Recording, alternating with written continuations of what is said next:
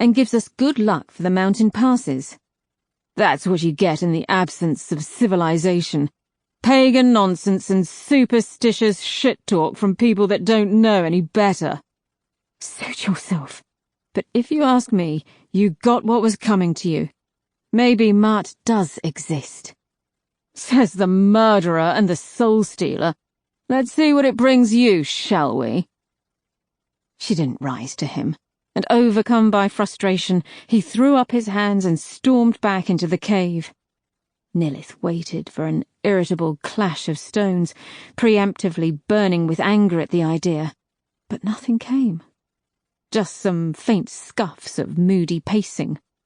They lulled her into a drowsy half-sleep, where the dying fire and rock walls were muddled up with arcs of splashed blood and gurning faces of pain. Her fingers felt sticky. Arrows hissed past her ears. It was an intermittent sleep that took her. Chapter 11. Doors.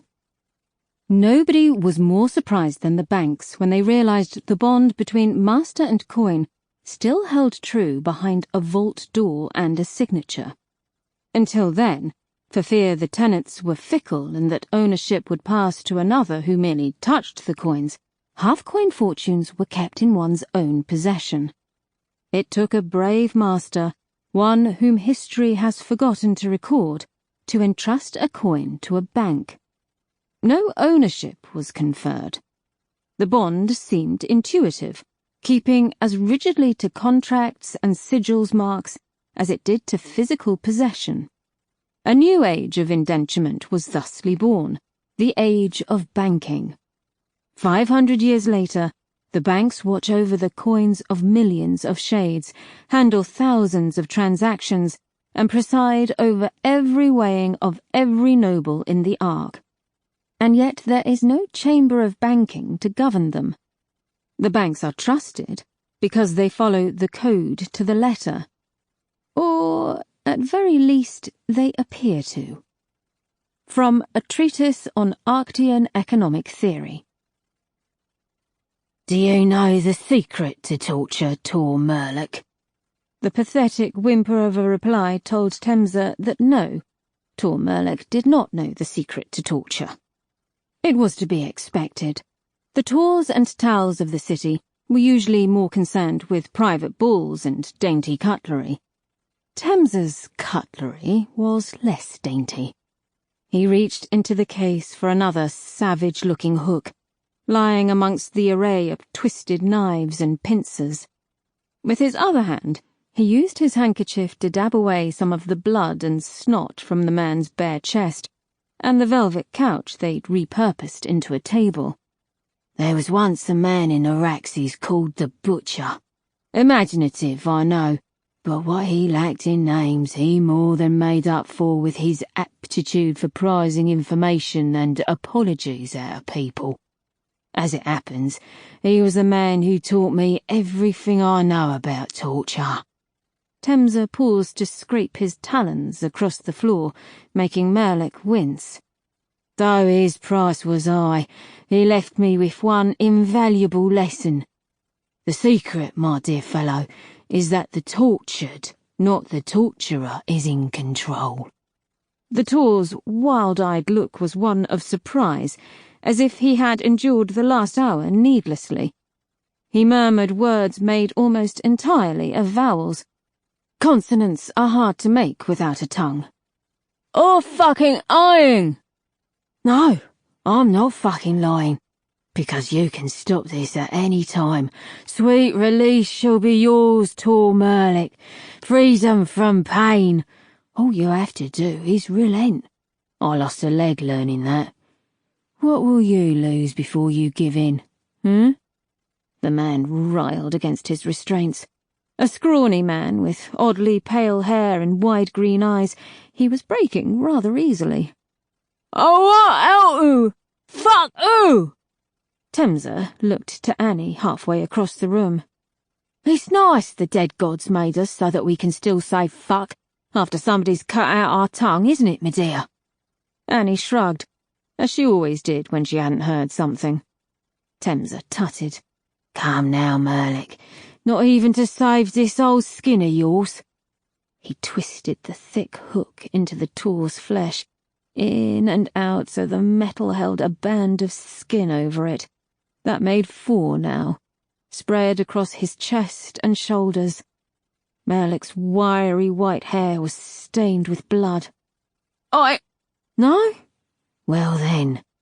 Temsa spoke as he worked, attaching thin chains to each of the hooks. "You're an old man, Merlik. You've lived a good and prosperous life. Perhaps it's time to let somebody else have a chance, eh? Tell us how to get into the vault. It's your own fault for not trusting in our good banks like a clever man. That's what they're there for." "Fucking old-fashioned is what it is," said Annie. "I agree." Mumbled the Tor, growing more nervous as Temsa clanged backwards, chains gripped in one fist. "Was that a yes?" "Release his restraints, Danib! Annie!" Temsa tugged on the chains once the man was free. Merlik squealed as he scrambled to get up. He clung uselessly to his stretching skin.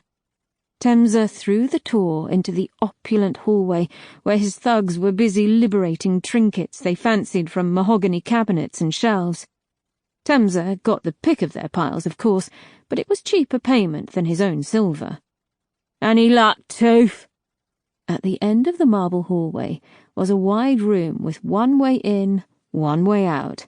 A large circular door occupied one wall, the entrance to Merlik's vault. A woman standing up against its door spat as they entered. She was holding a papyrus cone to her ear, the other end flush with the decorative wood and silver of the vault. "Ain't no use. Take a better locksmith than me to get into here, boss," she said, with a thick scatter accent and lisp. The woman had one tooth that poked from her upper gum across her lower lip. It made her whistle when she spoke. She turned from the door and froze when she saw the state of the Tor, and the chains running from his naked, bloody back to Temsa's fist. "Fine!" Temsa yanked the hooks again. One tore loose, making a hole of bloody flesh above Merlik's nipple. "The combination, Tor, if you please." He spoke calmly over the man's screams. "You won't fucking get away with it, criminal! Criminal!" Temsa stamped his foot, making everybody present jump. "The combination, Merlik. I'm waiting. Don't test me further, man." With a sob, Merlik hung his head. Another tug on the chains brought it straight back up, grimacing with pain. "I'm waiting. Or would you rather see how many hooks it takes to dangle you from the top of your tower?" shouted Temsa. The Tor got to his knees, reached for the handles of the vault door, and began to turn them left and right in an intricate sequence. Something deep within the wood and silver panels clicked and whirred, hidden cogs and springs winding. There came a great clang, and one half of the door edged open. "Ah, that's it," whistled Tooth. Merlik slumped on the floor, broken. Temsa released his chains and stepped over him into the vault. Like the rest of the grand mansion, the vault bled luxury. There were silk drapes at the door, fine wood on its ceiling, and gold swirls on the floor. Small lamps of glowworms filled the room with a greenish light. Temsa tugged the curtains aside to reveal stacks upon stacks of shining half-coins spread around the walls, all bound with reed twine and gauze. He heard a shuffling behind him and a polite cough. "That you, Russin?" "Mm-hmm," came the mumbled reply. This was the second time they had plucked him from his home, and it had become apparent he was the quiet type. Temsa didn't mind. He liked silence in his men. "Once we have his signature, you may start counting. After that, you're free to leave." "Is that our Tor's last will?" Russin nodded and lifted up the scroll for him to look over. And transfer documents for everything else he entrusted to the banks, what little there was. It looks good. Very good indeed. What excuse are you going with this time? It's all aligned with the code, boss. Under Section 96, Tor Merlik bequeaths you his estate due to ill health. At the time of his death, and after binding, you own his estates and half-coins. And why me? Several receipts for legal trade of shades, visits to your tavern, and family connections. They've all been put into the scrolls. It's good enough for the chamber, should they ever investigate. Temza banged his cane. Very good. You're a natural, Russin. Both your father and your family would be extremely proud if they could see you now. Annie, assist our young sigil here with Merlik's signature and seal. The woman led Russin away, leaving Temza and Danib to admire the coin-clad walls. Even the shade's fingers reached out to touch the stacks. The more Temza counted, the more he chuckled, until he was braying with laughter. Danib stood there, scratching his head. I thought you'd be pleased, old friend. Twice now your old comrades have led us true. The big shade shrugged, waving his hands over the coins as if they were a meagre handful. You're wrong. This is what I've been working for. Of course it's bold, but bold is what I need to be if I want to claim my rightful place in this city. Danib met his eyes. Temza stamped his foot in rage. I don't care what it looks like. I will deal with these uppity nobles how I see fit. If that means teaching them a lesson before they taste a blade, so be— A loud screech interrupted him. Temza threw up his hands and limped to the vault door. Annie had the chains in hand, almost hauling Merlik off the floor. The skin around each hook looked like the peaks of desert tents. He refused, she said. Tut, tut, Tor. You should know better than to refuse Miss Jaxibel here. Temza took Annie's hand and lowered it. How is he supposed to sign if he's passed out from pain? But you said, I need him to sign. Then you can do with him what you want. There came another sob from behind him, and Temza looked in its direction. Now, Tor Merlik, are you holding us up again? Sign the document and this ugly business shall be concluded. Merlik offered a stream of malformed curses. A handful of them made sense, something about criminal, murderer, and thief. Temza smiled. What else do you expect from a man who breaks into your tower in the early hours of the night with a handful of thugs?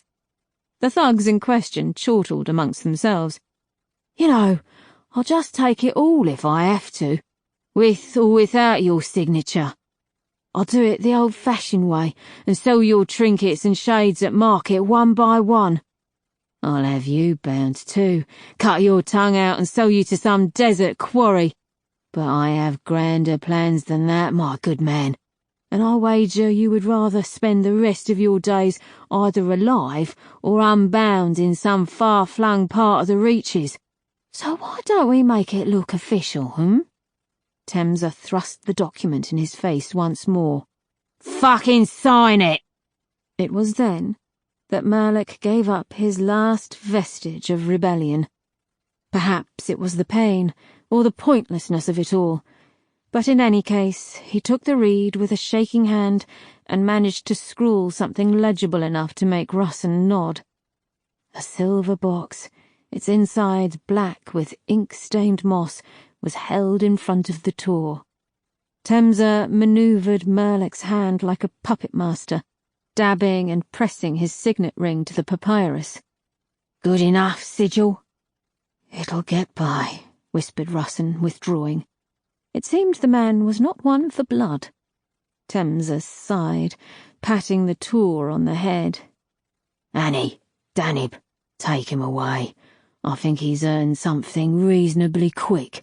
Keep it away from the face, though. I want him sellable after we bind him." Merlik did not protest until the last words. He thrashed and bellowed like a drowning oryx. It was one thing to take his possessions, his house, even his life, but to bind him for eternity like one of his own shades. That was true damnation. The nobles were so sure of their ability to carry on being rich beyond the grave, it was almost a pleasure to cheat them of it. As Merlik was escorted into the hallway and back to his bedchamber, the screams faded in increments until they stopped altogether. Temza concluded his work with a slap of his hands. "You four," he barked, pointing to a group of his men. "You stay. Dress up in Merlik's livery. Keep anyone who comes calling at bay. Say he's gone south unexpectedly. You lot, help Russ and get these half-coins counted, loaded up and back to the slab. Take anything we can sell, too. Store it all with the rest, ready for when we pay Fenwick's coinery a visit. As for Merlik's shades, gather them up and keep them in the cellars. I'll own their half-coins as soon as we have Merlik bound. Then we can start putting them to good use. Got to keep up the appearance of legitimacy, haven't we, my dear?" "Aye, boss." He oversaw their scurrying for a while, until he realized Tooth was lingering beside him, like a lost column. She was a wiry thing, getting wirier all the time with age. She also watched the activity, biting her bottom lip repeatedly with her snaggletooth as she teased at her fire-coloured hair. No wonder she had such dry lips. "What?" "Apologies for the door, boss. Combinations are tricky beef. These rich arseholes get the best vaultsmiths. This was probably Master Sully's work. Recognise the patterns. Devious fucking smith he is." Temza stared at her flatly. "I see." She appeared to be out of excuses, so she shrugged, bowed, and began to pack up her tools. Temza watched her, examining each tool she chucked into a cloth bag. Some were not so different from his tools of torture. An auger there, a hammer here, and pieces of thin metal like knife blades. His eyes narrowed as he pondered. Annie had returned, as had Danib, now with a fresh corpse in tow. "Something on your mind, boss?" she asked. "Always, my dear. At the moment, it's a locksmith." Annie followed his eyes, seeing Tooth slip out with his men. "Not the first time that scrawny cunt has failed you, is it?" "I'll give her one more chance." Feeling the silence, Temza looked around to see Annie wearing an unsure expression. "What's your problem?" "Been talking to Danib, have you? Go on, spit it out." Annie raised her chin, standing straighter like a soldier at attention. Her eyes focused somewhere above his head. "Nothing at all, boss. Huge haul.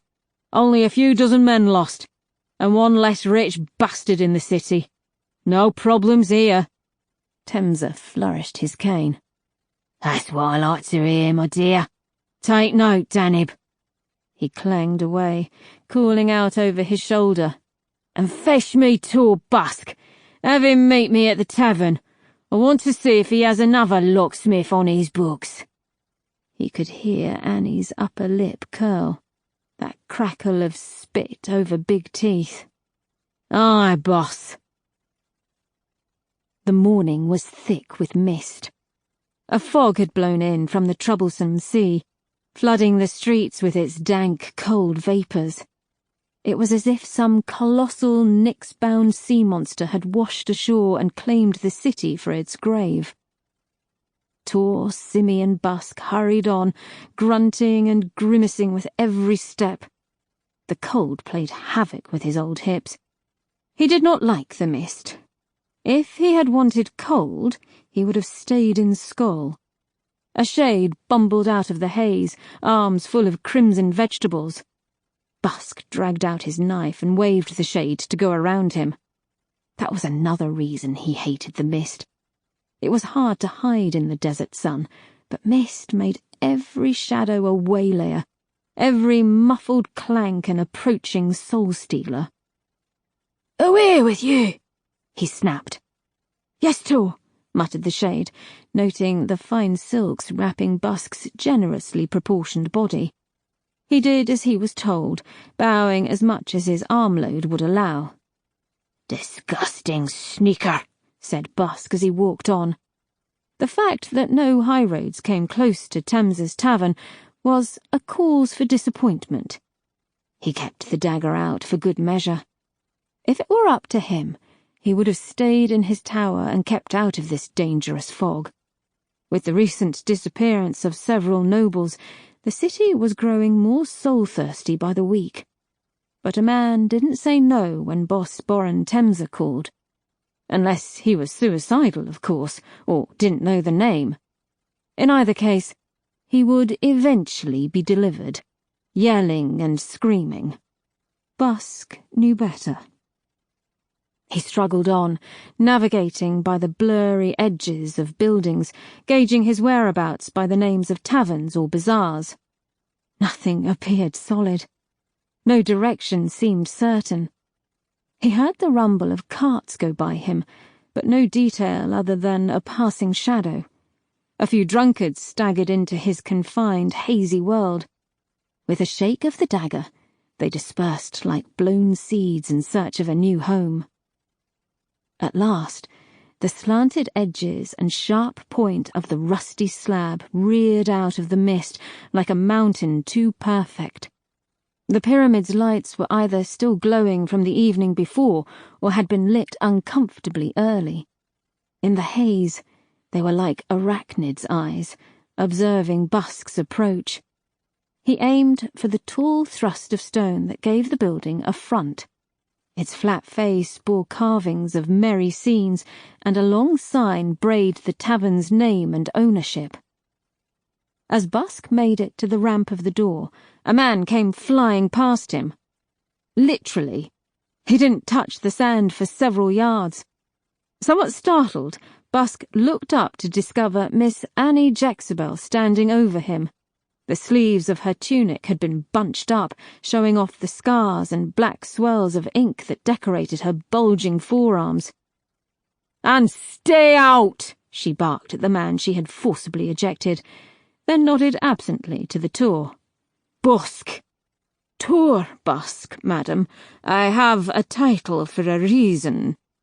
"And I've got 2 fists for a fucking reason. Want me to use them?"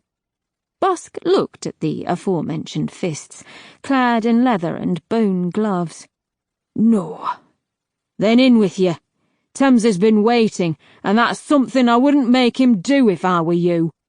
He took her suggestion, stepping into the tavern and onto a sticky sandstone floor.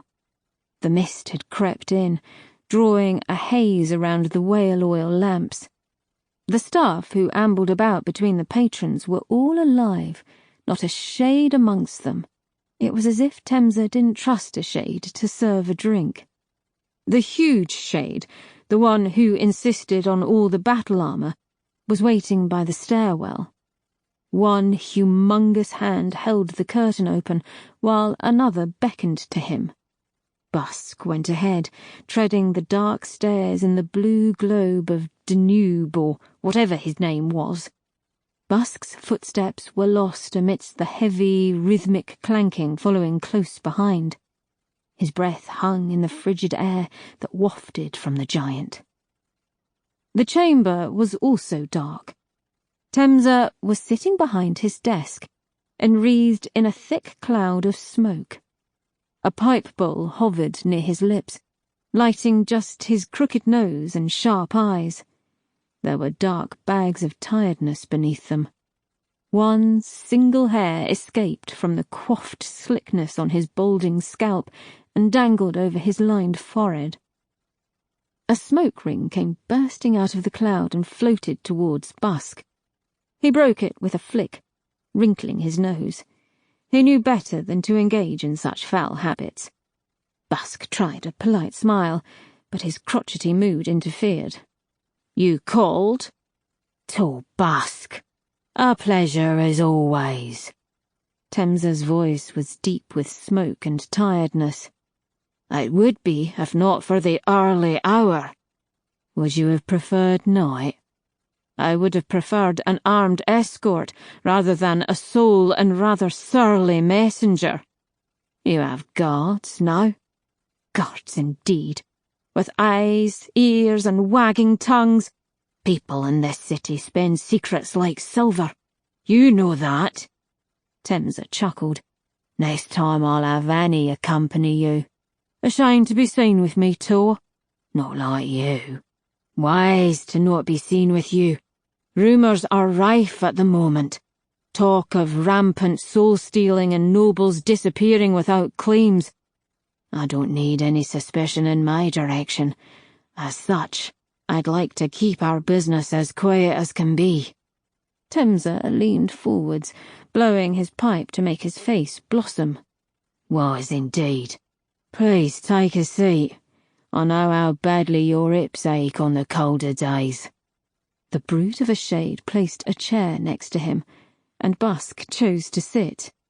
What can I do for you? That darned metal foot stamped on the stone, and a few grubby men came forth with bundles wrapped in palm fronds.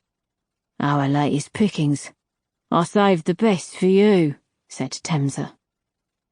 The trip was starting to appear worthwhile. The soulstealer had been busy.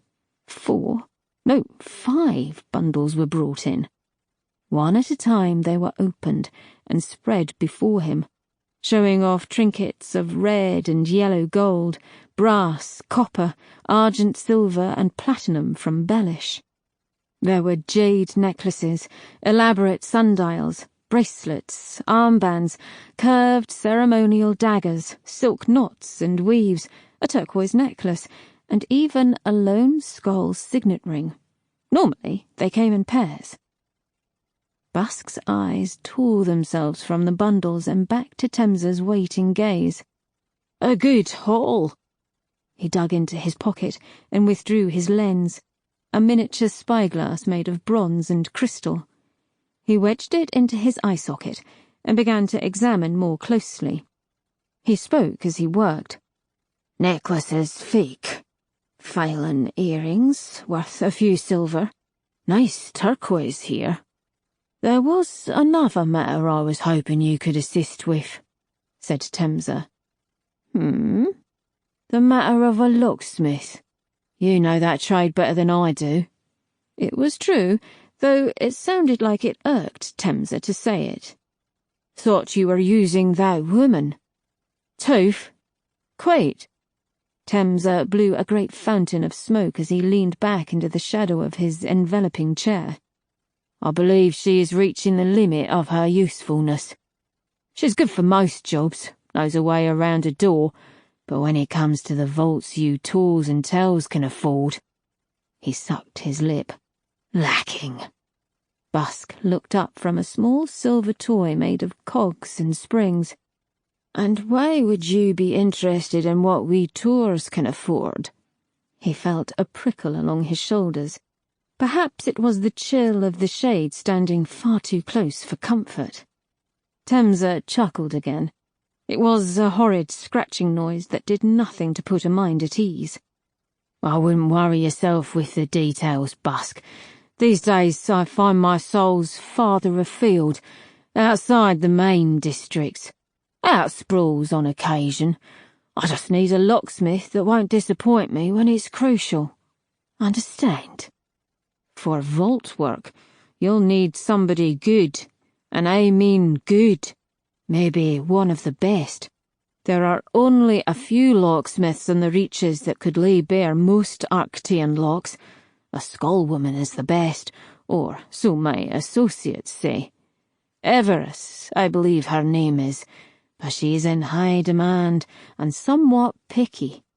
Besides her, there are a few craftsmen, scatterfolk, or a duo from Bellish. Have you used any of them in the past? No. It was the truth.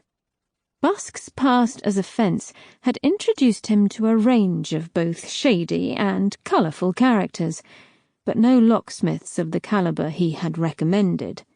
That was the point. Nobody in this business made a recommendation they couldn't be held accountable for. I don't know any of them. Temza waved his pipe. Of course not. You're legitimate now, after all. An art merchant. Wasn't that what you were posing as last time we spoke? A broker, and there's no posing. Still sounds like a fence to me. Busk ignored him. He picked up a stone box inlaid with gold and weighed it in his palm. Almost a deben, by my guess. Dozen silvers for that one. If he listened carefully, he could hear a scribe hovering behind a drape, scratching away with a reed. A cloud of smoke blew over him. What about your associates? Is there somebody who could introduce me? Busk shook his head as solemnly as he could. Not for what you want, Temza. There are, however, a few people I haven't spoken to in many years. They might have better knowledge than I. Then I'll wait to hear from you. You'll be discreet, I assume. Busk levelled his eyes at the man. Would you expect anything else from me? There was a contemplative puff of the pipe.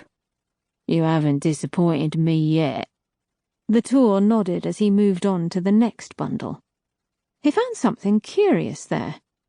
What are these? He said, half to himself. I was hoping you could tell me.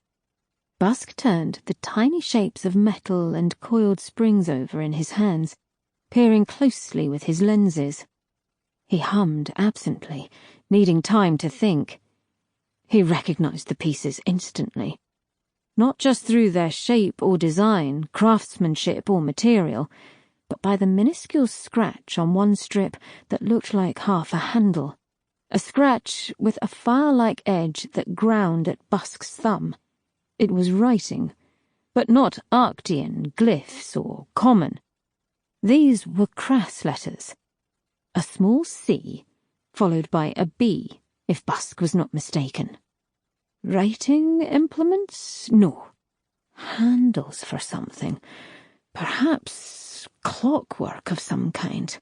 Look like old skull runes. His voice trailed off. Where did you find these? Temza clucked his tongue. Now, where's that discretion, Tor? Busk held up his hands. Curiosity got the better of me. He placed them back on the desk. Only, it might help me narrow them down. The soulstealer worded it well. A leftover from a poor soul that wandered into the wrong part of the docks. Smith of some kind. No longer with us, unfortunately. Smith? Tools then, I'd guess. Maybe for a jeweller or sculptor or some peasant usage. My apologies. Shame, Temza sighed. If you allow me to take them and give me some time, I'll find out the answer. At the very least, the metal will be worth something. Temza leaned out of his smoke and scraped all but half a dozen of the metal slivers towards Busk. I'll keep the rest here for a time. You go ask your questions, he said.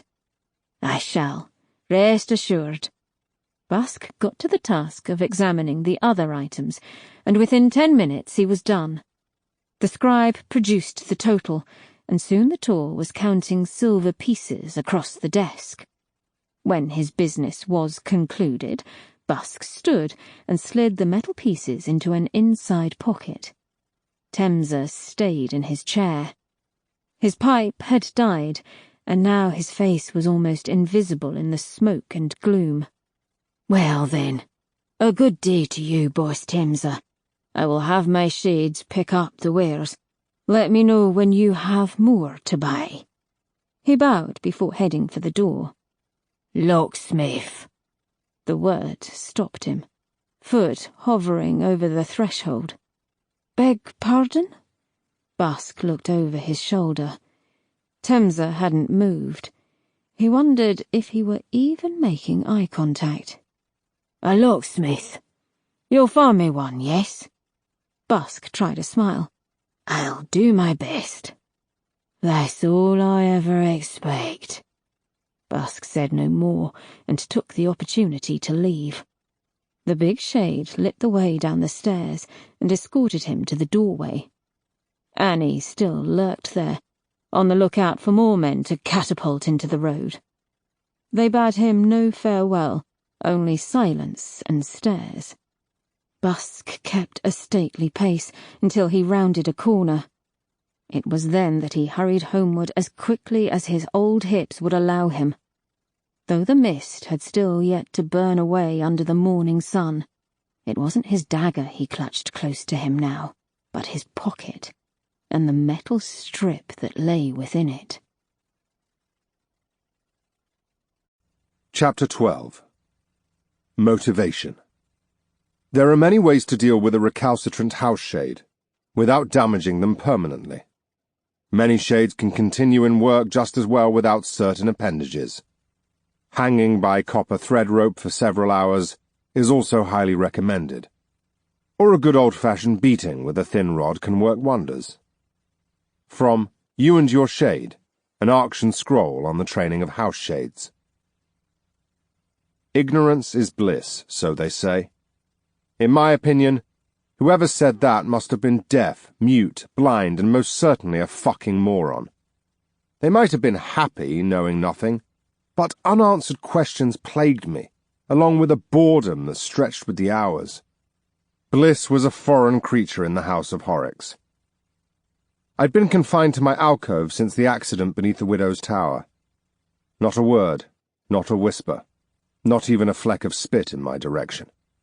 The fact I hadn't suffered alone was small comfort. Almost all the house ghosts had been stuffed into their hollows and told not to move. A scant handful of others shuffled about their duties, passing us occasionally with scowls, as if we had been given a holiday. It felt more like punishment to me. For the duration of our penance, all manner of hammering and crashing carried on below us in the roots of the tower. It was something to do with the accident, and the 9 dead guards who had been dragged out into the sun, bloody and crushed and bent at odd angles.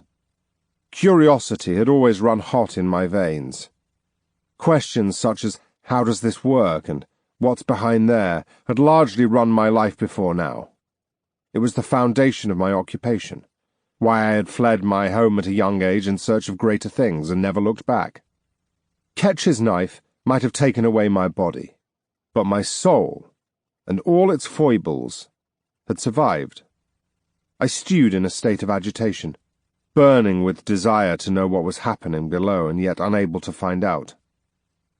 Prisons work on a similar principle. It isn't the company that punishes the incarcerated, or the squalor or ill treatment. It's the fact that the world still churns on beyond the walls, and the prisoner is no longer a part of it. I hadn't felt more like a prisoner since being locked away in Thamesa's cages, and I've seen my fair share of cells in my time. In truth, wanting to know what Horrocks was up to was all a distraction. The voice of the dead guard had disturbed me deeply, not simply because it had come from beyond the grave, but because it imbued on me a responsibility I didn't want. I currently had enough weight on my shoulders. I did not need some jabbering nonsense about floods and chaos weighing me down.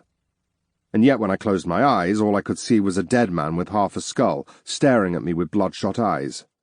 I could hear the voice between every flurry of hammering. It underlined all my twitching, all my fidgeting, and gave my angst a dark shadow. Responsibility had been chasing me my entire life, and so far I'd managed to outrun it. I refused to let it catch me in death. Bella had become fed up of my agitation. Every noise brought my head snapping around.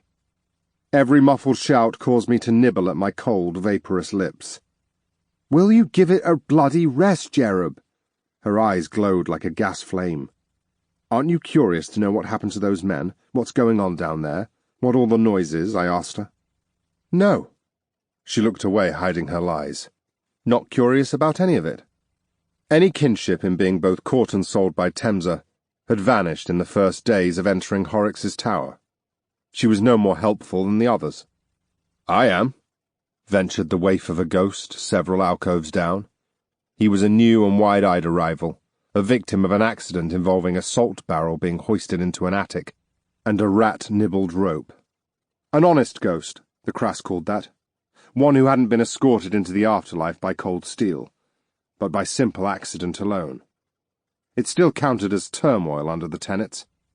Honest ghosts had their downsides, however. Accidents can be messy.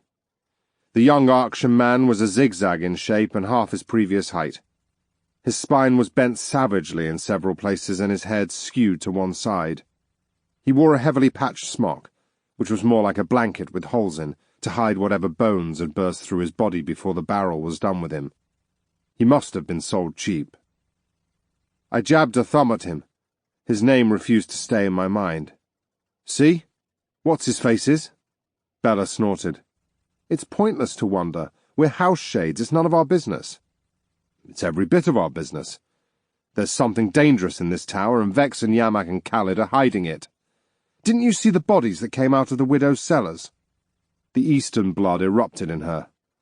"Scared of dying twice, Crassman? Are you that weak? Fitcher?" I tried to match her eyes.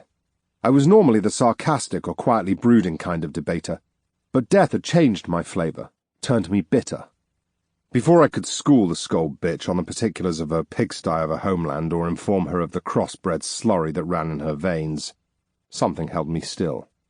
Silence can be just as loud as cacophony. The hammering had stopped cold. No sputtering out. Nothing but motes stirred in the tower. I held my breath even though I had none to hold. They've stopped. Bella turned her back on me in a huff. I flicked my fingers at her as I stepped forth. The crushed ghost followed suit, poking into the corridor. "What do you suppose they've been doing?" he said in his gargled voice. He was Arctian, judging by his accent. Fixing whatever broke, I'd wager. Something important. Something secret. This was my mystery, not this newcomer's. But as I looked over my shoulder at the young chap, all bent and limp, I remembered the words of my long-dead master, Doben, the man who had taught me ways to break a lock. Never do a job alone. If you get caught, the other man makes an excellent decoy. "What's your name?" "Kontef. Well, that was my life name. Can't remember what they call me now." "I'll call you Con." The man shrugged at an angle. "Fine. Do you fancy a walk, Con?" The man seemed fond of shrugging. Taking it to mean fine, I took the lead and let him shuffle behind me. Bella tutted at us, once for every step we ignored her. She resorted to hissing threats. "You'll be sorry." Con wavered, but I beckoned him along and together we crept to the mouth of the corridor. We hovered there behind silk drapes and listened for sounds. There were none, and it emboldened me. My last foray had been useful after all. It had got me in front of Widow Horrocks. My feet fell as softly as shadow on the stone steps. Even my glow diminished, as if my tense posture took up too much energy for light. I took it as a bonus and sucked in my belly a little tighter. "What were you, Con, before all this?" I asked of him in a whisper, something to distract myself from the aching silence. "Worked for the chamber of the Grand Builder. I was a minor acolyte, was working my way up, though, slowly but surely." "Doing what?" He scratched his head as if memories of his life were fuzzy. His vapours around his shaven skull stirred. I saw the faint mark of a glyph tattooed in dark blue on the back of his head. "Carrying plans about, mostly? Fetching the teas? Drew a spire once." "I see. What happened?" "Was wandering back to the architect's office when I heard a shout from above. Something real heavy hit me from above and behind. I felt something in my back pop, and then my face hit the flagstones. Next thing I knew, I woke up in some dark room as a shade, dripping with Nyx water. So I'm told, this barrel of salt was being hoisted in a Tau's tower. The old rope snapped and down it came on yours truly. Before I could say a word, I was on a wagon and off to the soul market. All very sudden." He blew a sigh. "And you?" I paused, wondering which lie to tell today. The force of old habits. But something in Con's eyes made me choose the truth.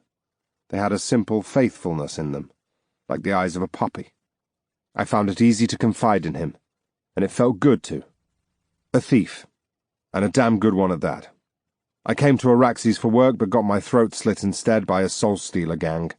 All very sudden indeed, and I'd had high hopes for this journey. You're Crass? I am, from Tamar, a place between the mountains and the sea. Then why'd you come here to the Ark? Wasn't there any work for you at home? I paused, my hand idly passing over a vase sat upon a pedestal. I watched my cold fogget surface. Not for me. What? Several floors below us there came a clank of a heavy door handle, and the stairwell shone bright green. Ghost and lamplight intermingled. Con's eyes grew so wide I thought his vapours might tear. I was already making for an adjacent corridor. Here. Con hobbled into the dark behind me. There were shelves of dinnerware and pottery, but no alcoves nor cupboards besides a small niche for discarded smocks. We ducked amongst the hooks, making them jingle, and tried to cover our glow with cotton. For a second time that night, I held a pretend breath as I listened to the scuff of boots and faint trudging of the many dead. There were more tonight, or so my ears told me. Guards as well as ghosts. It only served to stoke my curiosity. If more ghosts were needed, why had I not been picked? It served them right for me to resort to sneaking, or at least that's what I told myself in an effort to curb my jealousy. A house guard traipsed into the hallway, brass oil lamp aglow and waving about. Fortunately, he wasn't a thorough employee, and after 5 paces, he decided he looked hard enough and went back to the stairwell. Con and I waited for an age face to face, with me matching his buckled posture to fit into the narrow space. I think it's time, I said when I'd had enough of his blank staring. Even for a ghost, the young man seemed pretty soulless. Another shrug. Fine. I wondered what he was getting out of this besides company. He looked more afraid than excited. No doubt my wraith-like face wore the same narrow-eyed, impassive look I'd favoured in life. I had no reflection to check after all, but I was well versed in creeping about towers in the darkness. It felt pleasurable to be doing it again. Going back to the stairs, we kept to shafts of moonlight and lamp glow as the floors came and went. Although the lower levels glowed with lamps, I spotted only a handful of guards keeping watch below us. They patrolled around the spiralling atrium in pairs, and near the ground floor we hovered on the stairs to watch their movements. All we had to do was wait and pick our moment to dash across the marble. I fixed my eyes on the tall triangular doors to the cellars on the far side of the atrium. When our opening came, we scuttled down the remaining stairs with haste. Con was slower than I was and kept trying to stick to the shadows. He was still fresh, dead gods bless him. Ghosts are fainter in bright light, especially in the orange glow of whale oil. Step by step, he fell further behind me.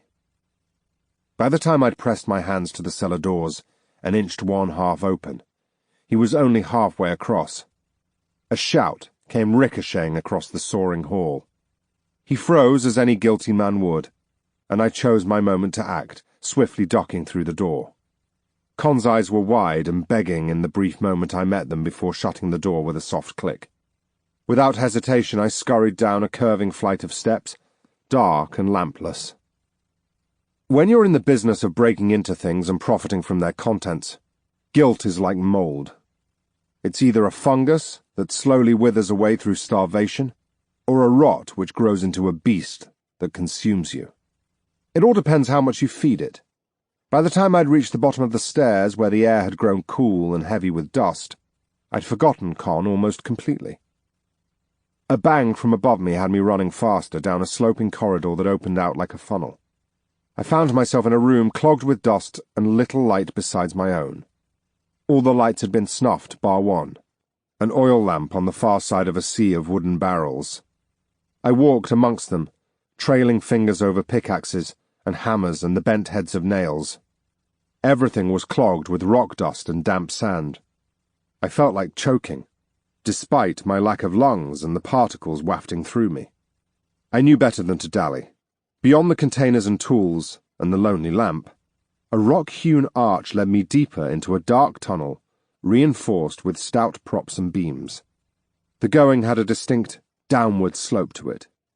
Already I felt as if I were 100 feet underground. There were no lamps lit here. My skin lit the walls an eerie glow, and the unknown beyond my light made me wary.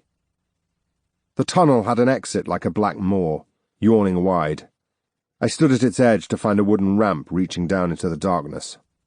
The walls were sheer and disappeared beyond the reach of my light.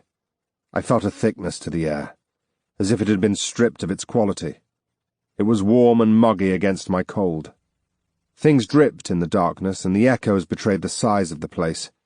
It felt like I stood in a cavern. I shuddered as I imagined the infinity of the walls and the press of dead bodies and shouting voices that would appear at any moment. With a wordless grumbling, I set foot to the ramp. I made it a dozen paces before footsteps and lamplight tumbled down the tunnel. I collapsed into a crouch so rapidly that it would have torn the crotch of any trews asunder. Fortunately, I wasn't wearing any. Unfortunately, however, I had no hiding place. I could only tuck myself under the railing of the ramp, clench my soft teeth, and— "What the fuck do you think you're doing?" The copper gloves grabbed me tightly, making me yelp. Colonel Khalid stood over me and promptly delivered several smart blows to my nose. I splayed on the floor, eyes crossed. The sting of the metal rang through my head as if I was the clapper of a great bell. "You again, Jerub," I recognized Vex's braying voice. "A troublemaker to be sure." Master Yamak was there too. "I'll have words with the widow." The looming shadow above me was poised to strike again. My glow carved out the colonel's stern features and made pinpricks of his irate eyes. More boots sounded on the stone. The rough hands hauled me up to my feet, and I received another blow to the gut for my troubles. I was taken back to the room of barrels, and Khalid left me against one. The three stepped away to discuss me like a piece of meat. Reckon he saw anything? Too dark. "Did you see anything, Jerub?" Khalid shoved me. The knuckles of his gloves sizzled against my vapors. "Nothing. Just the outline of a crane-like contraption, reaching into the dark. Unimportant." "What's to be done?" Vex sounded eager. "The sarcophagus. I'll concur. Only thing for it." "What's that?" I croaked. I received no answer, and instead was thrown towards the stairs where guards waited with copper thread rope to bind me. They dragged me face down, shins dragging, while Khalid and the others marched behind. I could have sworn Vex was rubbing his hands with glee. At the south side of the tower, a cellar had been dug into the foundations. After 2 sets of winding stairs, there were storerooms where the walls were lined with all sorts of crates and bric-a-brac. I was shown to one with little ceremony. I waited in the darkness until the lamps were lit. All I could make out was a great lump sitting in the centre of the room under a tarpaulin. In Crass and Skoll, where indenturement had yet to consume society, those who had died in turmoil were tossed into the Nix unbound. Those who died naturally got a coin in the mouth and had Nix water poured over their graves, or were buried by its banks, just as my parents were. We did it just like the ancient tribes did, before the Nix became capable of binding, before the tenets were written and ghosts were forced to arise from their slain bodies. In the East, we used shallow pits or boxes, known as coffins. Khalid dragged the tarpaulin away, and as it turned out, the sarcophagus was one of these coffins. It was a relic rather than a replica, if the merchant in me was right. It was made of plain yellow sandstone, once polished but now chipped and rough. Atop it, the image of a deity I didn't recognize had been scratched into the stone, some posing skeleton with an elongated jackal or anteater's head. Half the detail had been lost to time. The size of the sarcophagus instantly concerned me. It was clearly from an age when men and women were of shorter stature. I had thought the punishment silly at first, a stupid game like locking a scampish little brother in a chest. But the more I stared at its dimensions, the more I began to fidget and curse this jackal god. I recognized none of the Arctian glyphs that might have told me his name. As the stone lid was raised by straps and pulleys bolted into the ceiling, those around me delighted in watching my expression fall. The lid was thicker than I'd thought, chiseled with a lip that dovetailed with the body and made the inside shallow, exorbitantly shallow. Despite my struggles, I was pushed into the sarcophagus and made to lie face up, arms bound across my chest. I could feel the cold of the stone against my own chilly vapors. and that unsettled me more. I thrashed, but the colonel's copper gloves held me down. Khalid waved his hand to the men on the ropes. Down it goes. How long? I asked. The lid descended in tiny increments, pulleys squeaking. Vex leaned over me to smile. I stared into his dark sockets. Few days ought to straighten out a fuckwit like you. Maybe a week. Even though the lid had barely touched the coffin, I could already feel its weight on me. I began to thrash. I was lost. I didn't mean... Doom. The coffin shook as the lid fell shut, sealing me in the dark. I must have wriggled for an hour, perhaps more, as I tried to push the lid with my knees and forehead. My shoulders were already pressed to the stone, my head and heels too. I could have licked the stone in front of my face without stretching. My belly brushed it constantly. I felt suffocated, squashed, blind and paralyzed all at once. It was torture of a variety I'd never endured, feeling as though I was dying all over again, and yet remaining impervious. This was a new circle of hell. When at long last my panic began to subside, when I began to give in to the helplessness, I became aware of the silence. My scratching and thrashing had distracted me from the fact the stone permitted no sound nor light. Any silence longs to be filled, and a lonely mind is wont to fill it with thoughts and made-up whispers, as if the nothingness is too unbearable. It's how dreams are made before sleep claims you. But I had no sleep to save me. Instead, I lay there for untold hours, unable to stop my own internal rambling. It was far from meditation. Perhaps it was the closeness of the stone, or some spell of that accursed sarcophagus, but my thoughts were of the dark and damning kind. I realized then that this was not a torture of the body, but of the soul. Instead of knives, I cut myself with old memories. They were dredged up and shown to me like a fisherman displaying bursting nets. Instead of poisons, I made myself sick with all my bad choices. Over and over again, around and around. I was trapped in a prison again, one of my own making. One of pure thought and imagination chalked onto the blackboard darkness, as half-formed and as vaporous as myself. I'm a boy again, picking at mushrooms under an oak as a storm crackles above. Behind, leaves are running down mountainsides, chased by the dry wind. A voice calls me. I'm a young man, fingers racing against an hourglass in the tininess of cogs, the fickleness of springs. I'm at the bank of the Nix, standing over a pair of ruin-scratched slabs dusted with sand. My fists are clenched, as numb as the two headstones that bewitch my eyes. I'm struggling to breathe through a straw pillow as a hand throttles me from behind. Another pins my arms. I'm sobbing, but he doesn't stop. I'm running. Lockpicks grasped in my hand, chasing the flailing straps of a wagon while dogs bay behind me. A hand reaches forth to clasp me by the wrist, and I am free. A woman is walking away from me, satchel slung over her shoulder, a horse trotting by her side, shod hooves crunching on the day-old snow and ice. Bars trap me, and despite my insistence of innocence, many voices are laughing. They laugh and they laugh, fingers pointing and spittle flying from rotten teeth. A bearded old master knuckles his brow as the picks in my hand break time and time again in the lock. I am a young man again, kicking at a hay bale with the kind of angst only teenage years can bring. Somewhere nearby, I hear a braying cackle. My fists are as numb as headstones, and around I went. Chapter 13. Favour's Ode. The origins of the Cloud Court are founded in loneliness and fear. In 473, Prince Jural, Empress Basilis's murderous son, came to the throne too early and too violently. The first succession by murder in 30 years turned the noses of the nobility, mostly through jealousy. To favour them, Jural built his own court of sycophants. In the end, he allowed them to get too powerful, to run districts, to get too close, and it led him to the same fate as his mother, an asp in the bedsheets.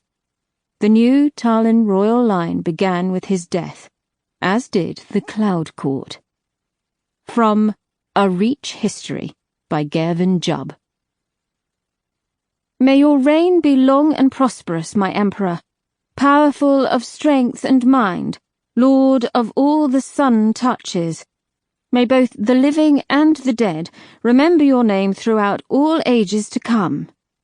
Cécine waited for the 2 knocks to come, but nothing stirred besides the flames of the lamps above. She bent a knee to the marble again, her silks rustling. May your reign be long and prosperous, my emperor, powerful of strength and mind, lord of all the sun touches.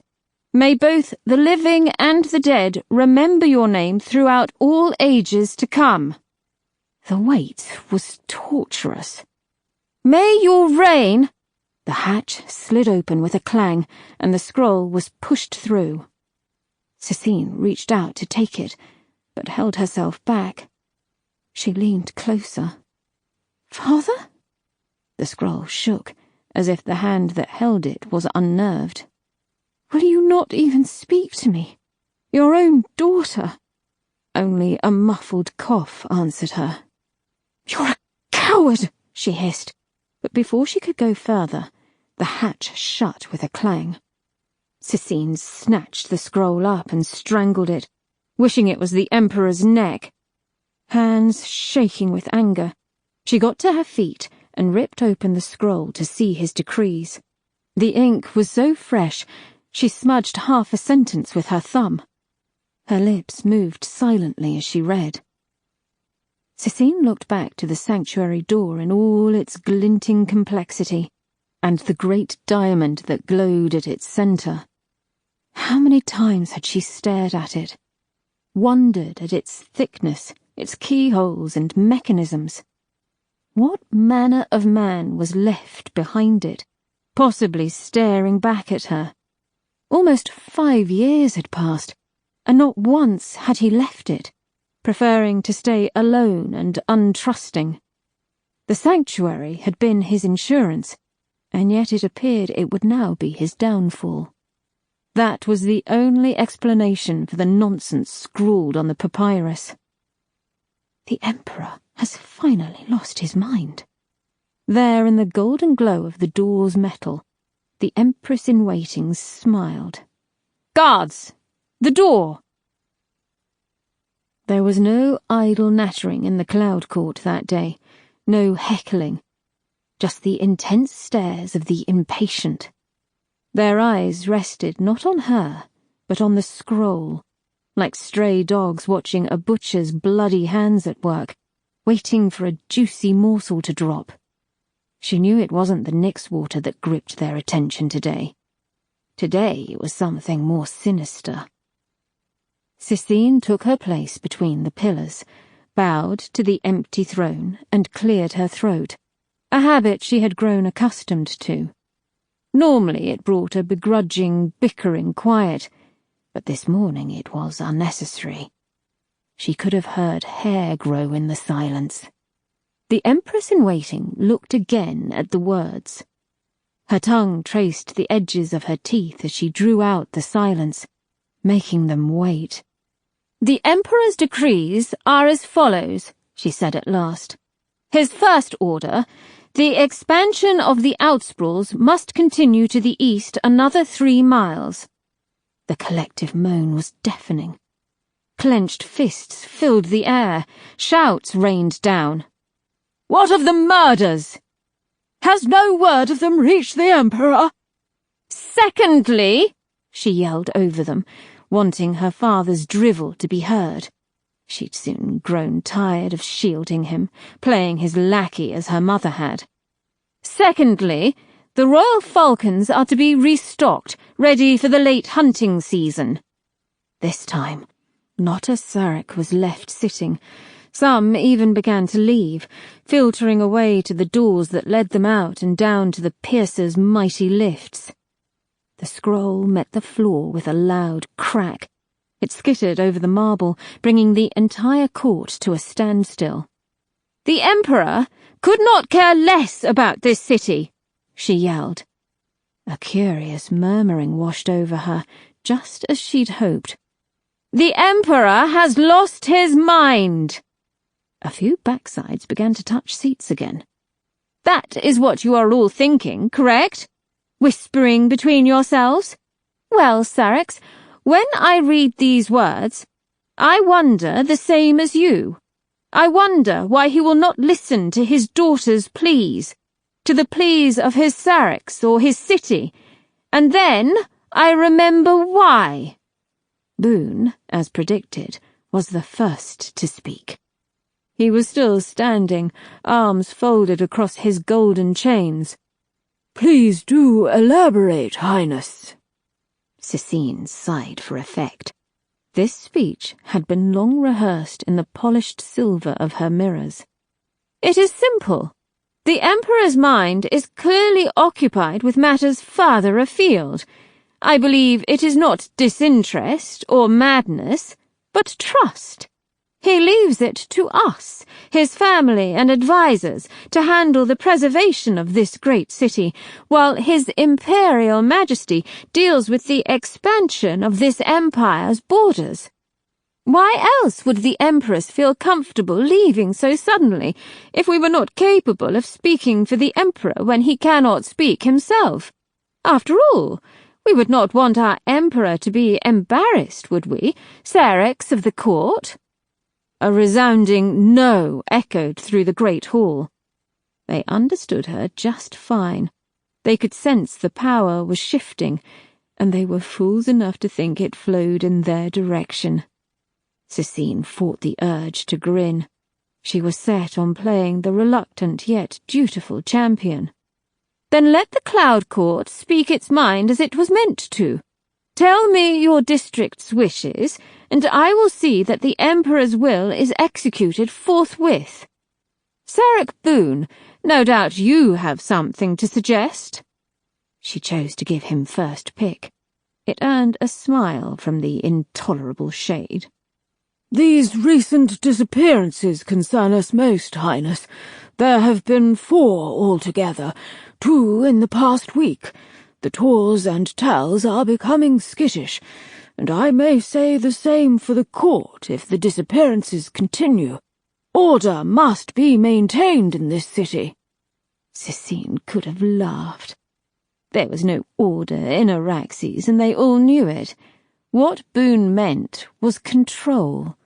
4 nobles dead, their half-coins gone, but still no official claims, only whispers and rumours. It seemed a newcomer had entered the game, and they were intent on ignoring the rules, what few and laughable rules there were between the nobles. "What say the rest of you?" She opened the floor, and was immediately pelted by hearsay. "Tell Irma's guards say she went in her sleep and has been bound by some distant cousin. He'll now be managing the estate." "How convenient, I say." "They are saying that Merlek simply tripped, if you believe that. His house shades have already disappeared. His tower is empty." "It stinks of criminal activity." "Uppity soulstealers, I would say." "But is it several or one?" Cicine raised her hands. "I shall have the Chamber of the Code and Chamberlain Rabine's scrutinizers look into these deaths immediately, under order of the Emperor." A young Syrax spoke up, another of the few free shades that sat on the court. Her long flowing hair moved as if she were under water. "And what of the Nyx?" The Empress-in-Waiting shook her head. "The Nyxite prices were raised as promised. You need not worry about this so-called drought, Syrax Hamil." Apparently they did. The Cloud Court bent her ear for another hour, each of them eager to have their voices and needs heard. It was worth the verbal torture. Cicine placated them with promises here and assurances there. When they finally grew bored of bleating and whinging, she bade them a good day and watched them file from the chamber with their cocky smiles and satisfied rumblings. All except Sarek Boone, who strode down the lofty marble steps and made his way towards Cicine, hands clasped behind his back and a serious expression on his mottled face. No guards stood with him. None but the royal family or the royal guard were allowed to set foot on the floor of the court. A phalanx of them moved to make a fence of spears between her and Boone. They were shades, all of them, bound to her father. Cicine felt their cold draught wafting over her feet. Boone bowed low. "Your Highness." "The court has adjourned, Sarek, and you greatly overstep your boundaries." She could have had him skewered right there, and nobody could have disputed it. "If I may." Boone held up a finger, and Cicine noticed several Sareks lingered on the balcony, looking on with blank stares. When his eyes came back to her, they were full of blue sparkle. "You play a very good game, I must say." Cicine raised her chin. "You accuse me of playing games with this court, Sarek?" Boone chuckled, keeping his voice low. "This is a room made for games. Why else are we here? We do nothing but argue over decrees we have little say over, and yet we play out tradition because it means, let's be honest, Empress-in-waiting. We get to look important. You and I, the Sareks. That is the luxury of the rich, is it not? It is all a great farcical game, but it continues because it works. The Emperor's sanctuary has kept a truce between us. You know that as well as I do, and yet today you shook that truce. A bold move, if you ask me." Cicine stared at him over the guards' gleaming helmets. "I believe it is about time this city saw some boldness in its leadership. And no, I did not ask you." "Change is only good in the eyes of those it benefits, Highness. Some of us have sat in this court for decades." 5 of them, in your case." Boone smiled. "Quite. And in that time, we've seen little change. Your grandfather, your father, and your mother have always kept the Cloud Court at arm's length, and wisely so. Why? Because it maintains the balance of the game. It keeps you royals royal, and the rest of us anything but. Balance makes us content, makes us forget that the throne—" He paused to gesture to the nearby empty seat of marble. "Is always there to claim. Yet today, you chose to start speaking for the Emperor, to start making promises. I find promises are like wild jackals, Empress-in-waiting. Have you ever kept jackals? I have.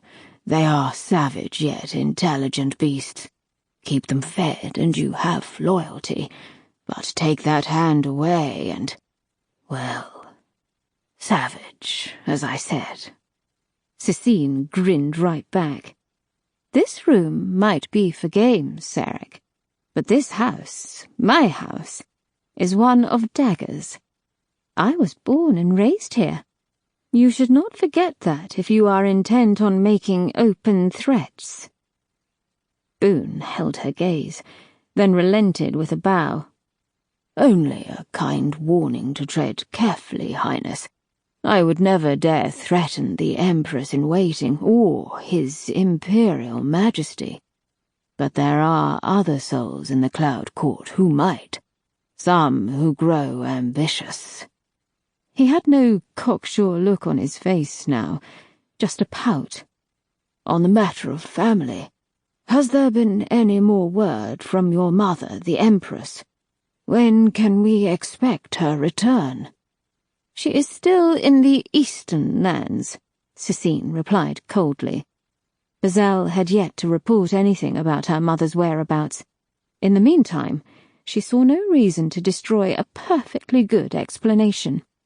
"It seems she will be some time, Sarek Boone, Plenty of time to get fat on scraps from the royal table. He caught her meaning and withdrew. Her guards escorted him out, all bar one. The gold-clad shade hovered by her side, motionless. She clicked her fingers in his face. "Fetch me Etain." After a snap of metal heels, the guard sprinted away, and she was left alone to tour the marble ring of the Cloud Court and ponder alone while Etain took his sweet and merry time. Though she wove an erratic path across the vast floor, she found herself coming to a halt in front of the Emperor's throne. Its design was simple: 2 rectangular armrests, a soaring back that had the look of a mighty scroll hanging open, and a flat area for the royal arses that graced it. It was in the material and the details that the grand chair impressed. The entire throne was carved from one block of exotic turquoise quartz, made to reflect the souls that the Arctian Empire had been built on. The stone was glass-like, pellucid, and as colourful and changeable as the troublesome sea. Where the sunlight caught its upper edge, the marble faded to the green of sandy shallows. At its base, where its dais unfurled in steps, it was a fathomless cobalt. Into the throne's polished surface had been written the names of every emperor or empress that had claimed it, and their dates of ruling, no matter how briefly. 1,000 years of binding and backstabbing had produced a lot of names, and some had ruled for days only, if not hours. Glyphs and old hieratic script crowded the tall scroll and most of the arms in no discernible order. Cécine firmly placed her foot on the second step. She leaned down, reaching out a finger to a wide space across the base of the throne. A copper-painted fingernail traced her name in large, proud glyphs. The more she wrote, the harder she pressed. Her teeth creaked as she clenched her jaw. Before she could finish, doors thudded behind her, and Etain came shuffling into the Cloud Court. He was shining bright as if he were irritated. He'd chosen an eye-wateringly colourful waistcoat and pantaloons today. From a distance, it looked as if a bellish peacock was running wild about the piercer. "You called, your wondrousness?" Cécine withdrew from the throne, like a child caught with half a stolen biscuit. She pressed her fingernail against her palm instead, and felt it snap under the pressure. "There you are! Sarek Boone thinks he can lecture me as if he were a tutor and I a mere child. But that's not even half of his gall. No, he plays the friend while he is most likely plotting behind my back," she vented.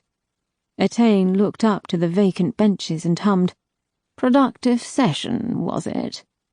Boone wouldn't risk speaking to me alone unless he was trying to steer me or goad me in some way.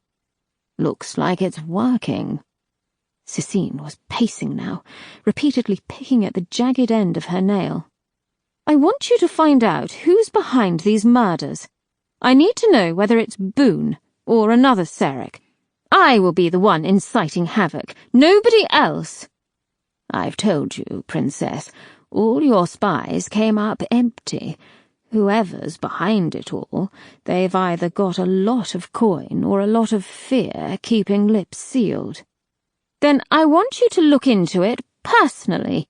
I don't care if you have to talk to every last contact you know, if you have to put that giant sword of yours to use and threaten people, if you have to walk to the outsprawls and back. I just want this murderer found."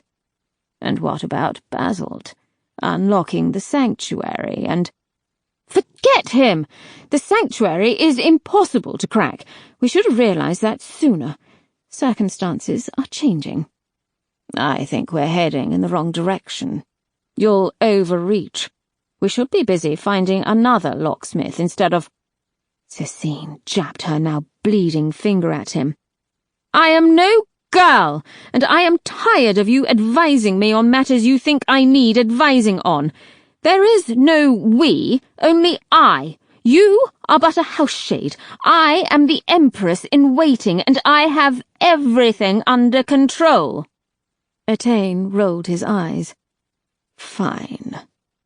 She brought her face close to the shade, feeling his cold mist against her nose. Her voice was restrained, but no less angered. You should know better than to refuse me. You think yourself above the other shades. Family, even. But you forget your half-coin lingers in the royal vaults, just like all the rest. Attain looked sheepish. Yes, Princess. Have Chamberlain Rubini and the Chamber of the Code also start investigating the murders immediately. That will keep the Seracs quiet. Yes, Princess. Now go. Get out there and find this murderer by any means necessary. And if... When? When I find them, then what? Cecine was already making her way to the doors. She flashed him a derisive look over her shoulder, as if it was the most obvious answer in the world. Then I want you to invite them here, of course, to the piercer. Behind her, Attain bowed, hands wide and head low. As you wish, your gloriousness. As you wish. Meat, shade? I sell meat, not fucking hearsay. Go on, Half-Life, away with you. Of all the things Attain missed about his flesh, the ability to spit on market scum like this was high on his list. A pox on your mother. What did you say to me? I ought to... I serve the royal family. You'll do nothing but watch me walk away, Attain snorted, tapping the gold feather on his breast, and then the ornate hilt of the sword poking over his shoulder. The blade was huge, reaching almost to the back of his knees and wider than a barbarian's palm. A faint mist emanated from its crossguard, as if its metal was frozen. It was an heirloom of the Renala family line, gifted to him from the piercer's armories as long as he played bodyguard. Over the decades, Attain had come to know it like a limb. He had even given it a name, Periseph. The other vendors had listened in, and half had already turned their back on him. He tutted at them and chose another direction. After relaying Cecine's orders to Chamberlain Rubini, Attain had wandered the core districts, the high and low docks, the spoke avenues, the fish district, and the factory yards. It had taken almost the entire day, and now he stood on the boundary between the spice groves and King Nepa's bazaar, hoping to pick up gossip by chance. Instead, he stared at passers-by, feeling useless and bored. He had spoken to a dozen of his trusted eyes in the city, several scrutinizers, and even one courguard captain known for gathering rumours, but all Attain had rounded up were the same stories over and over, all of them contradictory. It was a gang from the outsprawls. Desert witches, I heard. Or maybe a rich Tal making a move. It's that Scatterprince Filer insinuating himself into the city. Attain couldn't decide which tale was the most ridiculous. And so there he stood, where the meat stalls rubbed shoulders with spice merchants, leaning under the shade of palm branches. He watched the bustle around him with half-closed eyes, listening to the roar of commerce. The bright colours became a blur. He imagined he could smell the earthy stench of spices and cloves wafting from the groves. It had been far too many decades since he had. A gaggle of men distracted his gaze. They rested under an archway, dabbing their faces with colourful silk cloths and pulling faces at the powerful scents. Their suits were dark cotton and cut in a businesslike style, sharp folds of cloth that reached to the knees. Their hems were of gold, red or blue, depending on their station or bank, but all wore the rising sun of the half-coin on their breast.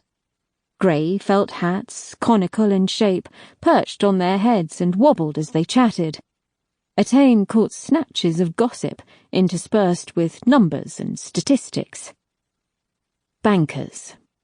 As he was thinking they had ventured far from Ashirham district, the explanation for their wandering came running up. It was another banker, clutching a papyrus package stained dark with bloody juices. The man seemed pleased, but the others wrinkled their lips and shook their heads. Unimpressed and eager to leave the stinking stalls, they bustled in a westward direction, back to their desks and vaults, no doubt. Attain followed, more out of boredom than anything as substantial as suspicion. He trailed them at a good distance, keeping an eye on their grey felt hats over the busy crowds. He would lose them on one street, gain on them in the next. The going was slower for him than it was for them. Workers carrying bundles and handcarts barged him aside without a word, paying no heed to his rich trappings, the giant swords slung across his back or his golden feather. Attain glared at the gold plume on his chest, lodged between the bright swirls of his waistcoat. He had despised it his entire indenturement. The gold might have been shit-brown for all the difference it made. It marked him only as royal property, not as free, and that meant precious little on Araxes' streets. Fuck all, as the scatterfolk would say. A bound shade was a bound shade, no matter what house owned him or what he wore, always second class to the living. Only free shades could command some respect with their white feathers. He looked to a gaggle of nearby indentured, prizing apart broken flagstones outside of a shop. Their vapours were caked in dust, their faces grim, and their master standing over them with a copper-tipped whip. In the cloud-piercer, Attain at least had some status. Out here, he was no better than these half-lives. The bankers took the avenue of Ashirham, and Attain negotiated the mobs to follow. He felt the cool of a shadow fall on him as he passed beneath the great statue of Ashirham, god of the afterlife. Worn down by the wind-blown grit, disfigured by time and vandals, the dead god watched over the streets with gouged-out eyes. His mighty flail, once held towards the sun, lay at his feet. Before the Empire, Ashirham had defended Araxes against the desert sands. Now he peered sightlessly into the distance, trying to spot the city's end. Host to Araxes' financial powers, Ashirham district spread like the spokes of a cartwheel behind the god's back. Towers of grand proportions made deep canyons of even the widest streets. Squeezed between them were stouter, shorter buildings. They bore signs for insurers, sigils, lesser banks, mercenary agents, and vaultsmiths. Huge palm trees lined the streets, splashes of green against the gold and ruby awnings that offered shade for the crowds, though it was scarcely needed in the building's shadows. The cut of cloth changed within a dozen paces of Ashirham's statue. Silk and velvet abounded. Sparkles of silver, gold, and platinum dragged Attain's eyes left and right. Shining armour, too, for the sellswords and houseguards trailing every noble and dignitary. Some glowed blue under the plate and scale, others had sweat dripping down their red faces. Both kinds marched in rings around their masters, holding spears out to discourage pickpockets or bandits. Broad daylight didn't dissuade a criminal of Araxes. Daylight only meant they could see better. On one corner, Attain saw a noble in an outrageous green cape arguing with another noble with a feather hat. Their words were lost on his ears, thanks to the din of feet and voices, but Attain didn't care about them. He was looking at the small figure between them, kicking at a stray palm frond. It was a little girl, shining bright and blue outside of her yellow frock. She wore a velvet choker about her neck that did little to hide the dark bruises of poisoning. Her face was dusted with chalk and iridescent powder. A white feather hung from her chest, and a wooden doll dangled in her hands. Young shades never failed to turn Etaine's stomach. "Kill them young, keep them young," was the saying amongst some of the nobles, and what a vile logic he found it. Their eyes met through the shifting of bodies. Etaine ventured a polite smile. The girl watched him for a moment before curling her lip and turning back to her business of kicking foliage. Etaine cursed her freedom behind his lips and hurried on. The bankers had gone. Or, more accurately, they had blended in. Etaine saw another score of them ahead, all in the same dark cloth and felt hats. Before long, half the crowds wore the same outfit. The shade came to a halt, and wondered whether it was time to give in. Only the prospect of Cecine's inevitable tirade held him from turning back. He had come to the right district for finding crooks. Just as the Nixites had claimed the right to the Nix, so had the banks positioned themselves as the protectors of half-coins. Nobody could quite remember the point when honest vault houses had become powerful institutions, but it had come and gone, and now the oldest banks rose as high as the towers of Tals, Tours, or Syrax. Some even challenged the Chamber of the Code and the Piercer with their grandeur. Etaine disliked the banks intensely. Even in the skewed moral landscape of the city of countless souls, there was still a scale to be measured against, and he placed the banks near the bottom. Any rich Tal or Tor with a penchant for vaults, a building big enough, and a reputation clean enough could be a banker. And why not? There was a handsome fee to be charged for protecting another's half-coins. The banks had grown fat off these spoils, making barrels of silver that their masters invested into increasing the number of shades they owned. Should a question, or, dead gods forbid, a complaint ever be raised, the banks were quick to disguise the simplicity of their services in percentages and figures and section of code so complex they would put a chamber magistrate to shame. As far as Etaine was concerned, there was no honest labour in the siphoning of others' hard efforts. That made the banks no better than soul-stealers. The shade looked up at the gigantic spires that shaded the streets, pyramidal, punctured with windows and balconies. Their architecture, like much of Araxes, was morbid but lavish. Great gold seals decorated their flanks, gleaming metal capped their peaks, entrances took the form of pillars carved like leg bones or archways made of vertebrae. Multitudes of flags hung limp from rows of traditional painted skulls. Silk banners and immense carved panels bore names that had been in business for centuries. Akhenaten's vaults, Sepmus, Fennec coinery, Harkofs, Flimsy consolidated, the Bank of Araxes. Etaine wondered how many half-coins could be counted between these buildings, how many millions of souls could be accounted for. Half the wealth of the city, nay, the Ark, lay here in this district barely 2 miles square. It made him glad his own coin resided in the Piercer's ancient vaults, away from the manicured fingers of these soul-grabbers. He clicked his fingers, but no sound came forth. Perhaps the murderer was a bank, or a banker. Why else target nobles who were known for keeping their own vaults? The more Etaine considered it, the more it made sense. It was how this city worked. Those with power were forever hungry for more. It was power's curse. Like the ocean, once a man tastes its depths, he is drawn to discover how deep it goes, no matter if it drowns him to get there.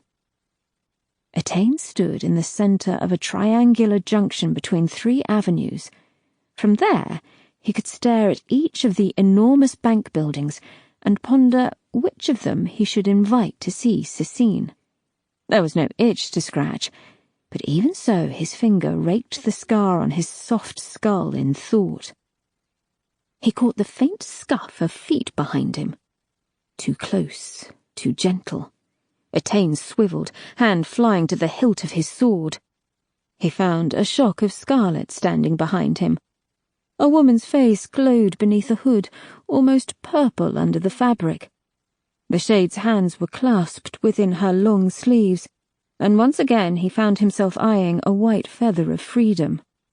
"Etain Talin as I die and glow," she breathed. "Enlightened Sister Laria, it has been a long time." "A long time indeed, almost 20 years by our count." She pointed to his golden feather. "The royal family haven't tired of your sharp tongue yet?" He folded his arms across his chest. "Astute as always, Laria." "We are surprised you are not absent along with our missing empress, belonging to her, that is." Etain made a show of clearing his throat.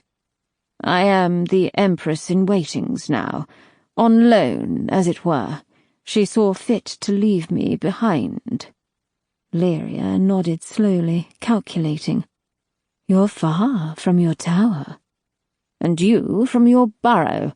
You are taking a risk, skirting around the edge of the core districts. If a scrutinizer or a core guard sees you—" He made a show of smacking his wrist. "Tut, tut." "What brings you to the banking district?" "I could ask you the same. As it happens, I am busy looking for a dinner guest." She chuckled softly. It was a cold sound, full of the sickly pride the cult of Sesh bred. "Is the Empress-in-Waiting so short on friends these days that you need to procure them from the streets?"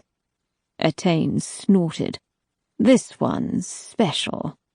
"Tell me, what does one have to do to earn the princess's invitation? What does it take to attract the eyes of her chamber shade?" Laria stepped sideways, chasing his wandering gaze. "What? Do you not trust us, after all the decades we have known each other? You were a brother in our ranks for many years, Etain Talin." "Don't make me laugh. Trust, or rather the distinct lack of it, was the reason you fell out of favour with the royals in the first place. It was also the reason I left the cult of Sesh." "We prefer to be called the Church of Sesh now. Cult is far too sinister. We have never meant any harm." "Stop lighting black candles and chanting in dark cellars, and people might change their minds. Cult suits you." "Didn't suit you, though, did it?" Etain looked away. "Like I said, lack of trust." "Very well, but you know what we deal in. Information. Perhaps we could be of help." He caught her sidelong glance, and every bit of meaning it carried. "And what would you want in return?"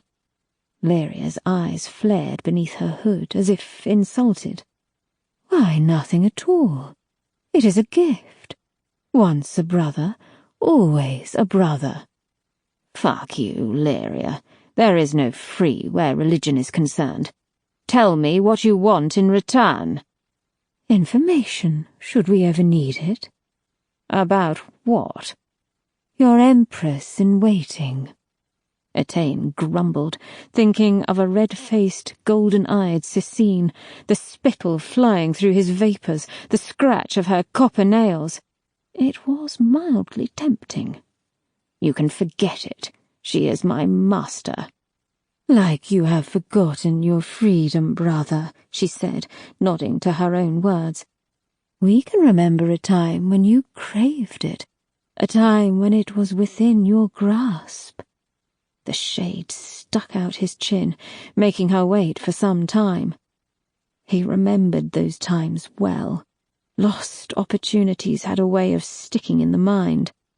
"Times change." "Would you not take your half-coin now, if we could offer it to you?" Lyria brought her hands from her wide sleeves and held them out flat and empty. Etain instinctively found himself reaching out, even for nothing.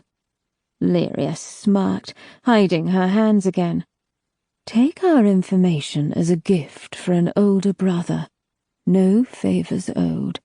Though, if ever you grow tired of your master, we shall meet again. Etain's impatience was growing, as was his unease. The cult had a knack for manipulation. Their gifts had a tendency of turning into favours. In the end, it was the thought of an enraged Cicene that made up his mind. Enough. Just tell me. You are not the only shade who turned his back on the Church of Sesh, she said, leaning closer. Etain scowled. You can't be serious. That's what you call information. I ought to... She stepped aside, revealing a channel in the crowds. At its end, across the other side of the plaza, he saw 4 figures emerge from the grinning mouth of a bank. Phoenix coinery. They were impossible to miss. The shade in their midst alone drew the eye, a giant armour-clad lump of a soul, matched only in height by the brute of a woman standing on the other side of the 2 men. Danib!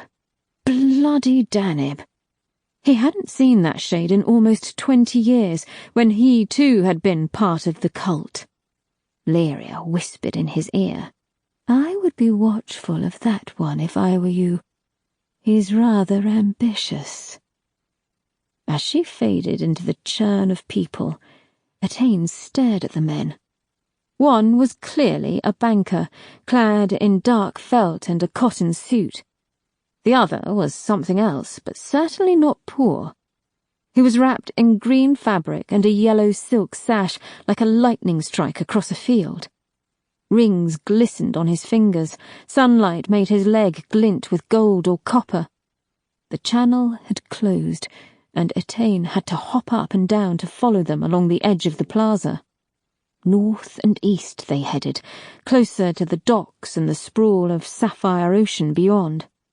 Etain didn't recognize the man, but Lyria's words of warning lured him on. It was a better pastime than gawping up at banks for the rest of the afternoon. For an hour he followed the group toward Bess district. He grew used to the clanking hobble of the apparent master, the man who walked slightly ahead of the others, and swaggered more than all of them combined. Etain could have closed his eyes and followed the canter of his foot and cane alone. But he kept his eyes heavenward. There were a few spires in this district, perhaps of trade barons, but the rest of the buildings were jumbled and piled like old boxes in a storeroom, with lines of clothes strung between them. Parrots argued on the rooftops. There seemed to be more warehouses than homes here, and the streets were flooded with indentured workers rather than guards and rich folk. The living pushed their way through as if the dead were bothersome foliage. At a junction, the 4 came to a halt in front of a pyramid-shaped tavern. An entrance yawned at its base. A wide strip of stone dubbed the place the Rusty Slab. Noise spilled out into the road. Guards in mismatched black armour stood about, kicking at stones. Etain hovered on a corner, watching them climb the steps and disappear into the doorway. He kept an eye on the tavern for some time, observing the guards and counting the flow of patrons coming in and out. Taverns were like mischief factories. The sober were fed in through the doors, and with the liberal application of specialised lubricants, were ejected some time later, as pissed and rowdy as baby goats. Better yet, the products literally paid for themselves. Across the span of his century and more of death, Etain had often dreamed of another life, of one spent plying beers to the thirsty somewhere far away from the baking sun. A simpler life. When the sun began to stretch out the shadows like a baker kneading dough, he left his corner and pointed his feet towards the cloud piercer. Before he made it to the next street, he made sure to grab a passing shade by the elbow. It was a woman with a bloated, poisoned face. She wriggled, but Attain held her fast. He nodded back towards the slab. "Tell me, who owns that tavern there?" The shade, now over her initial shock of being seized mid-stride, spoke her words as if she were spitting fruit seeds. "That place! That's Boss Tempster's! Boss wyrm-infested!" "You don't seem to like him very much." "A fucking soul-stealer like him! Rightly so! He's crooked at every angle." "A stealer, you say?" "Don't you know? He calls himself a soul trader. Half the shades in the next 4 districts have been sold by him, myself included. Now leave me be! Got chores!" The shade shook free and hurried away. Wyrm-infested. The name found its way to Attain's lips many times before he reached the mighty archway of the Piercer. Chapter 14. Strays. I don't care what was taken, Crafter Jonsson. I wish to know how it was taken. You and your brother both assured me that the vault was practically unbreakable, that it would take a thief 100 years to crack it. Well, it took half a night, sirs. Half a night for this thief to crack your vault. He did not even damage it in the slightest. I eagerly await your reply and return of the sum I paid you. You should also be aware that Reaver Bourne will be asking questions of you and your acquaintances forthwith. Letter from Bajal Gregorn to the brothers Jonsson, Master Vaultsmith of Soraka, Crass. There's nothing quite so isolating as not being able to count the hours or feel the passage of time. I died a second death of stillness and boredom in the sarcophagus, and made my own hell out of thoughts and memories. When finally there came a muffled yell and a sonorous grate of stone, I had almost forgotten where and what I was. So wrapped up in my internal monologue was I that it took rough and painful hands to drag me back to consciousness. Like bursting from the Nix water, I was thrust back into the violence of the world, and it spun my head. They dumped me on the floor. I spread my hands out across the stone, staring at the boot prints drawn in the grit, and how the torchlight made them sparkle. I'd almost forgotten colours beyond blue and grey. How long? My question was a whisper. 4 days. 4. I had guessed triple that. On your feet, Khaled bellowed in my ear. I did so with much wobbling, and once there I decided some grovelling was in order.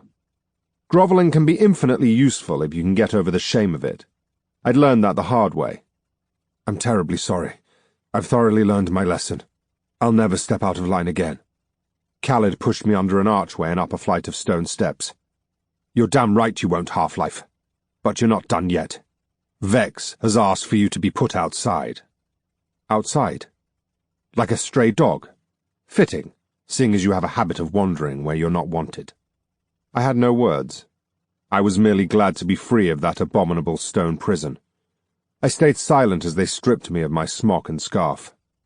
Outside was as scorching and bright as the sarcophagus had been cold and dark. The sun was at its zenith, beating down on the city with casual ruthlessness. I looked up at the sheer walls of tower and followed them to the crystal blue skies, cloudless as ever. My brief moment of appreciation was shattered by a heavy rope being slung about my neck like a python, and 2 big hands forcing me down next to a stake driven into the cracked earth. "Stay, dog," said Khaled. He allowed himself a chuckle before he left me alone. I looked around the long, flat garden, if a walled-off patch of scorched dirt and a few furrows of waxy-leafed plants can be called a garden. The shade of the palms didn't reach me, at least not yet. I'd have to wait for sunset for that. A few ghosts in grey smocks and hats tended the vegetation. Aside from sideways looks, they paid me no heed. It was strange. I felt the heat, but not as a temperature. I still felt deathly cold as always. Instead of burning me, the sunlight made me feel thinner, as if I were evaporating. It wasn't painful, but it was deeply unsettling. Still better than the fucking coffin. Still better than the fucking coffin. I repeated that to myself like a mantra. If the other ghosts heard me, they stuck to their pruning. I was jealous of their hats, wide-brimmed and flat like plates, and I hated them for working under dappled palm shade while I boiled like a puddle in the desert. Though I knew I was made of nothing but soul, and only misty in form, not substance, I swore my throat felt parched. I longed for a sip of water. I couldn't decide which was worse, having no sense of time at all, or being able to watch the minutes limping by, marked only by the creeping of the sun. Treacle replaced the sand of the hourglass. At least now, back in the bright shining world, free at last, I felt the spell of the sarcophagus fading. With the fog in my mind clearing, my thoughts turned to the excavation beneath the widow's tower, and the picks and shovels I'd seen piled there. Suspicious didn't even begin to do the grimy scene justice. A Tal had no business digging clandestine holes under her mansion. Over the course of an hour, I boiled it down to 2 guesses. Horrocks had either struck gold, or she was tunneling somewhere. I thought of the city layout, trying to apply my bearings to her underground workings, but it was pointless. The subterranean stairs had twisted too many times. In any case, I knew the bitch was up to something shady. I knew then that I had lied to Colonel Khalid. I had little, if any, intention of staying in my damnable alcove. I pulled at my stake again, and wasted time by thinking up foul names for the sun. It was early afternoon when the cat came snaking through the garden, black as night, yellow eyes searching. Some of the ghosts tried to shoo it away, but all they got for their troubles was vicious hissing. I had often believed there was language in a cat's mewing and yowling. I wondered what curses it spewed now. Cats are spiteful creatures. I had no doubt they would make milk curdle if they could speak common. A dog. Now there was an animal that could be relied on. A hound knows the value of a human besides opening doors and providing mice. I'd had a dog for a time. I hadn't wanted him, but life sometimes chooses a path for you despite your best efforts. His name had been Troge. Faithful, in crass tongue. I should have called him Brute, since the puppy who had crawled his way to my doorstep with 2 broken legs had turned into a hound of fearsome size and muscle. Mountain mutts are like couches with hairy legs. In the end, he caught the spittle rage and I'd had to have him speared. It was one of those memories that never failed to cut me no matter how many years I spent trying to blunt it. The black cat wound its way towards me, eyes fixed on mine. I stared it down. It looked mangy, with one tooth poking above its gum and a scant number of crooked whiskers. It walked towards me with disjointed steps. I waved my hands at it, but the creature came to a stop just out of arm's reach and set its arse to the sand, becoming a little tower of black fur. Closer up, I could practically see the fleas frolicking through its dusty coat of wiry midnight-coloured hairs. Part of its left ear was missing, and there was a child's sketch of scars across its muzzle. Though its eyes were piercing and bright, the rest of it seemed half dead, broken in some way. It yowled at me, low and sorrowful. Then it retched, head down and bony shoulders arched, bones crunched. I recoiled, thinking it diseased. Go away! I flapped my arms. The other ghosts were looking at me. Another yowl, guttural this time. It retched again and again, until it was gagging with deep throbs. There was a splat as a ball of hair and blood met the ground. The cat shivered, its entire body blurring for a moment, and then it sat again. That's better, it said, purring. Sand scattered in clouds as I scrabbled away, testing the length of my leash. It was miserly, to say the least. My legs flew from under me and my tongue stuck out as the copper fibres strangled me. The cat spoke again. Horus said you would be skittish. Its voice was hoarse, like papyrus being torn. To confuse me further, it sounded female. It was official. Either the sarcophagus had addled my brain, or the desert sun had cooked me to madness. Have they taken your voice, Caltro? My mouth flapped at the use of my name. The cat came closer, winding about the stake like a needle through wool. You're not mad, you know. At least, not completely. Everybody needs a dash of madness. It's normal to be afraid too, human. The cat's skin and fur seemed too baggy, too lacking in luster for my liking. I swear I could hear gristle clicking with every sinuous movement. I'm not afraid. It's not every day a cat decides to speak to me is all. I lied. She locked eyes with me again. Then perhaps this is not every day. Are you trapped in that body? I knew of strange binding, the old fashion of ensnaring human souls in other forms, like owls or dogs or horses. Pets instead of slaves. The Reaches had outlawed the practice several centuries ago, and yet I heard some lived on throughout the world. No, I can come and go as I please. Then what are you? No more riddles. I am older than the desert. I walked the earth before the moon was built of dust and shatter, before the seas learned to roar. I said no more riddles. We are the old gods, Caltro.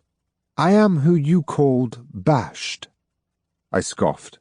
The gods are dead. Even if they weren't, you're not one of my gods. How do you know my name, beast? What witchcraft is this? You call us dead. We are more silenced. We still watch on. We know all that live and die. The cat looked up at the empty sky, as if the answer lay somewhere in its sapphire wash. I followed her gaze, clueless. Enough. Enough of this cryptic shite. Speak plainly or don't speak at all. What are you, truly? The cat lowered her head. Making sense is difficult. We speak an older tongue than you. Over great distances. Horus said you were confused, though he used different words. Useless was one. I wanted to strangle the answers out of the creature. Who the bloody fuck is Horus?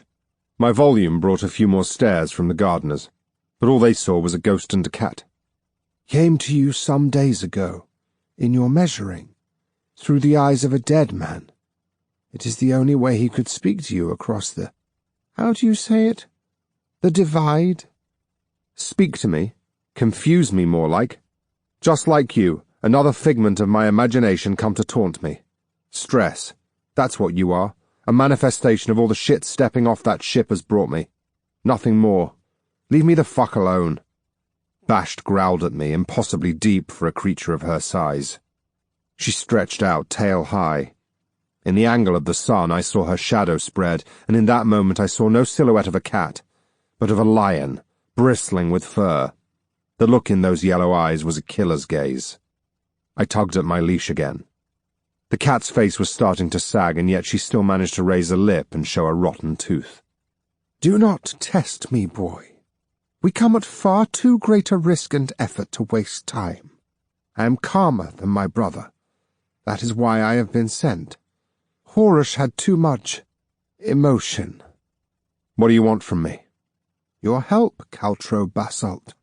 Salvation. You are our spear in this fight, our shield against the coming flood. You talk of fighting and floods and chaos, but I have no idea what or who you want me to fight. The cat growled again. One of our brothers seeks to destroy us. It is he, his followers, you must stop. And who are they exactly? Bashed spat the words at me, shaking her head, all the while as if none of them were right.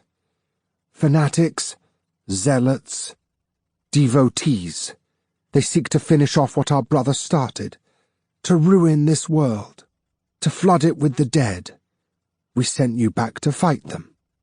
I shook my head, partly because it sounded utter rubbish, and partly because I abhorred the idea of fighting. Not through any righteous sentiments of pacifism. It's more that my tubby frame has never lent itself well to being nimble and quick with a blade. I make a wonderful target. But I'm a locksmith, not a soldier. That is why we chose you. Even a mighty fortress can be conquered with the opening of a single door, Caltro, and there are many doors you have yet to open. I patted at my vapours. Like this, and I don't know if you've noticed this leash, and the fact I'm a half-life. A boon, though you see it not. She prowled again, stiffer this time. I realized the cat was dead, merely animated by whatever unearthly creature resided within. like the corpse in the courtyard. Basht was speaking again, interrupting my horror with more riddles. And you know, like I, that there are doors that do not look like doors, yet can be opened with a key just the same. We have given you the key, Caltro, a gift. All you have to do is use it. I've been given nothing. Have you not? She purred, eyes widening. I saw the deadness behind them, but on the surface they glittered. I saw not a cat, but a raging beast, mane flowing and muscles shuddering.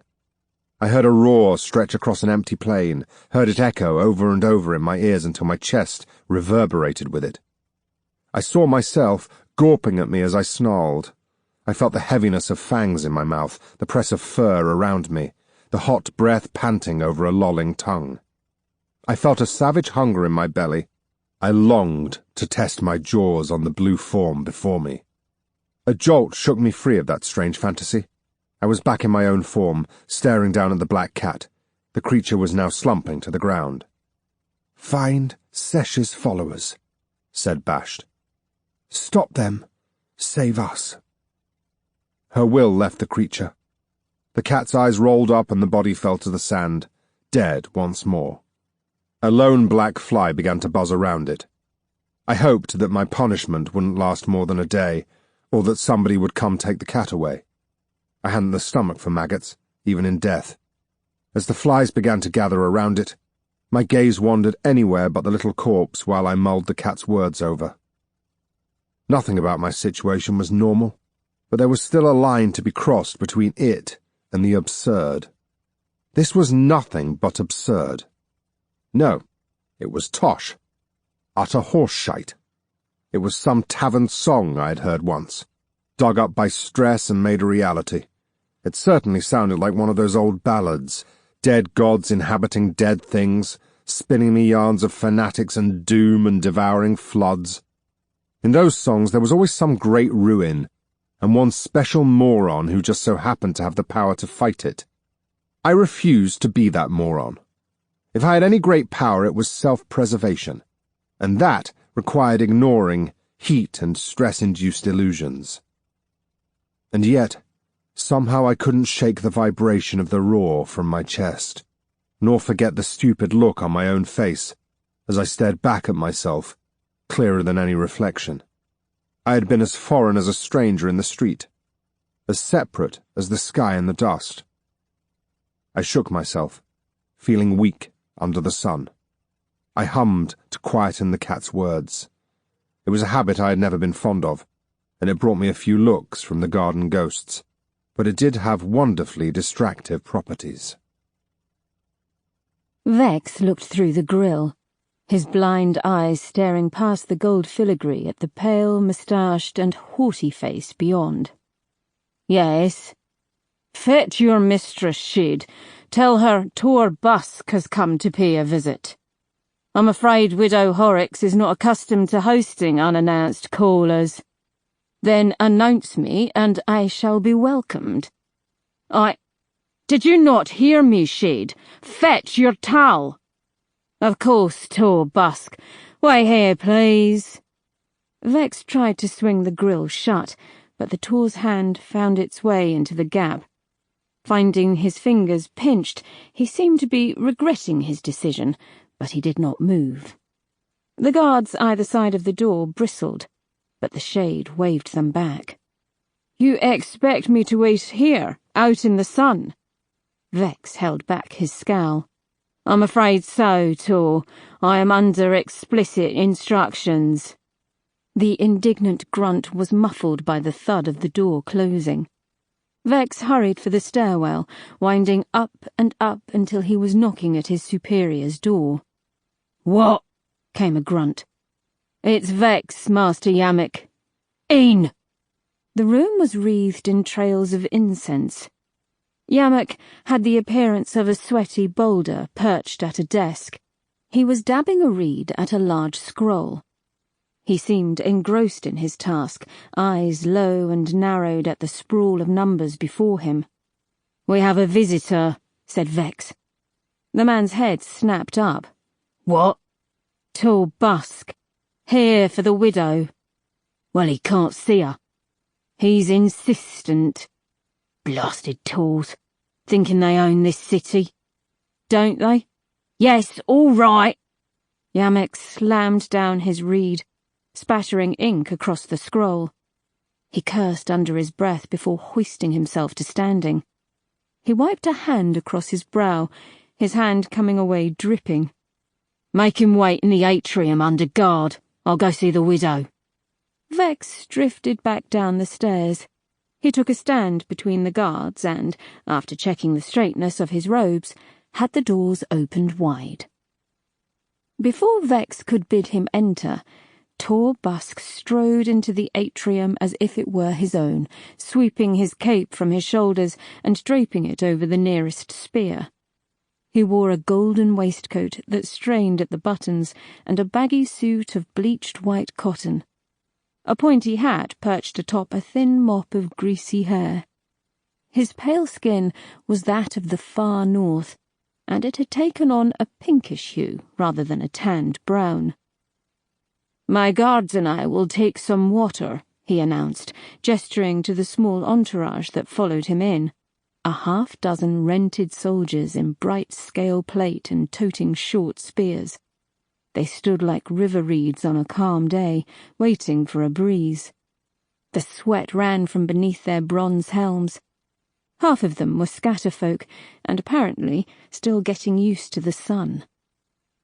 Vex had a deep bowl and several goblets fetched from the pantries. The Tor let his guards test the water first, and then wet his own chapped lips.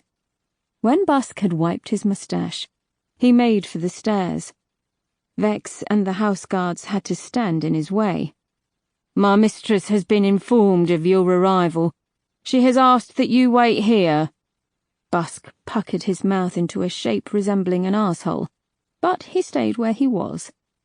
He occupied himself by gazing up at the spiral interior of the tower. Fine tapestries. Phelan, I would guess. He pointed to a pair of scarlet banners hanging far above them. You have a keen eye, Tor. Vex was unimpressed. The tapestries were covered with the swirling language of the Scatter Isles. A child could have identified it. Busk crossed his arms. How long will she be? As long as she takes. Are all of Horrocks' shades as impertinent as you? I'll have your name. His face was reddening, his silly pointy hat wobbling. It is Vex, Tor, and neither the widow Horrocks nor her household are accustomed to receiving unannounced callers. I'm sure you are aware of the dangers associated with unexpected guests. These are greedy times. Busk's northern skin was flushing pink. Now you imply I have nefarious intentions here. How dare you? He dares, Tor Busk, said a thin voice from above, because I have taught him to dare. The Tor immediately threw himself into a low bow, almost losing his hat. Vex stood aside to let the widow descend. Tell Horrocks, my lady, forgive me. I am unused to such candour from a half-life. I prefer the indentured in my home to be more silent. Busk shot a look at Vex. The widow's black frills swirled around her like ink drops in water. Her cowl was high and tied about her wrinkled chin. Her hands, as always, were hidden in sleeves large enough to accommodate a strongman's thigh. She paused a few steps from the marble floor, looking down on Busk and his entourage with an expression that betrayed nothing. The nature of your sudden visit, Tor Busk? Busk bowed low. I beg forgiveness for the suddenness. I am here under a matter of urgency regarding one of your recent purchases. Vex frowned. Now the man is all graces and smiles. Which would be what? It is a matter best discussed in private. Privacy can be a costly thing. Horrocks held his gaze for a moment, testing. Vex wasn't sure what she saw, but it seemed to reassure her. We shall speak in the lower dining hall. My gratitude, Tal Horrocks." With much rustling of frills and skirts, the four of them trod the stairs to the middle of the tower, where a large room looked out over the muddle of adobe and sandstone. Yamak had arranged for guards to stand around the edges of the hall, between velvet couches and ivory tables. Once seats had been taken on opposite ends of the dining table, Vex took a stand by the widow's elbow. Torbusk gestured at him without using his eyes. "The matter is a private one. Vex has served this house for almost 20 years. He can be trusted," replied Horrocks with a tut. "I see." Busk spread his hands out across the mahogany. "It's come to my attention that we often visit the same soul markets. While I know you are a discerning buyer, I'm afraid many of the traders don't share your scruples. Speak plainly, Busk. I haven't the time for empty chat. You clearly have a reason for being here. Get on with explaining it." His rings drummed on the wood. "Very well.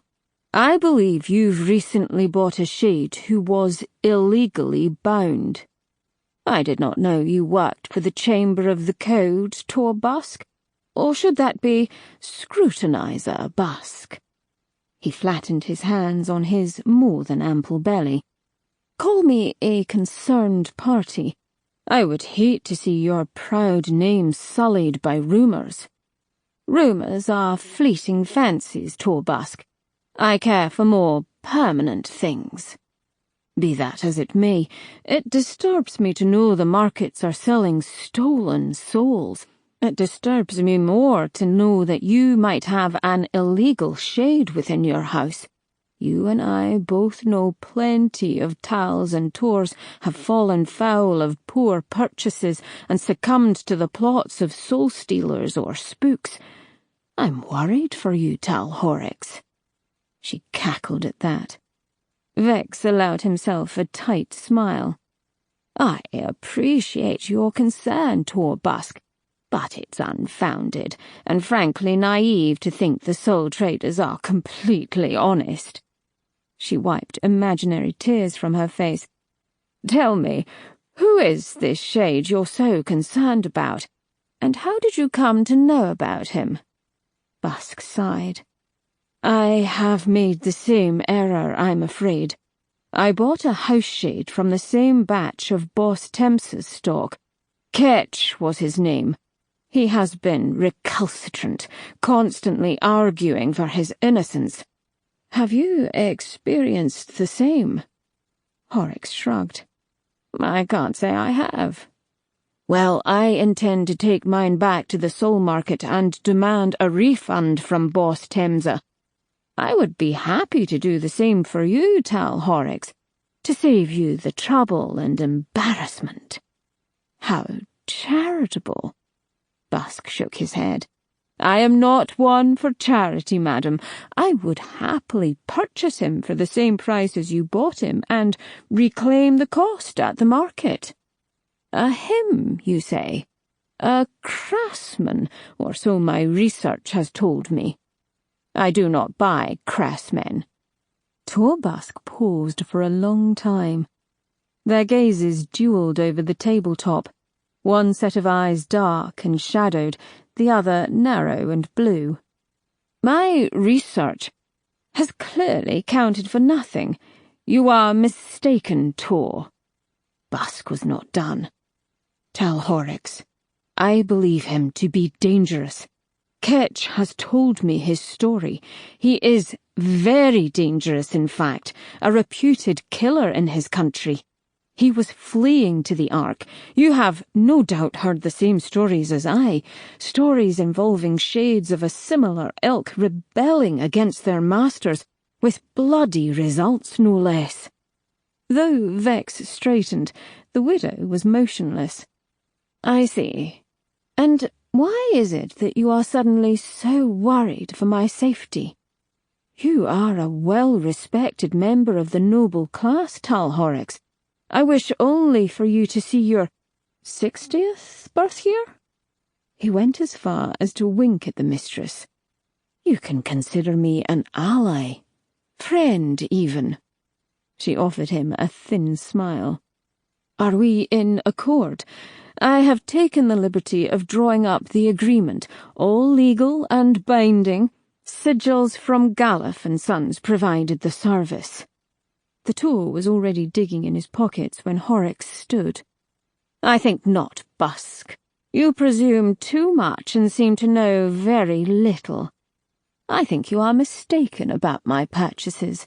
If I were you, I would look to your own stock before worrying about mine, and as for friends and allies, they are a weakness in this city. I'd expect a Tor like you to know that. As such, I thank you for your visit and bid you a fine day. By the look on Busk's face, he looked as if he'd just been dipped into a pot of boiling oil. Even his guard standing behind his shoulder had to stifle a snigger. Vex smirked. Busk was forced to stand and trail in the widow's wake. She led him to a skinny bridge spanning the tower's hollow core and overlooking the atrium. He began, but Horrocks cut him off. You're most welcome for the water. From the bridge, Horrocks watched him stamp all the way back down the stairs, embarrassed and no doubt privately fuming. When the door finally slammed far below, Vex swore he heard her old face creaking into a smile. It was desperately brief. "Bring him to me," she snapped. "Who, mistress?" "The crass man, the one you've been punishing." "May I ask why, Widow Horrocks?" She shot him a look that would have skewered a rat at a dozen paces. "No, you may not, shade. Find him." "He's in the garden, mistress, tied to a post." Without a word, Horrocks bustled past him, a storm cloud of frills and wayward ribbons. He made to follow once again, but she waved him away, swiping at him with her long copper-painted nails. He bowed profusely and ducked into a nearby corridor. He listened to her sharp footsteps descending and groaned. "She don't like you much, does she?" asked a voice. Vex heard the sniggers coming from the alcoves around him. Vex turned to find a crumpled, half-folded shade staring at him, wearing a goofy smile. Others were chuckling away to themselves. "Fuck you! Fuck you all!" Vex adjusted his cloak. "Double duties, the lot of you!" I felt the shadow fall over me before I heard the footsteps, a welcome smidgen of shade in the late afternoon sun. I waited for my visitor to speak, not wanting them to move. Although I felt nothing but cold, I swore the sun was boiling me alive, stealing my vapours. "Who are you, half-life?" The voice was a crow's caw, and I knew who it belonged to without turning. "Jerub." "No, your other name when you were alive." I took a while to answer. If I were alive, I would have been busy finding the saliva. Instead, I was simply trying to remember. Dazed, I watched the other ghosts scuttling past, bowing and scraping, their arms full with baskets. My head lolled in their direction. "How many of us are there?" "What?" I looked at her then, gazed deep into her dark hood to meet those flint eyes. "How many of us do you own?" It was her turn to pause. 16,000. I felt like curling up. I felt groggy as if I'd spent a day propping up a tavern bar. 16,000. All here? Do you see 16,000 shades in this tower? She snapped. I have businesses, makers and sellers. Now give me your name, ghost, or I'll leave you out here for another week. You won't be worth a sack of last season's grain when I'm done with you.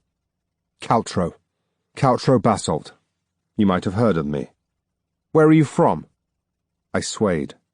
What are you building? Answer me! Tamar, in Fault Province, near the Cold Rift. You said you were a smith? Vaultsmith? Locksmith, best in all the reaches. She spat something green on the sand between my feet. I stared at it dully. confused why there was still a dead cat slumped by my feet. "Lies!" she cried. "Truth. Why did you come here? What were you running from?" "Not running. Not this time. Appointment.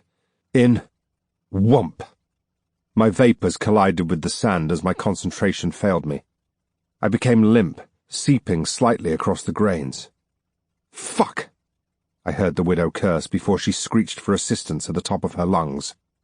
I blinked and found myself surrounded by shades. Vex was there, and I felt something dripping on my face. A shiver ran through me, rippling across my body as if the sun had fallen behind a cloud or a rooftop.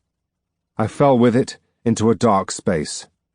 5 faint stars shone down. A single bright point at their centre sparkled at me.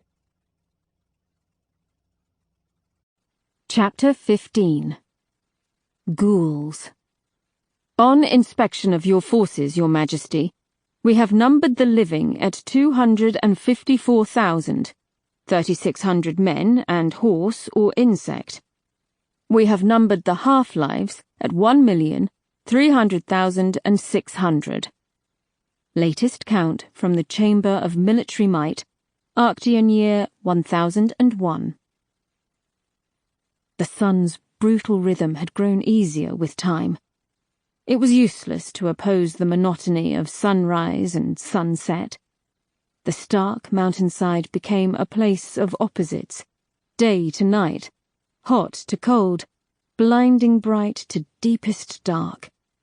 But it was predictable, and anything predictable can be managed. Time and lack of options helped. What was not predictable was the stench of Pharazar's body. Nilith had never known a body could stink so in the desert heat. It was not uncommon to see a beast felled by the sun on the streets of Araxes, and for the corpse to linger there for days, filling the air with its reek. However, she had never had to share a horse's back with one for days on end and get to suffer the entire spectrum of putrefaction. Just as she was getting used to one kind of smell, another came along to make her gag. Pharazar's wine and fat-pickled body had also begun to squelch with the jolting of Anoish's trot. As much as she tried to listen to the sand scattering in the hot breeze or the hoofbeats, even the grumbling of Pharazar's ghost, she still heard it. The nights on the soaring slopes of the fire spa had become hallowed periods, where the body could be put away somewhere at the edge of the firelight, and a squelch-free silence could reign. It was also a chance to rest her leg, which, although healed by the beldam's charms, still ached from being dangled against the horse's side all day. The slopes had not yet proven challenging. They were simply winding, with the path chasing back and forth through grey-brown shale to lessen the angle. Without feeling like they'd climbed at all, they could now stare down at the vast expanse of desert below them, where foothills were mere pimples and the dunes just cracks in a yellow palm. That night, the moon and stars illuminated the vista, showing them a handful of other campfires far in the distance, shining against the inestimable wasteland. The soft glow of a town or quarry shone in the east, at the limit of the horizon. A thin charcoal line of a river raft meandered between the dunes, heading north and east. In the west, a few soul trains or nomad caravans weaved back and forth. Nilith could even see the specks of gazelles or giraffes galloping across the salt flats. Perhaps saber-cats pursued them, or jackals. If she peered closely enough, she swore she could see faint violet lights hovering between the dunes. They were the lures of dune worms. Like fishermen and baited hooks, they dangled their lights from a stalk to attract prey, waiting patiently until something became curious enough. Nilith's fire was hidden behind a rock, out of view of any watchful eyes immediately above and below. The hot breezes of the day had turned cold, and they whipped at the flames in jealousy. Much to Nilith's contentment, Pharazar had stayed quiet for several days now. Perhaps he too had heard the squelching of his body, and it had unsettled him. He spent the nights brooding with his back to her and knees drawn against his chest. Once he had tried to sit out on display, glowing like a beacon, but his weak attempt at betrayal had been swiftly quashed and criticised. The night passed in shattered pieces between brief periods of sleep. Her unease kept her up. Once she awoke to find Pharazar pacing around the fire. She watched him with droopy eyes until he noticed her gaze, huffed, and went back to his brooding. When morning broke over the side of the old mountain, the light pouring into the barren gullies dragged her from her shallow dreams. After taking a moment to relieve herself behind a nearby boulder, a curious black thing that looked half molten, she roused Anoish and strapped the stinking body across his rump. She retched on her empty stomach. For some time she had to stand quite still with the waterskin clasped in both hands. Once the nausea passed, and with 2 strips of shirts stuffed up each of her nostrils, they continued the climb. Pharazar took the lead today, eager to be far away from his corpse. Nilith wished she could do the same, but she needed her strength. The water was running low and her supplies were beginning to dwindle. Unless the old mountain had a spring at its peak, she would need every ounce of vigour to press on, and that meant riding. Dawn became early morning, and the rousing sunrise grew into a sharp, angry heat. It was as if the sun lived a whole life each day, the harmless dawn cheery as a newborn, the morning and midday sun a hot, youthful angst, and the evening a regal slide into the horizon. Nilith waited all day for its passing. The turns began to grow tighter, and the angle of the path sharper. The firespar had finally started to test them, and by early afternoon the sweat poured from her and Anoish. The endless winding became disorientating, and when combined with the stink, Nilith found herself curling up on the horse's back, filling her nose with his musty scent. An hour later, the path forked, splitting into 3 like a trident spearing the mountain. One led west, another east, and the centre aimed straight up towards the ragged summit and the pass that led through its crater. It was the shortest path, but it was also the most dangerous. Now that she stared up it, following its zigzag tendencies and noting how far away the sharp crown of black rock still seemed, Nilith felt dizzy. She swayed against Anoish's neck. She turned to look over her shoulder, but found the slope fell away at an alarming angle. The country far below was wrapped in a haze of heat and dust. Nilith put a hand to her forehead. "Trouble, wife?" Pharazar's croaking voice brought her round. "None, thank you." "Which way, then?"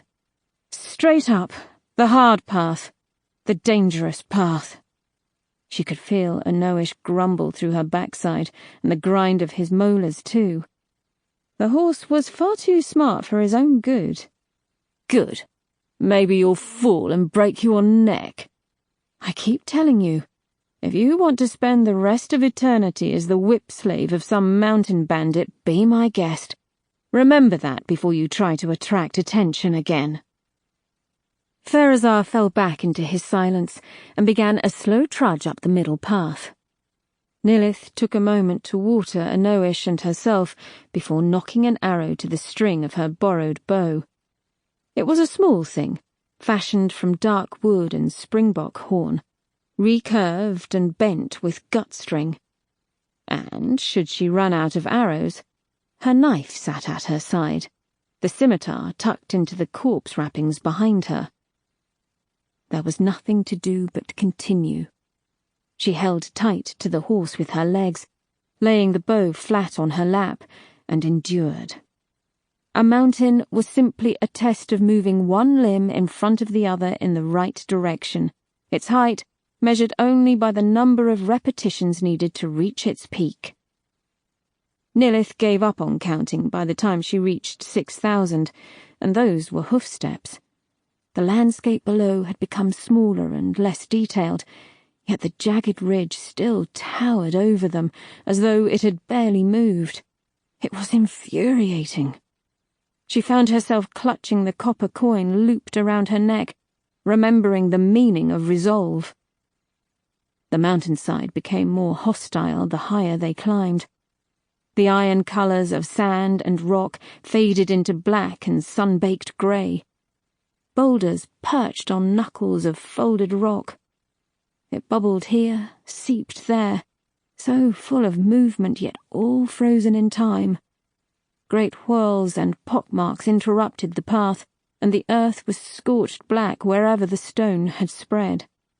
Nilith could smell a faint sulphur on the breezes. "I thought this mountain had died a long time ago," she said to Pharazar, still a dozen paces ahead. He sighed. "They say the earth never truly dies here. They say the fire spar will roar again one day." "So you do know something of your country after all." He muttered something about wives and beheading. Anoish was tired long before the sun had sunk behind the slope.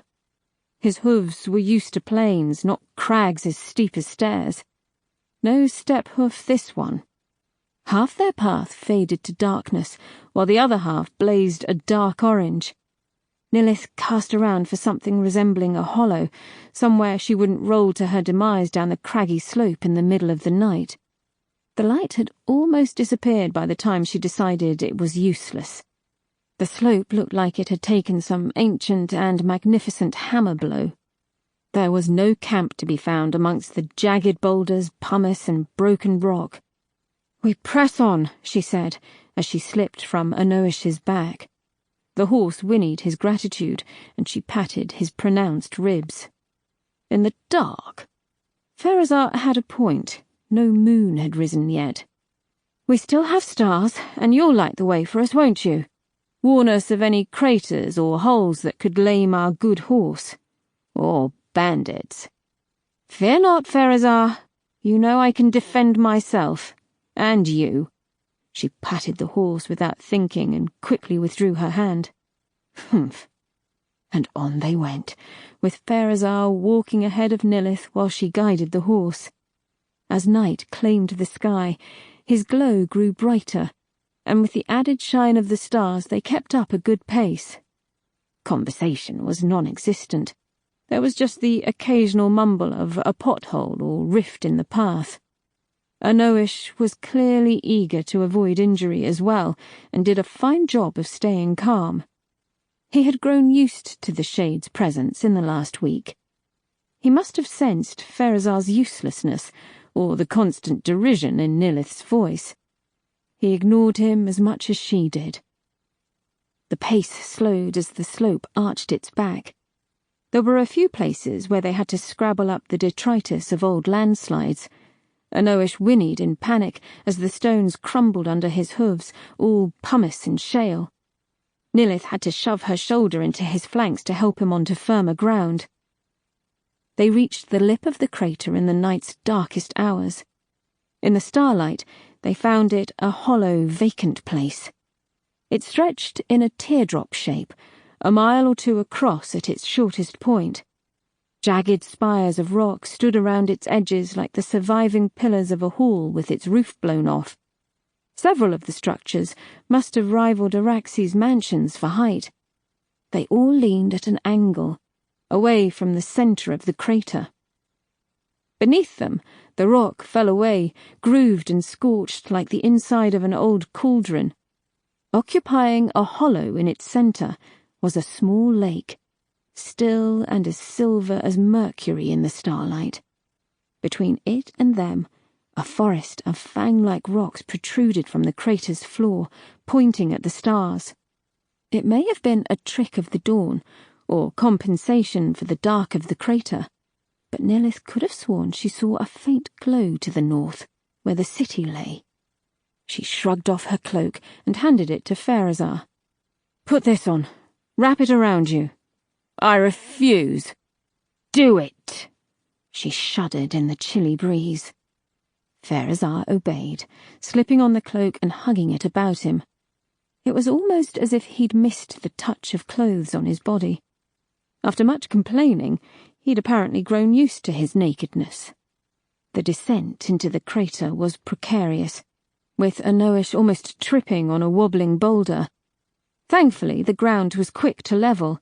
Black sand hissed underfoot. Pebbles crumbled into ash, and the fine dust swirled about them like a sea mist. They weaved their way through the black fangs. Their stone had escaped the harsh bite of the wind, and the glass-like facets had not dulled.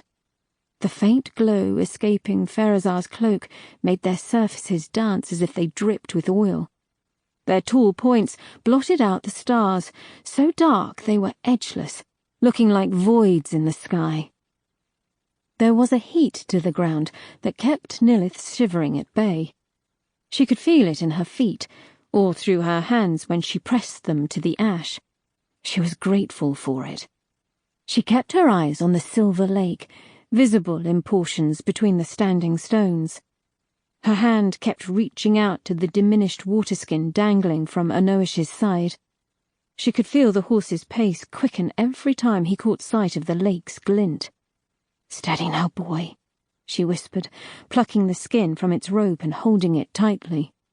A stench of sulphur hit them hard as they emerged from the stones to cross the open earth to the lake shore.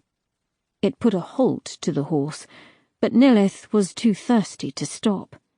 She bent to the water's edge and found herself coughing at its reek of acrid salts. It made the dead body smell like perfume. She reeled backwards, holding her breath until she was several yards from the water. "Well, fuck that," she said between coughs. "It's not advisable to drink the water," said a voice behind her. "Poisonous, eh? Eats your skin." Nilith's knife was free of its sheath in a blur. Her other hand reached for the bow. In the half-light, Nilith saw the form of a woman large of build and wrapped in dusty leather armour. Smudges of ash decorated her piggish face in some poor attempt at a tribal pattern. Her black hair had been cut short and was waxed into spikes. She wore a wide grin, and though her open hands were empty, a sword hung at her belt. "You're wise to be cautious up here, eh? Road's always full of strangers. Never friends. Keep your distance." She took a step forwards to prove her boldness. "Looking for water, eh? The kind for you, or the kind for your butt?" She used the old Arctian name for a ghost, as many desert folk did. They were an older people, but that didn't mean kinder. Nilith shook her head. "I think we'll go look somewhere else." The woman hissed through her teeth, and half a dozen figures emerged from behind the stones. They were scraggy fellows all, with either knives drawn or arrows nocked. Nilith's hand had found her bow, but she realized she would be turned into a pincushion before she could do any good with it. The woman approached. She admired Anoish, running her hand across his rump, staying clear of his hooves. The horse shied away from her, and Nilith bared a scowl. "Fine beast, and a fine stink. Not bound yet, I see, but—" Pharazar raised his chin as he met her painted eyes. "What do you want?" asked Nilith. "Gems?" "You have them?" "Some. Enough to pay for safe passage through your crater." The woman smiled, moving closer still despite the blade in Nilith's hand. "We own nothing here. It would not be right to charge you for something we don't own, eh?" Nilith narrowed her eyes. "What if I pay for protection?" "From what?" "From you. From wild beasts. Or perhaps I pay for some clean water." She hummed, biting her bottom lip. "I'm not really in the business of protecting or selling things. Unfamiliar trades, eh?" Nilith tensed her arm, ready. "Then what business are you in?" The woman took her time, looking around at her men, who had formed a wall around them. "Taking what we want." The fist came for her gut like a triggerbow bolt. Before Nilith's blade could do more than rake the woman's arm, she was already winded and falling backwards. 2 arrows thudded into the ground beside her head, and she fell still, curled around her stomach. The woman stamped her feet either side of her face.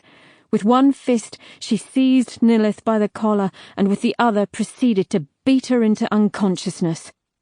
All she heard before the knuckles brought the darkness was the frantic neighing of Anoish and the stone-cold silence of Pharazar.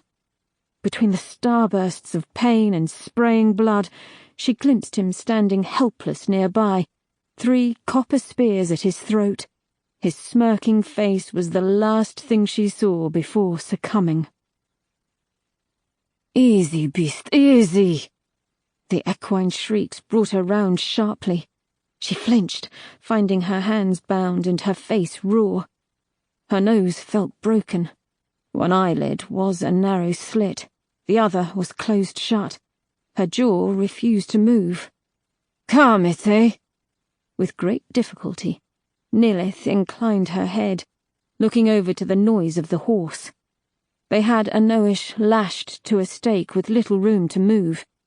The woman and a few of her bandits were surrounding him, hands waving in a vain effort to stop him bucking. One man had a switch and kept lashing him across the flank, hissing for him to calm down. Nilith struggled again, forming no words but plenty of bloody spittle. "She's up, boss!" yelled a voice not far from her. "A fighter, eh? Good news." Ungentle hands hauled her upright, resting her against her own stake in the ground. Nilith rolled her head about her shoulders as the woman approached. She felt the cold air where her clothes had been torn and ripped. One leg of her trews was missing. Her white hood and jacket were gone, as was the copper coin around her neck. They were still on the shore of the lake. A great fire was now burning, mixing brushwood smoke with sulphur stink. Pharazar had been left beside his body. They hadn't liked the smell either, and so he was down by the water. A guard hovered a good 10 feet away. "What?" Words were difficult. Her lips were split, fiery every time she moved them. "Don't speak, woman. Won't do you any good from here, eh?" "I have coins, gems. I could make you rich." The woman reached inside her leather jacket, Nilith's jacket, and produced a fat ruby. "You already have, and no doubt you'll make me richer still, eh? Folks in the south are growing fond of live slaves, not shades. You seem well bred, eh? Perhaps you'll make one of the Bellish dukes a good pet. You know what they say. Can't fuck a ghost. Real things better." Her soot-stained hands reached out to run through Nilith's tangled hair. She was rough, tugging here and there, then she patted her on the swollen cheek. "Pretty, too. Once, I bet, eh?" Her tongue, stained black with ash and tobacco, licked from Nilith's chin to her forehead. The cut stung at the wet touch, and Nilith recoiled. "If you're lucky, I might take you into my tent tonight, instead of letting one of these fuckers have their way with you." She rose from her knees and pushed away her gathered cronies. They hooted and moaned, and Nilith heard mention of later from the woman's lips. "What's your name?" Nilith called after her, words slurred. Her captor paused. "I'll give you that. You're speaking to Krona of the Crater Ghouls." One scrawny man lingered to show some teeth and a pair of wild eyes. He was soon called away, and Nilith was left to stare at the blurry image of a campfire and listen to Anoish's whinnying. A few jagged lumps of riding beetles were dotted around, their shells glassy in the starlight. There were more figures around the fire, some not as solid as others. She saw small glowing figures wandering between the seated, ducking swipes and scattering when somebody yelled. Children. Shades bound young, ripped from their innocence and murdered neatly. Another fashion of the Ark. It always made Nilith shudder. The darkness called to her again, though this time it was full of voices. Conversations of coins and gems over how much this one and that one would get at Soul Market, the braying of lewd knights, of horse meat, and who had stuck a sword in whomever else. When Nilith drifted back into the world of the living, the shouting had quietened to a low murmur of garbled conversation. The figures around the fire had reduced in number, though she could still spy the big frame of Krona against the flames. A few had passed out, bellies rising and falling with faint rumbles. The smell of pipe smoke and goat fat had replaced the stink of sulphur. Drops of liquid splashed her face, cold at first, then stinging as it found her cuts. She hissed, curling into a deeper ball. A man hovered over her, holding a wineskin at an angle. In the other, a white stone, presented like a trophy. "Krona says I got to be careful with you," he rasped. "Gentle."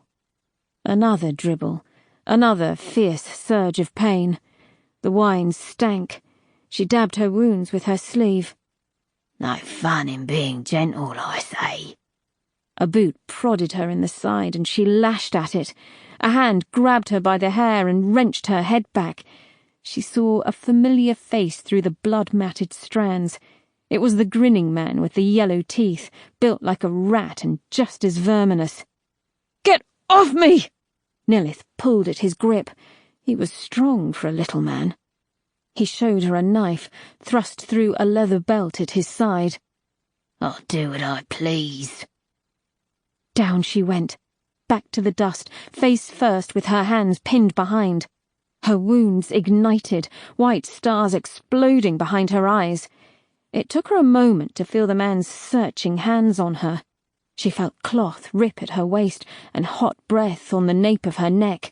She thrashed against his hold, but his bony legs knelt on hers, holding her down. Another rip, and she felt the night breeze on the skin of her thighs. Hot, rasping hands began to paw. A stubbled cheek pressed in close as he whispered, "She said you'd be a wriggler." It is said that in moments of danger, panic hands control over to instinct.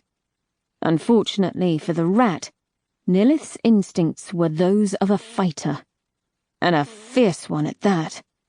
She ground her face against the sand, turning her head to feel the skin of his ear against her lips. She bit down as hard as her sore teeth would allow. It was enough. His screech deafened her on one side, but the more he struggled, the tighter she clamped. Nilith felt the crackle of cartilage between her teeth. Hot blood filled her mouth. She fought not to retch as she swallowed it. He punched and he shoved, but all it did was quicken the process. With a repugnant sound akin to silk tearing, half his ear came free. He reeled backwards, hemorrhaging crimson. Nilith spat the flesh to the ground and struggled to her feet. Now she was tall enough, she slid her hands up and over the stake. Behind her, the guard had heard the screeching and was marching up the lakeshore to investigate. There were shouts coming from the fire, too. To her surprise, it was Pharazar who acted.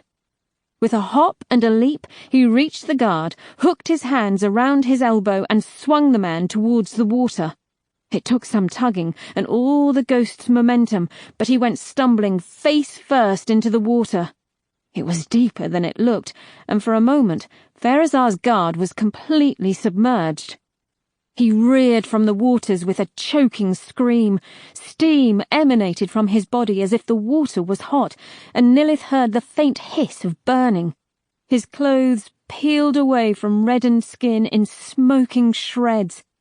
He went down again as he thrashed his way shorewards. Mistimed gasps filled his lungs with the acrid waters. When he reared up, She could see his eyes had melted down his cheek.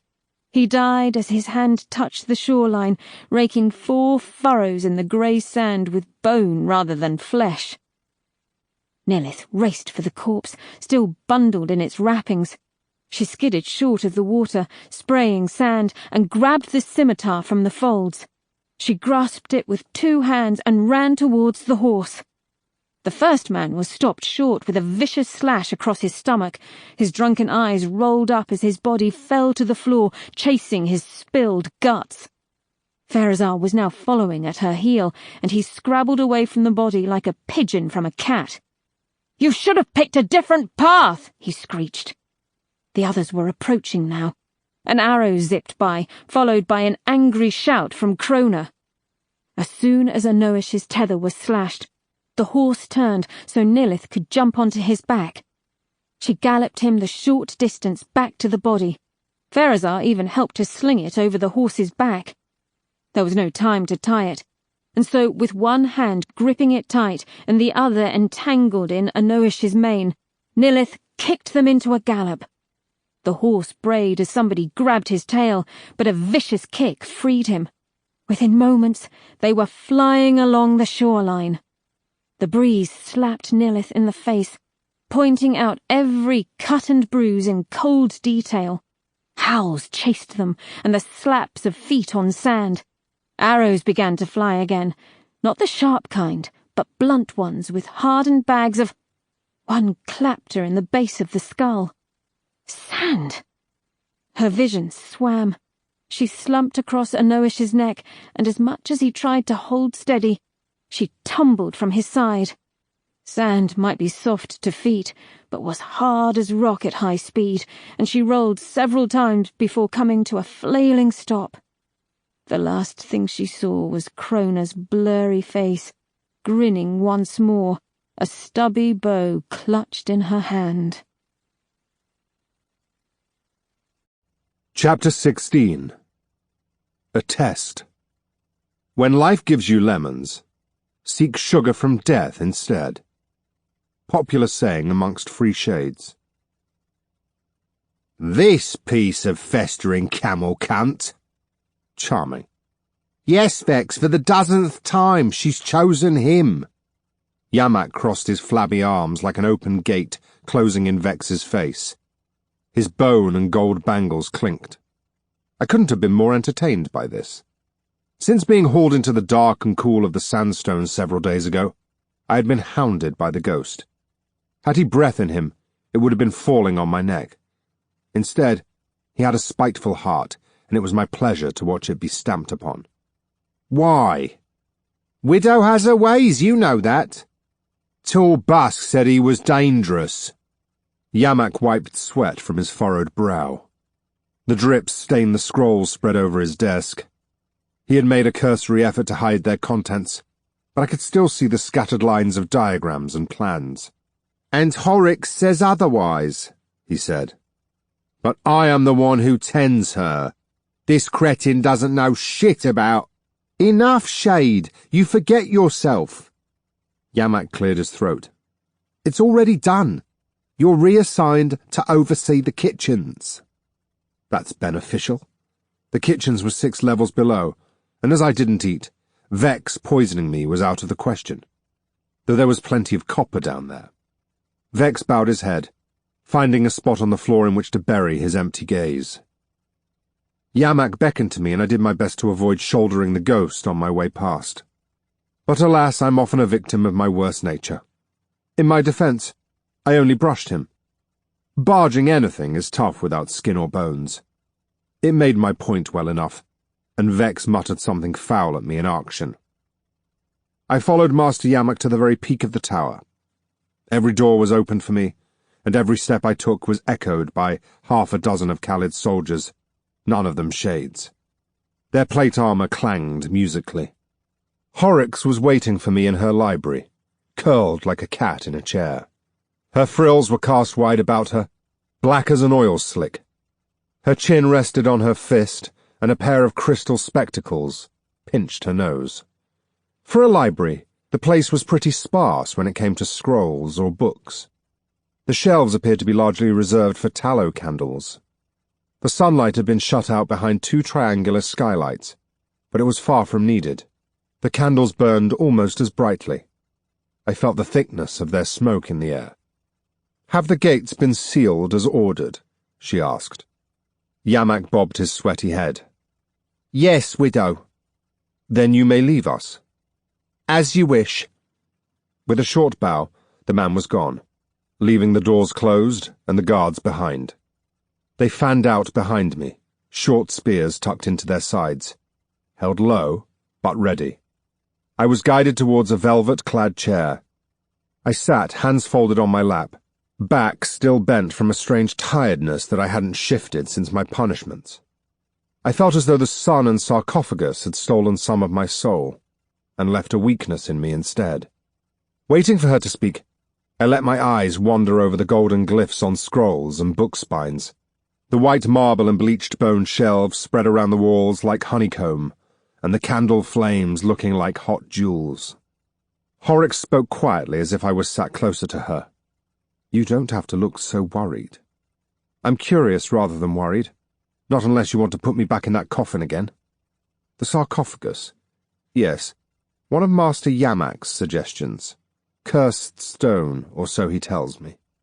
Not many of them left anymore, despite being all the rage in the Western District several years ago, I hear. Now they have a new fashion. They string a shade up by the legs and dangle them in a bucket of water.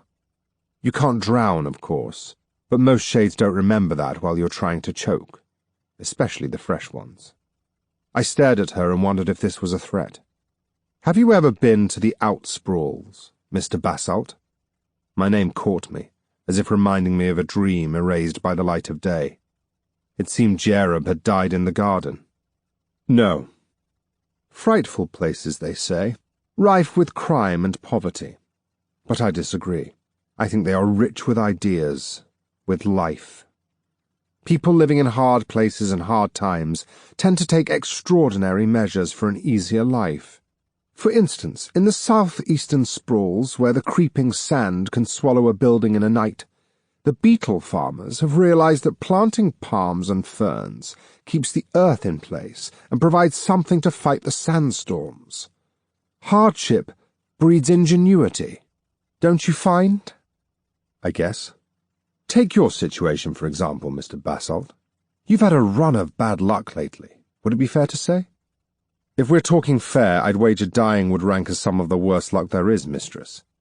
And yet here you are, in a hard place and a hard time, doing anything you can to make your life easier, even if it does mean poking your nose into places that don't concern you."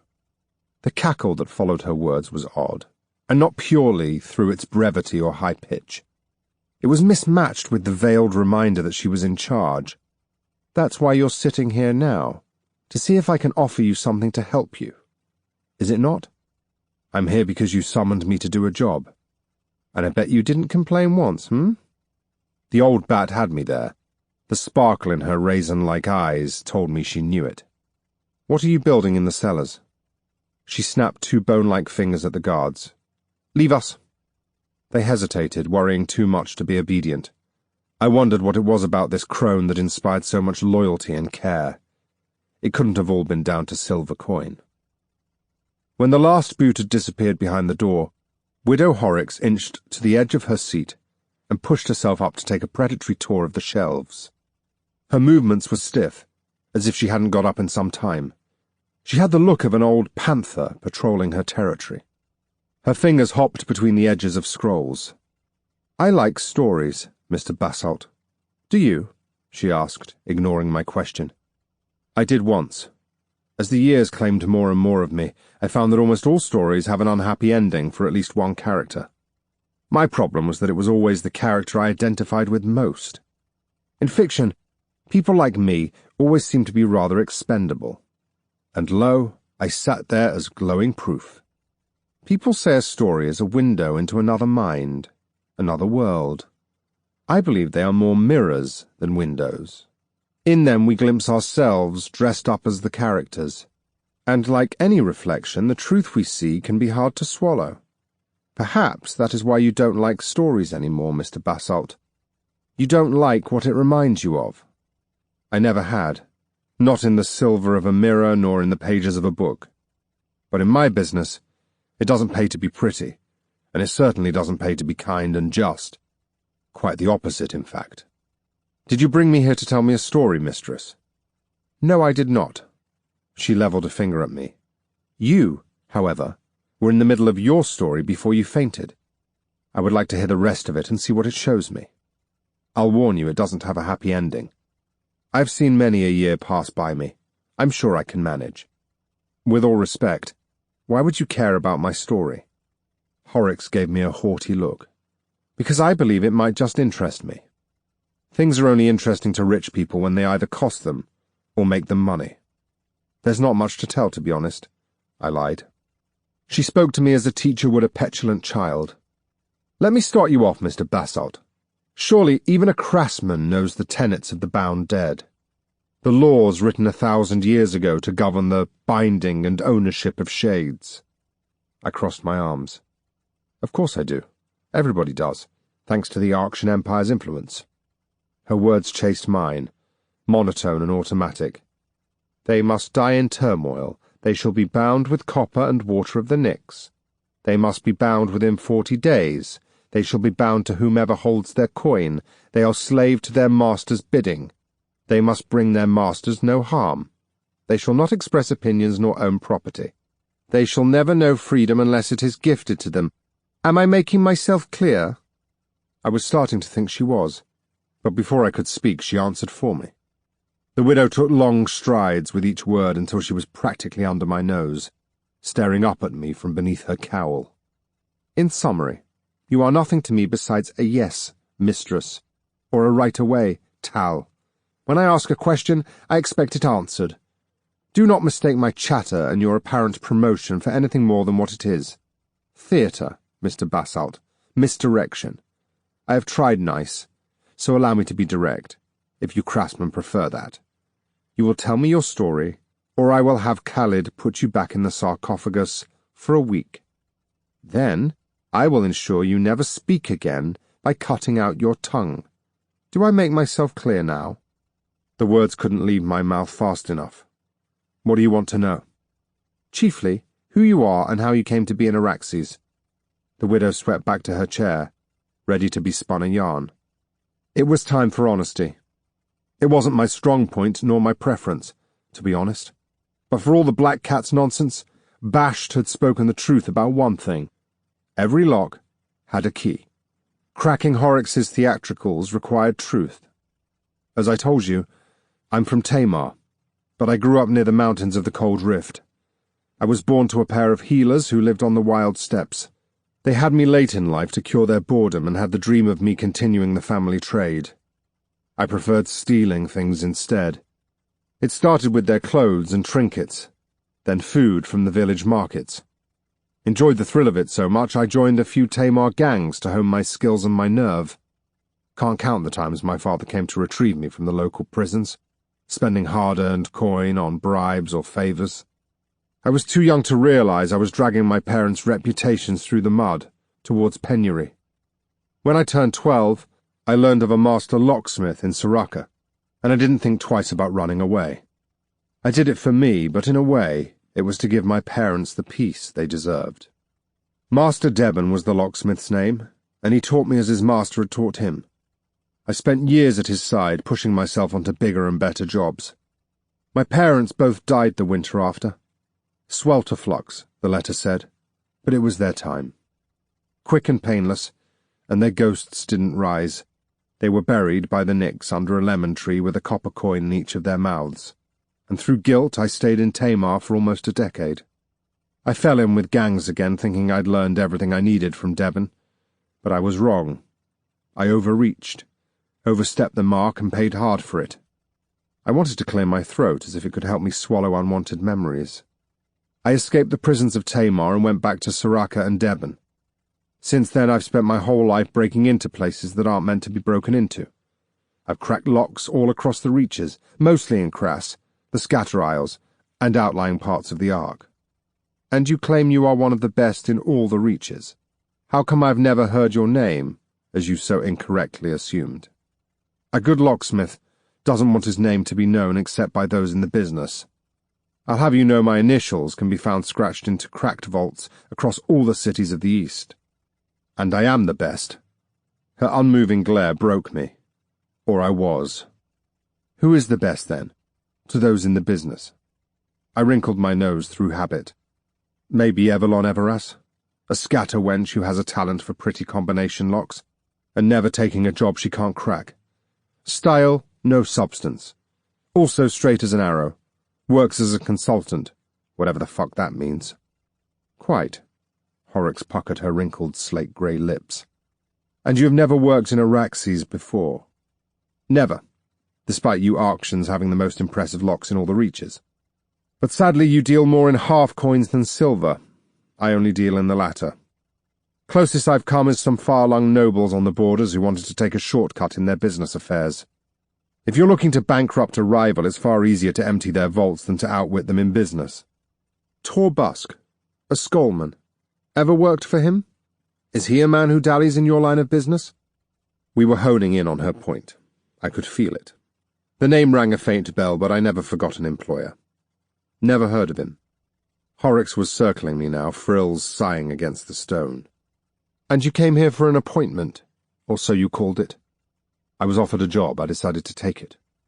Was there no work for you in Crass? Picked every lock, had you? Almost. Who offered you this job? I hadn't prepared a lie and it showed. I also like to keep my employers private.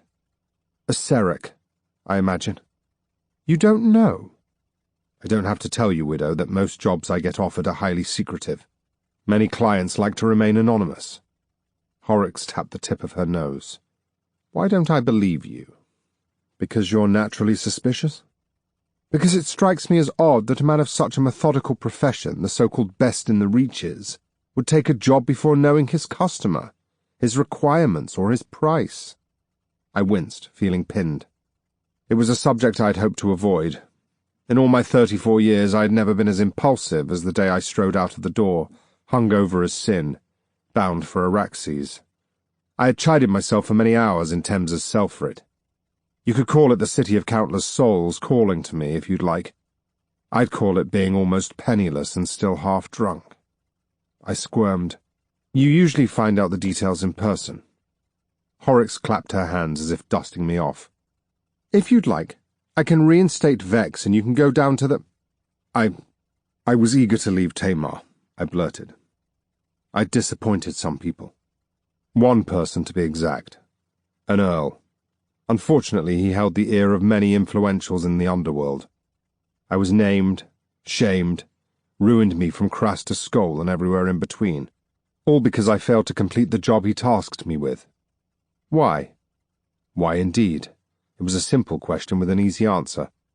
I stuck by my decision, no matter how much it had cursed me. Because it would have meant me dying. Have you ever heard of a deadlock, mistress?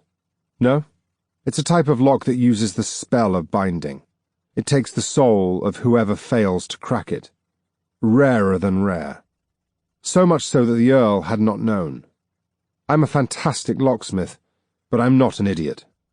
When I realized, the job was over. There was an argument with some of the Earl's men who had been the muscle, and that brought the house guards down on us. In the escape, several of them were caught and hacked down. One of the men just so happened to be the Earl's son, there to make sure father's money was being well spent. Instead, he spent thousands of silver ensuring I never worked again. I paused, gathering my thoughts. Usually I never talked this much unless I had a beer in my hand. Within a few months, soon enough I was out of funds and living in either a tavern or a hovel. I never did it for the money, just the challenge and thrill. I was down to my last coin when I found a papyrus scroll on my doorstep.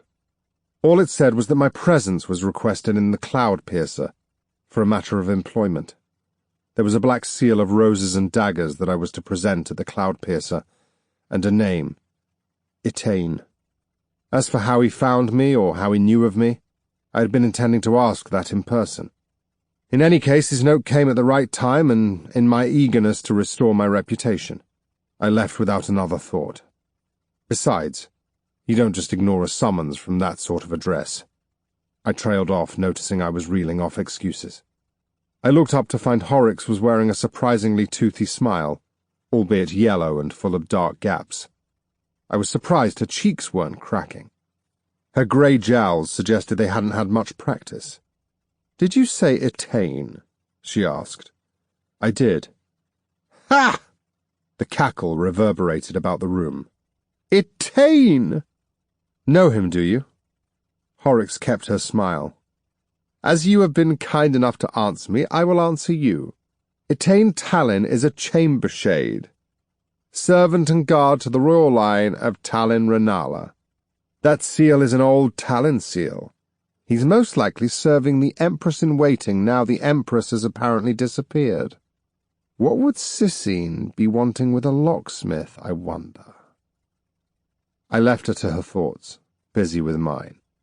The Empress-in-waiting wanted my services. I had expected nobility, but not royalty.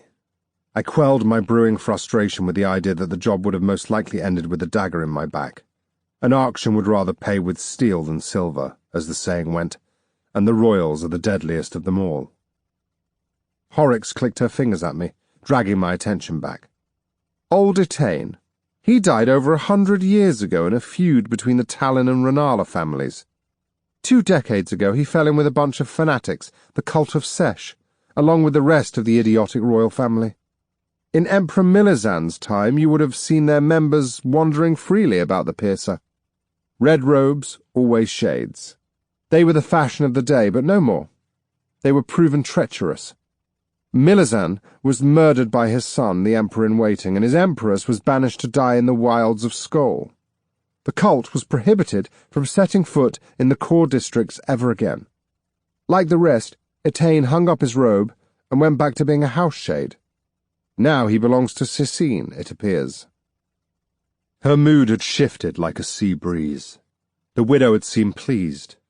Now she frowned deeply, though I hadn't the foggiest idea why. I was too preoccupied with her mention of fanatics to care. The word shrieked through my head like a guard whistle.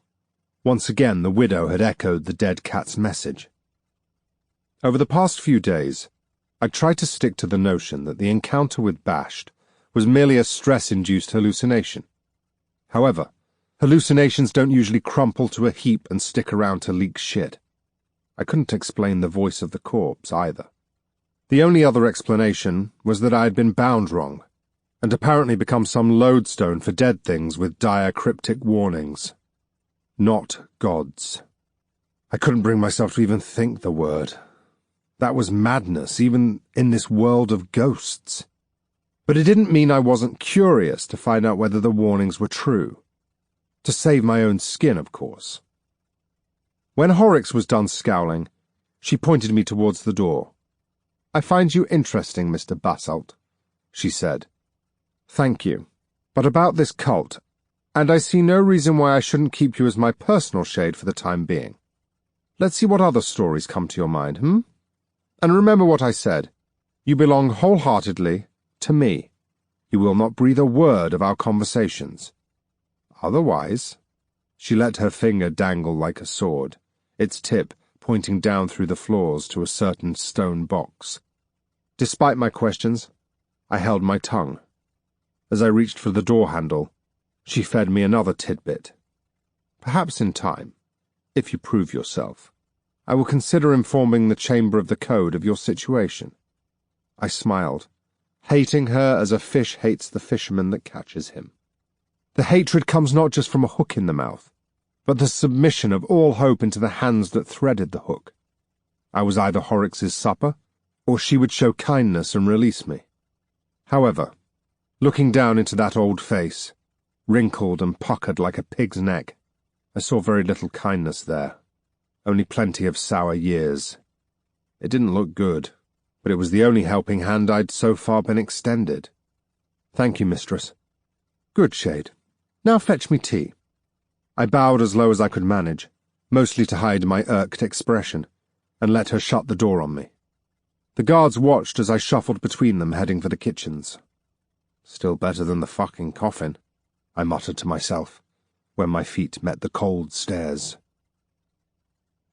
Vex was full of angry glares and mouthed insults. He stood on the other side of the vast kitchen, arms crossed and face all a scowl at me. At first I mouthed back gibberish, making him bob his head, questioning me silently. Then I moved so that a kitchen ghost was between us, and kept doing so until he danced just to look at me. Lastly, I simply stared, long and hard, while he got angrier and angrier. Toying with others' emotions is always good fun, especially when they can't lash out. I was disturbed from my amusement by a faint tap on the arm. The kitchen boy had finished constructing the elaborate lunch, and with a timid voice he explained it to me. Thin slices of cured quail and a heart of palm with sugared rose petals, fruit and honey with sour cumin yogurt, papyrus stems with vinegar and grains, honeyed dates, pomegranate tea, beer, warm as the mistress liked it, with a silver straw. I balanced the elaborate tray across my forearms as he loaded it, plate by delicious-looking plate. I was glad I couldn't smell the food. It would have taunted me even more. Before I made my way out into the dark corridors beyond the heat and hiss of the kitchens, I gave Vex one last look and a smile for good measure. If he'd had skin, it would have been flushing red. As it was, he'd taken on a purple hue. To the quiet rattle of silver cutlery, I padded across the stone. My eyes were fixed on the food, making sure none of the tea or beer spilled, or none of the dates rolled off their little plate. It was hard keeping the tray in the air, never mind level. I paused to readjust my grip, and a date decided to make a bid for freedom. It wheeled to the edge of the tray, colliding with my thumb. With the tray safely perched on a cabinet, I had the spare fingers for the date. It was a slippery bastard, drenched in honey that my vapours couldn't grasp at first. Once I had it pinched, I held it up to the light of the nearby hallway. I remembered these from life, and how their dried skin put up a brief fight before succumbing to a bite, all juicy and sticky beneath. I opened my mouth and let the fruit hover above my lips. All I longed for was the feel of it. Not the taste, just the space it would fill in my useless stomach. I wanted to know the very act of eating one last time. The date passed right through me, slower than falling, held back by my vapours, but surely. It dropped on the floor with a tap, and I regarded it like a turd on the marble. With a humph I set it back on the plate, dust and all, and wiped the tray with the end of my scarf. The part of loss that slices the deepest is that you never know which moments are the last until they've already been and gone. The last meal, the last kiss and such. What hurts is how it pales to the glorious finale you might have imagined. My last meal had been no mighty banquet, no roast pig and buttered apples, spiced carrots or sausage stew. My last meal had been a watered-down soup with a salty fish head in it. I remember staring at it, pondering the ugliness of things forced to live below the waves. My last kiss had been closely followed by a slap, not a sleepless night. My last night's sleep had been in a stinking hammock, not a feather bed. My last words had been, "Fuck it," not the poignant goodbye I'd never planned. And my last rutting? Far too expensive and far too long ago to bear thinking about. Shame always grinds a sharper edge onto a memory. Widow Horrocks would be taking lunch in her library, it seemed. The guards admitted me after much patting and poking of my smock and tray. She was back in her chair, a look of impatience on her wrinkles. "Set it down," she ordered. I did. "Not there." I moved it. "Now fetch the table. I don't eat from my lap like a commoner." The small table was brought over and placed in front of her chair. "Closer." The tray came next, and after a few cursory sniffs, she tucked in. I had expected a pinch more refinery from a towel like Horrocks. The Arctians are famed for their elaborate, though extremely private, balls and dinners. Manners were like keys or silver in Araxes. They got you places. And yet here was Widow Horrocks slurping down the strips of meat and pickled papyrus stems as if she hadn't eaten in a week.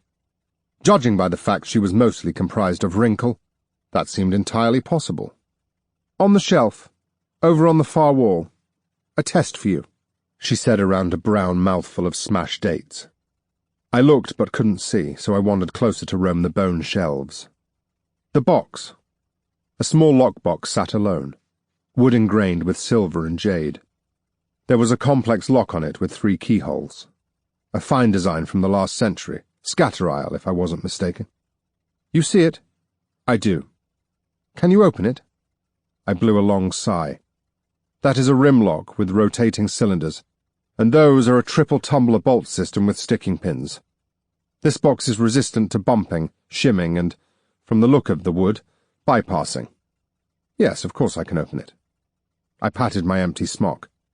But I don't have my tools. A good locksmith still needs his tools. She slurped at her thick beer through her straw. It chimed against her teeth. Then you fail the test.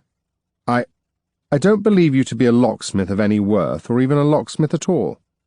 That set my jaw. I'd always been partial to a challenge, especially if it was to prove my worth. That was part of what had dragged me to Araxes. Some wise old barmaid had once told me it was something to do with my childhood, but beer she'd poured me had removed most of the detail from that night. I cast around looking for slim and slender things. The library was short on curios besides scrolls and candles. I'd hardly thought the widow would be happy with me breaking things. In the end, I turned to her tray and swiped several pieces of slender cutlery. She continued to chew, her eyes following me back to the box. The knife was thin enough, but the fork's tines were too closely spaced. Over the course of minutes, I managed to bend 2 until they snapped. Then I found a long pin in an old tapestry hanging in a niche, and angled it into a curve. Horrocks watched me throughout. With a grumble, I held the makeshift tools in finger and thumb and bent to stare into the lock. I swore my senses had diminished since dying, which was to be expected, I supposed. It wasn't just touch or smell. Closer objects were more blurred to me. Sound seemed more muffled, and echoes died on the first bounce. So it was that it took me some time to grasp the improvised tools correctly, and to hear the clicks of the pins as I gradually took their innocence, one at a time. Twice I had to start again, knocking the whole lock out of alignment. I bumbled like a fresh pick, and even though I doubted Horrocks knew a scrap about lock-picking, she almost certainly heard my muffled cursing. With a sharp turn of the fork tines, the first lock finally gave up. The second was trickier, and I had to bend the pin into several shapes before I heard the grate of the cylinders lining up. Another twist, and it too fell before me. The third lock took under a minute to prime the lock, and with the knife blade, I turned it open with a satisfying click. That is the sweetest sound to a man in my trade, sweeter than the cry of a firstborn child. I hadn't heard it since the ship. But the box was empty, and it made the thief in me feel just as hollow. It was like being punched in the groin straight after a romp beneath the sheets. I found something smug in the widow's smile when I turned to face her. She had finished with her food and now sat with steepled fingers. Her leavings could have fed a beggar for a week. I slammed the lid of the box. There, told you. It took you some time. Test me on something bigger if you like, you'll soon see. Tasting my old life had me thirsting for more. I wondered what use Horrocks had for a locksmith, besides the usual Arctian ambition, and whether it had anything to do with her cellars. Perhaps I shall, but not today. We've talked enough and I've grown bored of you. Clean up these scraps, then clean my rooms. You'd best be as good with a polishing cloth as you are with fork tines and pins, Mr. Basalt. Yes, mistress, I said with another low bow. I could play the chamber shade while she tested me. That, in a small way, was progress. The widow departed into an adjoining room with a snigger. You crass always look like you're trying to sniff your backsides when you bow.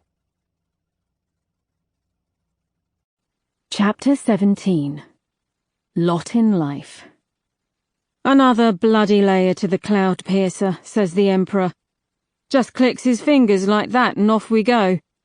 He thinks that an endless dead workforce means you can build endlessly, but he don't know the work it means for us that still breathe and beat.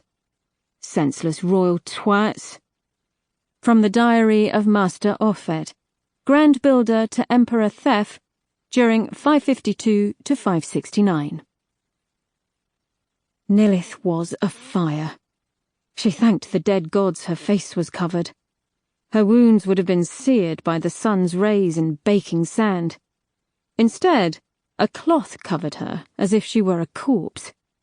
It had been damp in the morning, but now it was dry as papyrus. The day was hot, but dark for her. Even movement and sound caused her to flinch. She winced behind her wrappings at every shout. Whatever footfalls came near, she had to wrestle her heart back down her throat. At least the fear kept her mind off the pain. Her head throbbed chronically. Her knuckles were raw and hot where she had tumbled. Her face was still a mass of cuts and bruises, and now it was pasted in grit. Her throat felt like a desert cave. "Get her up!" There it was, the shout she had been dreading. Sunlight blinded her as a silhouette dragged the cloth from her face. She was seized by the bonds around her wrists and waist. She scraped along the scorching black sand, finding new pains with every tug. Blinking hard, she tried to get her bearings. The day was cloudless. The tall stones around them looked like glass chambers filled with a dark smoke. In her dizziness, she swore she saw their surfaces moving. Krona was sitting astride a black horse, a sword across her lap, and fresh ash on her face. She was still wearing Nilith's leather jacket. The rest of the ghouls were spread out behind her on their own horses, big, burly mountain creatures. A few sat atop green scarab beetles, each as tall as the stallions. Their pockmarked carapaces shone in the light, and where the sun caught an edge, the green took on a rainbow hue like oil on a puddle. The insects burbled away to themselves behind their gnarled mouths and pincers. Anoish still held Pharazar's body on his back and was tethered beside a man with a thick bandage round one side of his head. At the back of the group, a train of little ghosts glowed faintly in the sunlight. Half of them wore rough smocks, the rest were naked. One tall ghost stood at their end, looking as doleful as his charges. Pharazar. Krona poked Nilith with her riding whip. "Recognize this?" She dangled a copper coin on a chain from her dirty fingers. "I should thank you, eh? It'll save me some silver at the Nixwell." Nilith snarled and struggled as best she could. It amounted to a great deal of wheezing and more pain. "Tie her up, eh?" Rough rope was thrust between her wrists and tied to a horse and rider. She looked up to find a grim man with one white eye nodding at her. "I want to be at our Batway by sunset, understand?" Krona shouted to her gang. In the light, Nilith could see there were almost 30 of them. A dull moan rose and fell like a bored wind. "Away!" The ghouls moved off, and Nilith was yanked into a stumbling walk. She felt like a jellyfish stranded on the whitewashed beaches, all wobbly and transparent. She found a rhythm and an angle that hurt the least, and by the time they started to climb to the crater's lip, she felt almost alive again. Nilith didn't know whether it was the beldam's good luck or the dead gods smiling, but she thanked both repeatedly for the blessing that Krona hadn't taken her life. For a moment, she thought about trading it to be rid of the pain, but the notion was fleeting, followed swiftly by a shudder. The crass in her cursed such an idea. Hers were a stubborn people. It was one of the reasons the Ark had yet to swallow her lands. It was a place where old traditions and customs lived on, where religion was not a madness, where nobles were born of silver and family, not the number of dead they owned. It was a place where if something was started, it was finished. She would not give up. Not yet. As the ghouls made it over the edge of the crater, Nilith looked down at their zigzag path and the country far below it. The dune plains looked foreign compared to the long sands they had left behind. Orange, green, and silver blue, The spread of sand held no single colour from the fire spar to the horizon. Where the dunes didn't rain, scrubland and white salt flats stretched for miles. Dark flecks of nomad caravans, soul trains, and flocks of ostriches kicked up plumes of dust. At the bottom of the fire spar's slopes, where the foothills gradually turned to sand, a small town had made camp over a thin black scratch in the desert. Faint roads led away from the town in various directions. They were quick to fade into the ever-changing terrains of the dune plains. Where the sky met the earth, there was a smudge. It could have been cloud or heat haze, but Nilith saw it as Araxes. It must have been the city, or the outsprawls at the very least, but the more she squinted and strained, the more her head pounded. The rope tugged at her, and she jolted forwards, almost falling. "Keep fucking moving," grunted the rider, spitting something black at her feet. The morning passed much the same way, with her falling behind and being sharply tugged along. As the hours passed and the path stretched, the tugging became more frequent, until she was almost being dragged rather than walked. She could have cheered when Krona called for a stop and for water to be passed around. Nilith was given just a sip, but to her it felt like plunging her face into an ocean. She swilled the water around her dusty mouth, soaking the grit out of the cuts and cracks. The rest was short-lived, but it sustained her for the next few hours of descent. The mountain's shoulder kept most of the heat at bay until late morning, when the fiery orb conquered the spires of the volcano. The northern slopes were more cratered, as if the rock beneath had either sunk or had blown forth towards the distant sea. By the look of the huge pock-marked and smoke-black boulders that decorated the slopes, the latter was more likely. The fire spar had an old reputation for violence. Her minder was silent throughout the journey. Every now and again, Krona would leer over her shoulder at Nilith and say something to the milky-eyed man in a foreign tongue. He would only reply in grunts, no words. Nilith held her silence. She didn't imagine she would be able to speak.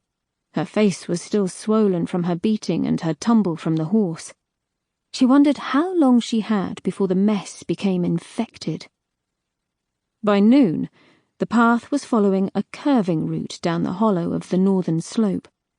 The going was kinder here, and Nilith could lean back to let her heels slide in the charcoal gravel.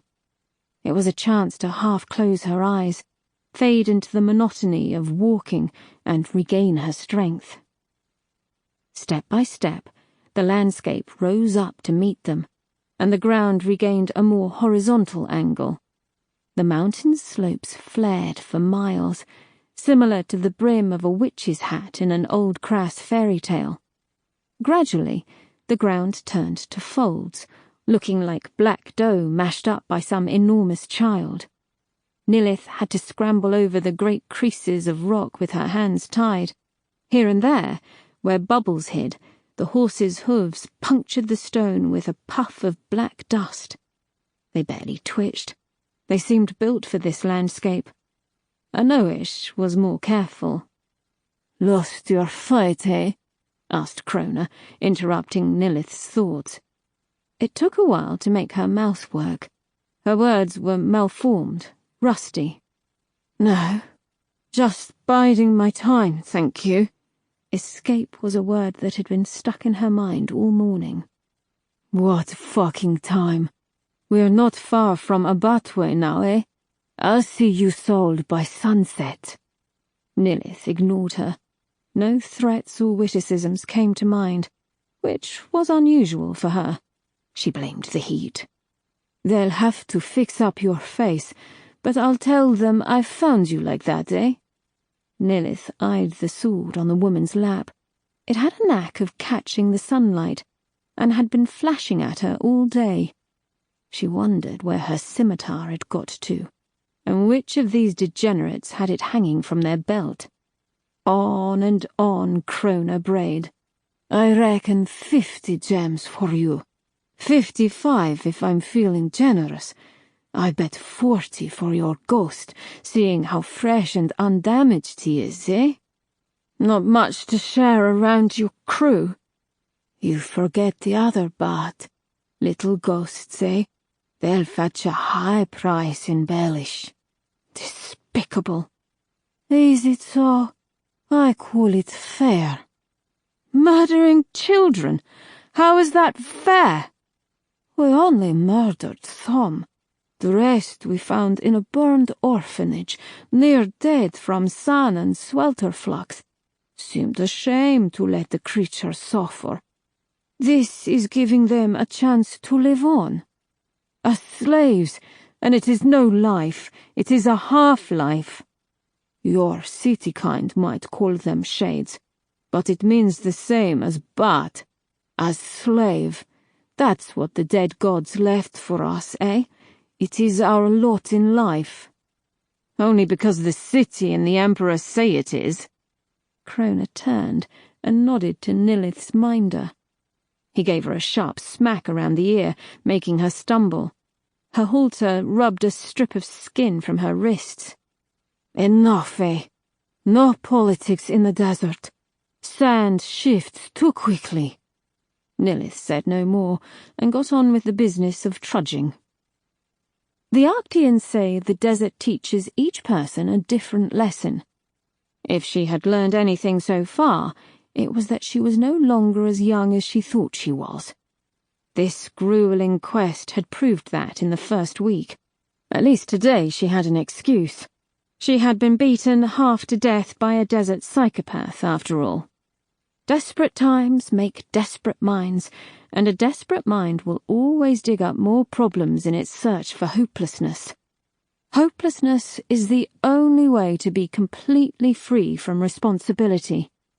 Age was not the issue here. This was about the ill wills of unscrupulous folk. Wherever there are no laws or no strength to uphold them, lawlessness will flourish. Evil will abound, she thought. It was a simple and universal truth, and in its inexorability, chilling. Arbatway started as a pale smear in the distance. Within a few hours of toil, it became a sprawl of dome-shaped houses and a great wooden structure built over the crack that ran through the countryside. The ghouls followed it, but kept at a respectful distance. Nilith could only see a dark rift, and heard no trickle of water over the scuff of hooves and jolting of her bones, but she knew the Nyx when she saw it.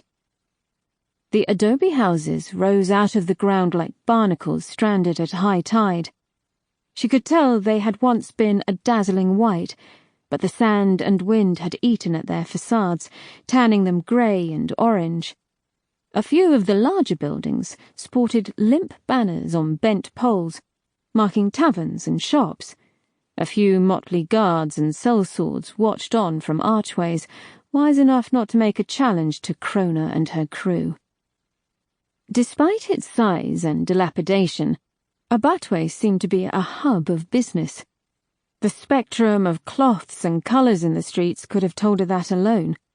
Though the sun was starting to sink, trade was still proceeding at stalls and in small squares between the buildings. People in dusty smocks and cotton rags browsed merchants' tables full of sparkles, colours, or billowing smoke. Nilith tasted spices and meat in the air, and her stomach twisted in jealousy. Crona halted her ghouls by a fence of bone-white wood and chose 4 to accompany her. Anoish, Farazar, and the train of little ghosts were brought up, and Nilith was tied at their end. The horse nuzzled at her as he moved past, and she ran a hand over his nose. The rat man cracked his switch, cutting a red line across the beast's flank. "'Nough of that!" Nilith cupped a hand to her ear, nodding at his grimy bandages. "Pardon?" He blew spit through puffed cheeks and puckered lips. "Lucky you're being sold, you cunt! I'd have carved bits off." Crona clapped her hands. "Enough, Chabad. You had your chance to wet your cock, and she bit your ear off. Stay quiet if you want to come along, eh? She led them deep into the town, to the fervent bustle of a central bazaar. The ghouls were immediately mobbed by buyers and sellers. Nilith was pawed and poked at. Pipe smoke was blown in her face. People tapped at her arms and chatted prices in languages she had never heard. Anoish whinnied behind her as unsolicited inspections were made. She bared her teeth and hissed. Krona raised her sword and rested it on her shoulder. A space around her small convoy immediately opened up, and they moved on unbothered.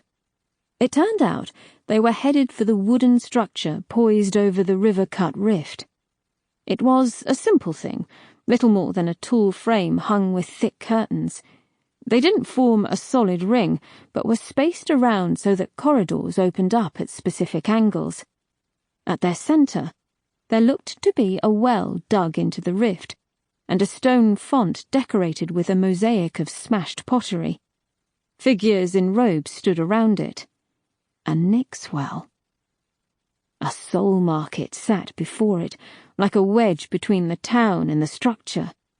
The tents of caravans and soul trains were camped around the edges of the space. At the edge of the Nyx well, there was a large hut roofed with palm fronds. Hooded figures awaited around the smoke of a small brazier. Chains dangled from their belts. A bald man in a leather jerkin sat on a stool, heating up a variety of brands. Around the hut, a score of tables had been placed in a semicircle. Some looked official, while others were being used as footstools for slumbering soul traders. A handful of unsold ghosts and town guards slumped about, looking the paragons of boredom. Krona chose one of the shabbier traders.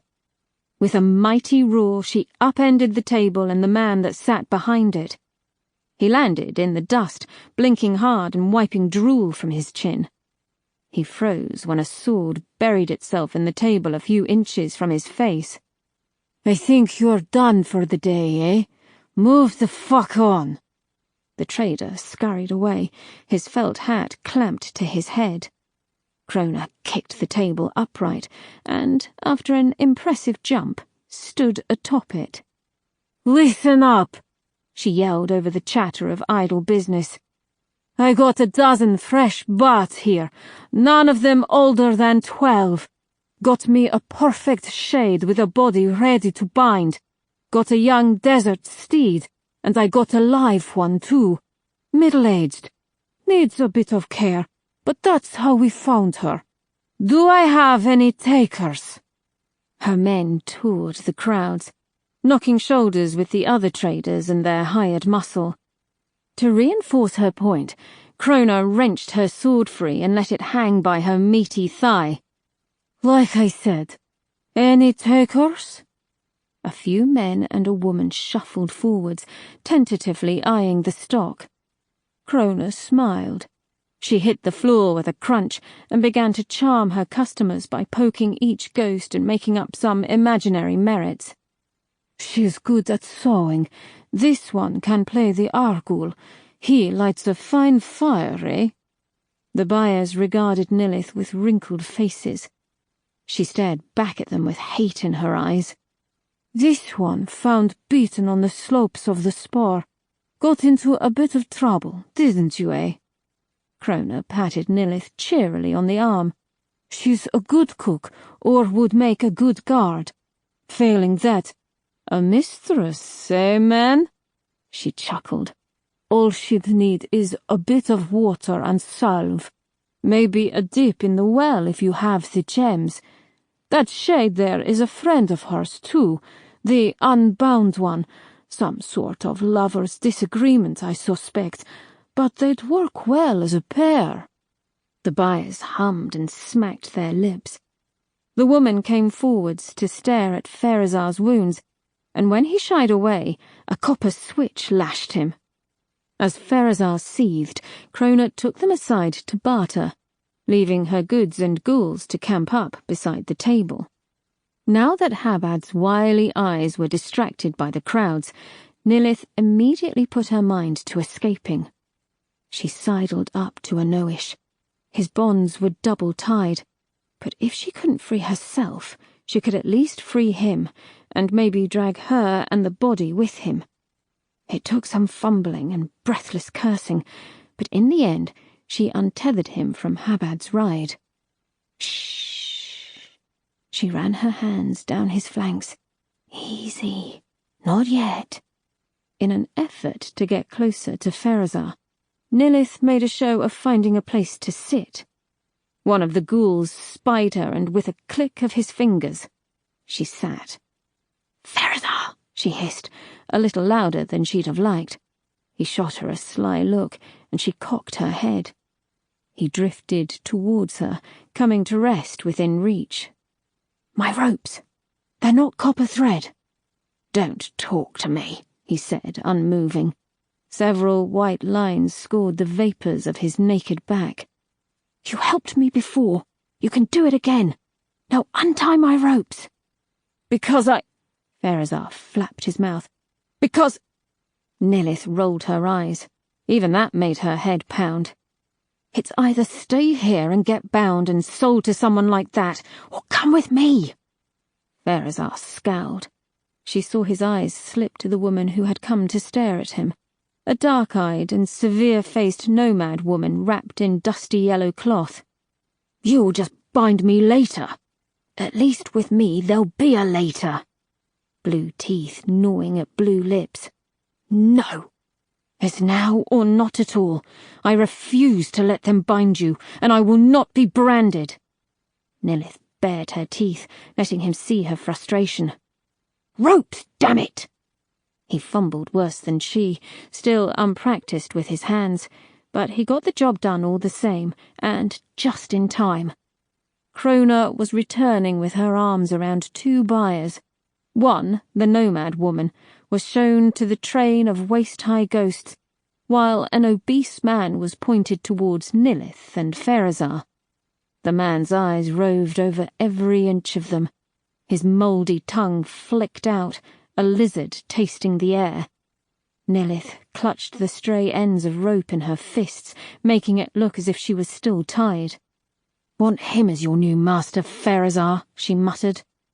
"You drive a hard bargain, Master Glebe," Krona was saying. "But I'll relent. Let's fix her up and then you can decide. Be cheaper than a binding, given the rise in Nixwater prices, eh?" Krona hauled Nilith up by the scruff of the neck and marched her towards the structure. A man in a grey robe, a Nixite by her guess, met them at the steps to the font. Nilith struggled fiercely, expecting a quick knife to the back of the skull and a dunk in the water. Perhaps this man preferred his slaves alive after all. "What will it be?" asked the Nixite. Krona surprised her. "Healing." Struggling no less at the word, Nilith was pushed up the steps and shown to the font, lined with an array of assorted pottery shards. They looked like panes of coloured sugar, arranged to show only a thin white line of grout.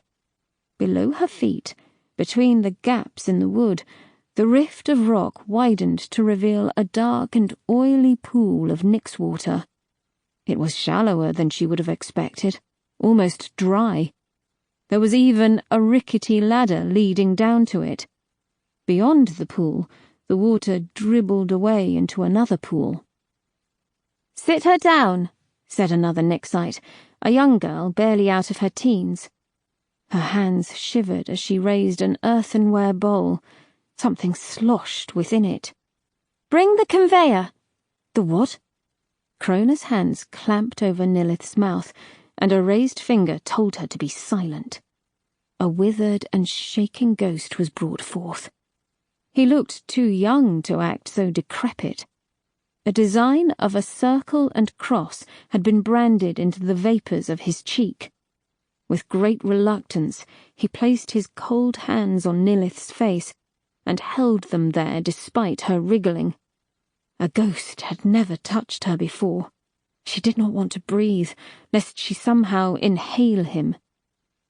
After the solid clink of gems landing in a pan, The water was forced into her mouth, foul and bitter.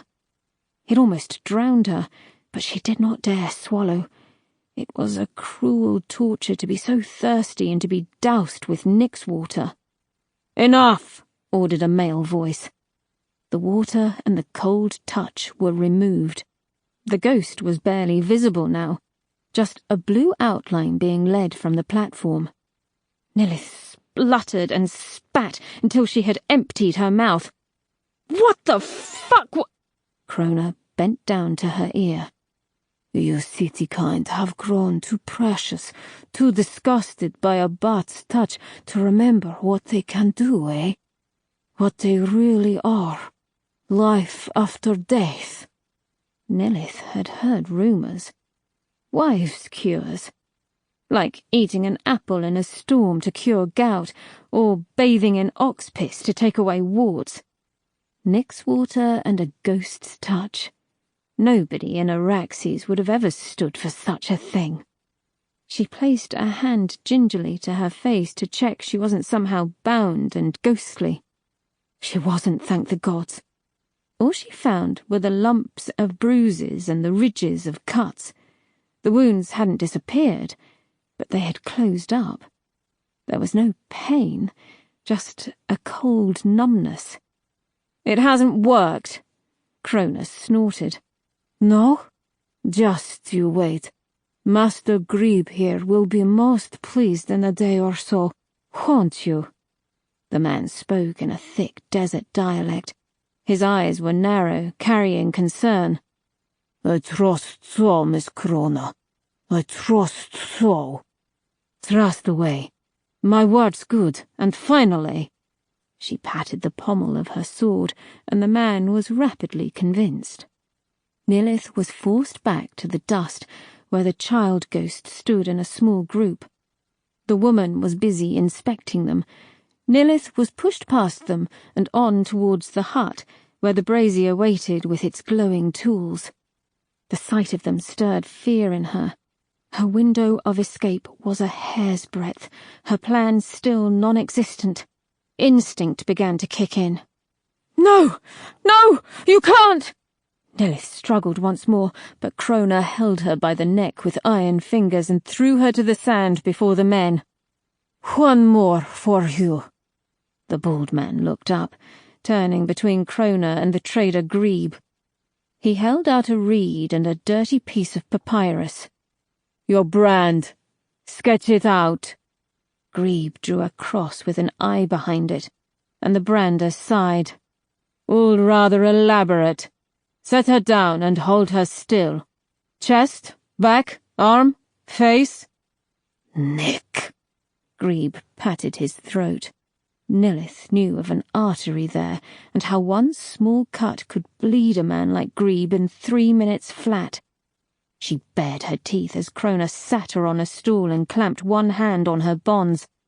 With the other, she wrenched Nilith's head to the side, exposing the sweaty flesh of her neck. It took all Nilith's nerve to sit still and wait for her moment while the man chose his brands. He brought them from the fire, glowing at their tips, and scraped a shower of sparks on the sand. The brander looked to Krona. "Got her? Live ones tend to squirm."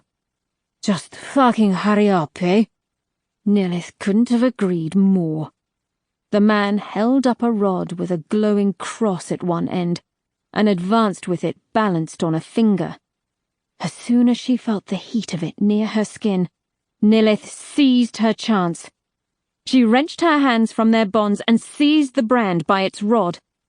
Without pause, she pulled it towards her, aiming to ram it up into Krona's face just below the eye.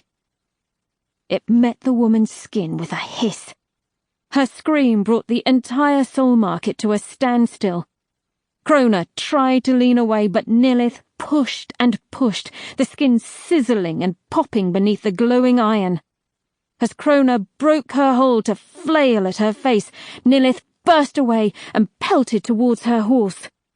Krona screeched like a gutted cat behind her, but it gave her no guilt to grin as she ran.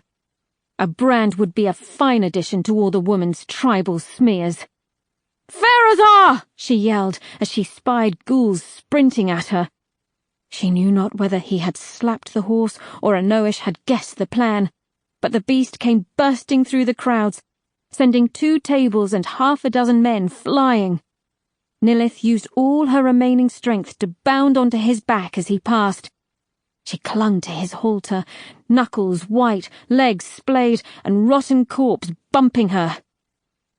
"Go!" she cried, though she needn't have bothered. Anoish was just as keen on freedom and was currently using his hooves and barrel-like chest to drive the quickest path for the open desert. Behind them, Pharazah was dragged along like an anchor, bashing people aside and promising retribution at the top of his lungs. Before she was whisked into the streets, Nilith spared a glance for Crona, still writhing and screaming in the sand, ghouls hovering around her. Her hands were clamped to her face, and the brand lay smoking beside her, turning the earth black. Nilith found the time and saliva to spit in her direction. Anoish did her proud, and with the help of shock and local stupidity, they managed to break free of Arbatway's crowds with nobody in pursuit. Nilith kept him following the rift, with his nose pointed towards the shadow in the north, where brushstrokes of clouds lingered. In the evening light they had taken on an orange tinge, like great beacons of war. Nilith stared at them, and them only, imagining the city behind them. It was the sum of all she could bear to think about. Not the pain, not the fear of Crona giving chase, not even the elation of escape. Just a simple direction. All else could come later. Chapter 18. Invitations. The orphanage, as I suspected, was no more than a front for a soul-stealing operation for the murdering, binding, and sale of child shades to Scatterisle princes. They have a strange taste for young half-lives, and judging by the number we found alive, dead or bound, quite a thirst too. You will be pleased to know I delivered the Emperor's justice to the ringleader on the orphanage steps. The others have been clapped in irons and await judgment at your leisure, Chamberlain. Report from Scrutinizer Hellers to Chamberlain Rebene in year 1000. Comedy had always depressed Cecine. Romance never failed to bore her. Even epics left her cold. But tragedy, now that was a form of theatre to be respected. Tragedy was one of the world's only constants. Unseen drums hammered out a low thunder as the bald woman on stage reached up for an apple dangling from a silver tree. The light caught the sweat on her dark skin, betraying how much she quivered with effort. An arrow was taped to her thigh. Smears of red paint decorated her to the knee. The Song of Sapphet was one of loss, murder, betrayal, and greed. A tale whose chief concept was that nobody learns from their mistakes. And here was Sapphet herself, doing very well at not learning as she reached for a poisoned fruit. A gasp spread around the amphitheatre as there came a snap of a branch. Sapphet clutched the apple close to her chest, raising her eyes to the sun to stare at Oshirim. At that moment, cymbals crashed, and water rained down onto the stage. The stone bruised wherever it fell. Sapphet stretched high, defying the gods by showing them the apple. A dark smoke began to curl around the pillars of the stage. Lamps flashed as lightning struck. With a roar, she tore a bite from the apple and chewed it proudly, juice and morsels spraying with the rain. The drums stopped dead. The stage went dark, but for a narrow beam of light in which Sapphet stood, holding her heart and throat. She fell like an axe-bitten tree, landing limp as a doll in utter execution of her art. The applause roared as the audience got to its feet. The Empress-in-waiting stood with them, clapping the back of her hands gently. There was entertainment in watching others fail, but also in the knowledge that one could simply look on from afar, untouched, and imagine oneself succeeding where the Sapphids of the world failed. Cecine smiled broadly. She was definitely no Sapphid. There was a woman who was too controlled by her emotion and greed. Cecine had those in abundance, but she also had buckets of restraint. And cunning. And Etain to mop up her mistakes, if somehow she ever made one. Speaking of the dolt, he appeared, as she waved away the shades that had been wafting ostrich feather fans to cool her. She sniffed at him. "There you are." He bowed shallowly. "I've been hard at work, Princess." "You'd better have. Come." Cecine beckoned to the shades gathered at the edges of her balcony, and they rushed forward to lift her velvet couch into the air. Etain trailing behind, she led him to the hall where drinking and wandering from table to table being adored and flattered were the post-theatre entertainment. Araxes bred such sycophants, but it did wonders for the ego.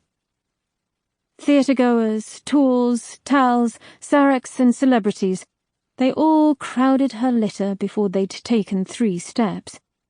Her royal guard kept them at a safe distance as she smiled down at them all. Cecine did not move from her couch, for she was above them, literally and socially, and she liked it that way. It took the presence of the Emperor or Empress to bend her knee, and both were absent. "My Empress-in-waiting!" cried a voice. A man she half recognized struggled through the crowd to match her litter's pace. It looked as if he were drowning in a river of rainbow silks and gold hats, crying out whenever he came up for breath. He had the dark swirls of official tattoos on his neck and hands, and wore formal black silks. Her guards fended him off, but he held up 2 hands and clasped them. "Please, a word with you, if I may, Highness. I am from the Chamber of the Code, High Chamberlain Rebene." Cecine looked around, noting the saraks in the crowd watching on. The mention of the chamber had pricked their ears. "Guards, allow him to pass."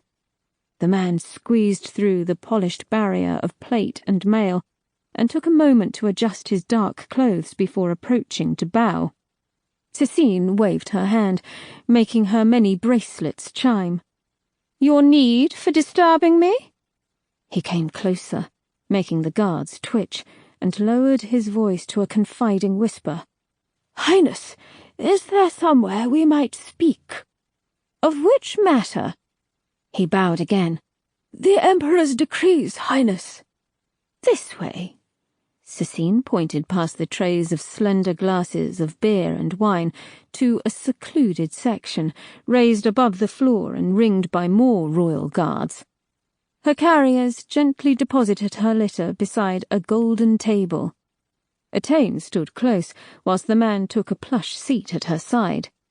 He seemed unused to a perch so soft and yielding. He had trouble remaining upright. "Speak, sir."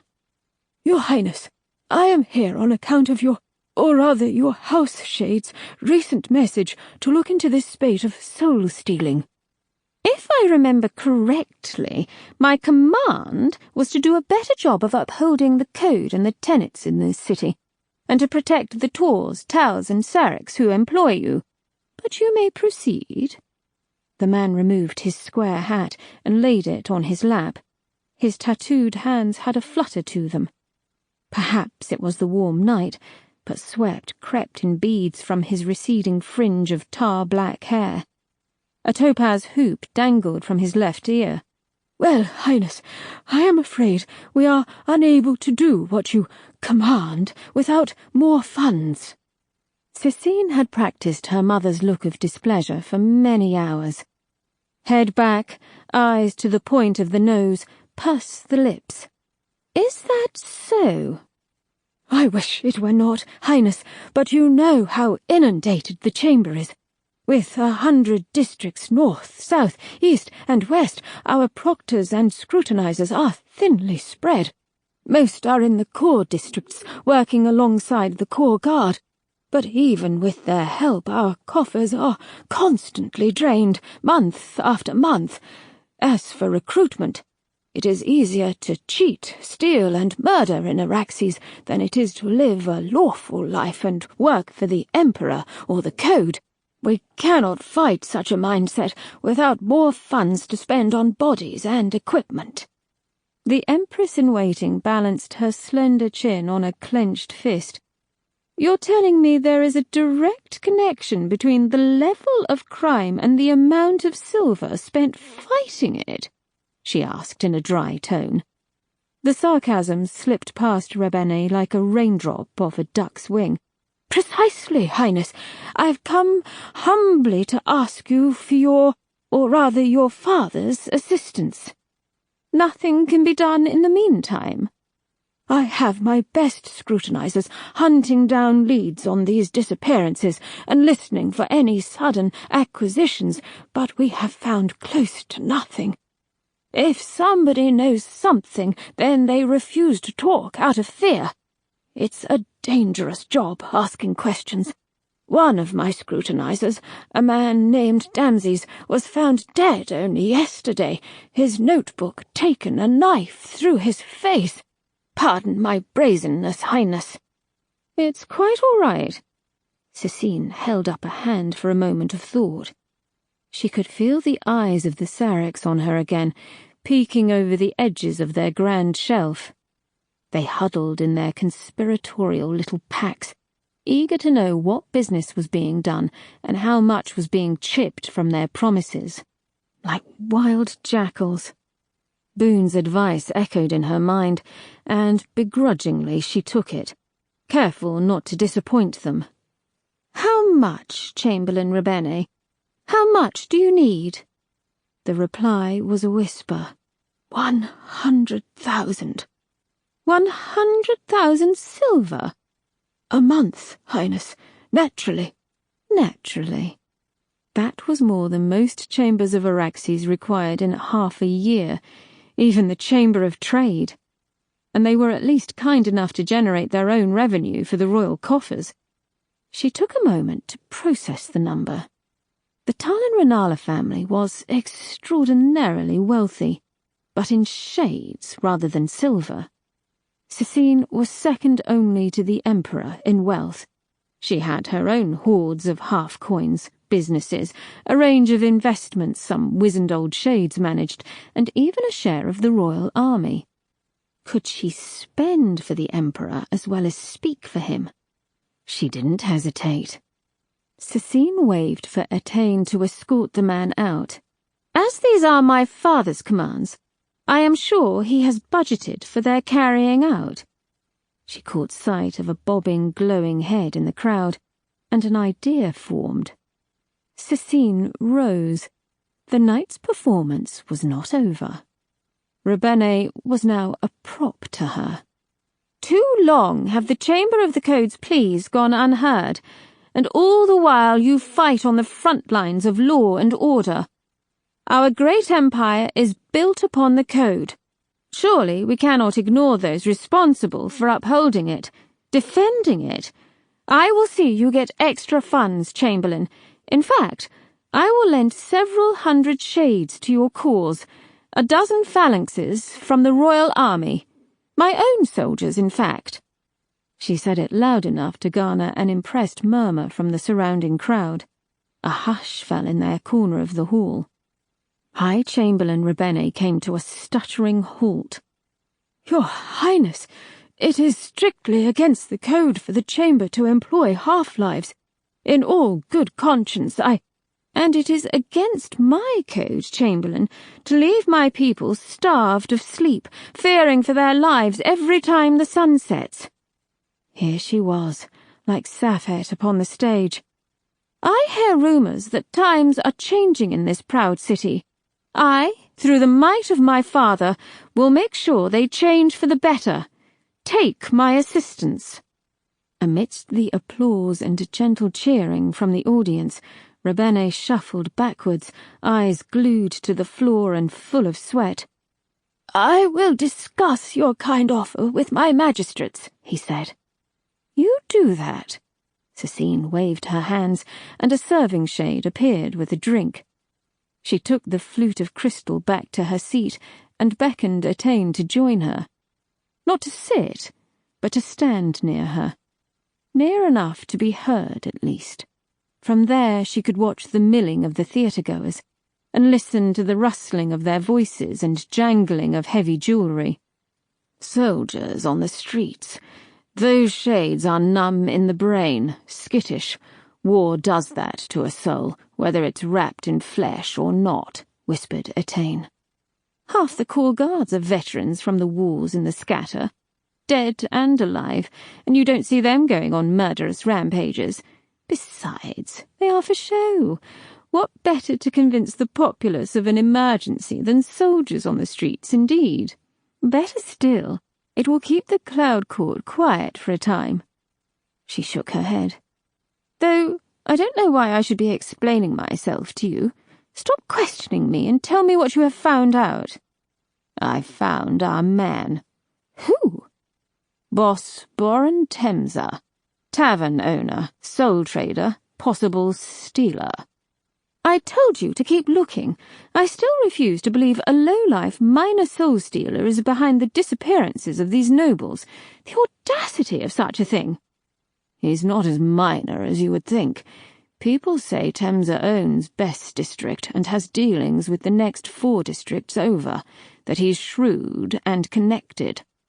I followed him most of yesterday. He has wagons coming in and out the arse end of his tavern day and night. It's likely he has both the resources and the metal, your magnificence. I still gave you a command. Atane sighed. It would have been a waste of time, if you don't mind me saying so. You mind your tongue, half-life, she hissed. Temza also has a shade in his employ, a man I used to know named Danib, a shade far older than me. Died back in the year 500 and something down in Bellish, waging a one-man war against the local populace. Used to call him Ironjaw back then. Sounds like a barbarian. He was, at least before he met the cult. They freed him for a time, until a few decades ago he sold his coin back into indenturement to work for the likes of Temza. Almost unheard of, but I guess there's not much killing to be done in the cult. He's been whetting his sword ever since. Cecine would have spat were she not being watched by the elite of Araxes. Huh! Lies! The foul fanatics know more about backstabbing than any Arctian royal. They seduced my grandfather, poisoned my family. I will not have them spoken of.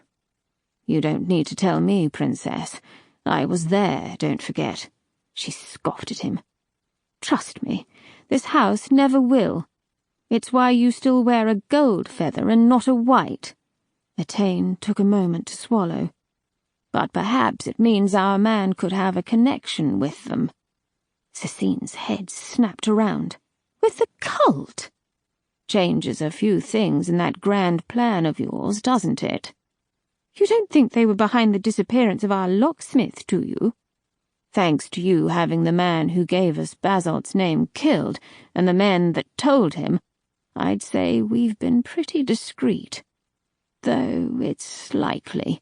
They have sharp ears, and I still haven't found a trace of Basalt. Devious fiends! Cecine quashed her anger with a sip of frosty spirit, sweet with fruit juices. She let the sting of it linger in her mouth. So? She tutted. Invite him. I will gauge the man, see what he knows, what his intentions are. Atane shook his head. You expect truth and allegiance from a low-life soul-stealer. You should know better than anyone, Atane, that I spent my formative years ignoring the scrolls my tutors said I should read. Instead, I spent my time reading people. This man is ambitious for a reason. I will find out what that reason is. Then I will bring him under my wing and maneuver him in certain directions. Against the cult, if needed. In any case, he may be able to bring about the chaos and fear I need to drag my father from his vault. And here I was thinking I did the dirty work. Cecine snorted. Now you can do the messenger's work. Go speak to this Boran Temsa. First thing tomorrow. Would it not be wiser to send first thing tomorrow? Aye. In the meanwhile, I shall have another glass. The empty flute dangled between her finger and thumb. As you wish, princess. Were you born thick as donkey shite, or did you pick it up along the way? Boss, Boran Temsa slapped the man hard across the face, making him whimper. Fucking moron, can't even speak properly. Temsa hobbled away, wiping his hands with a silk kerchief. He stopped beneath a grate in the ceiling and stared up into the shaft of white sunlight.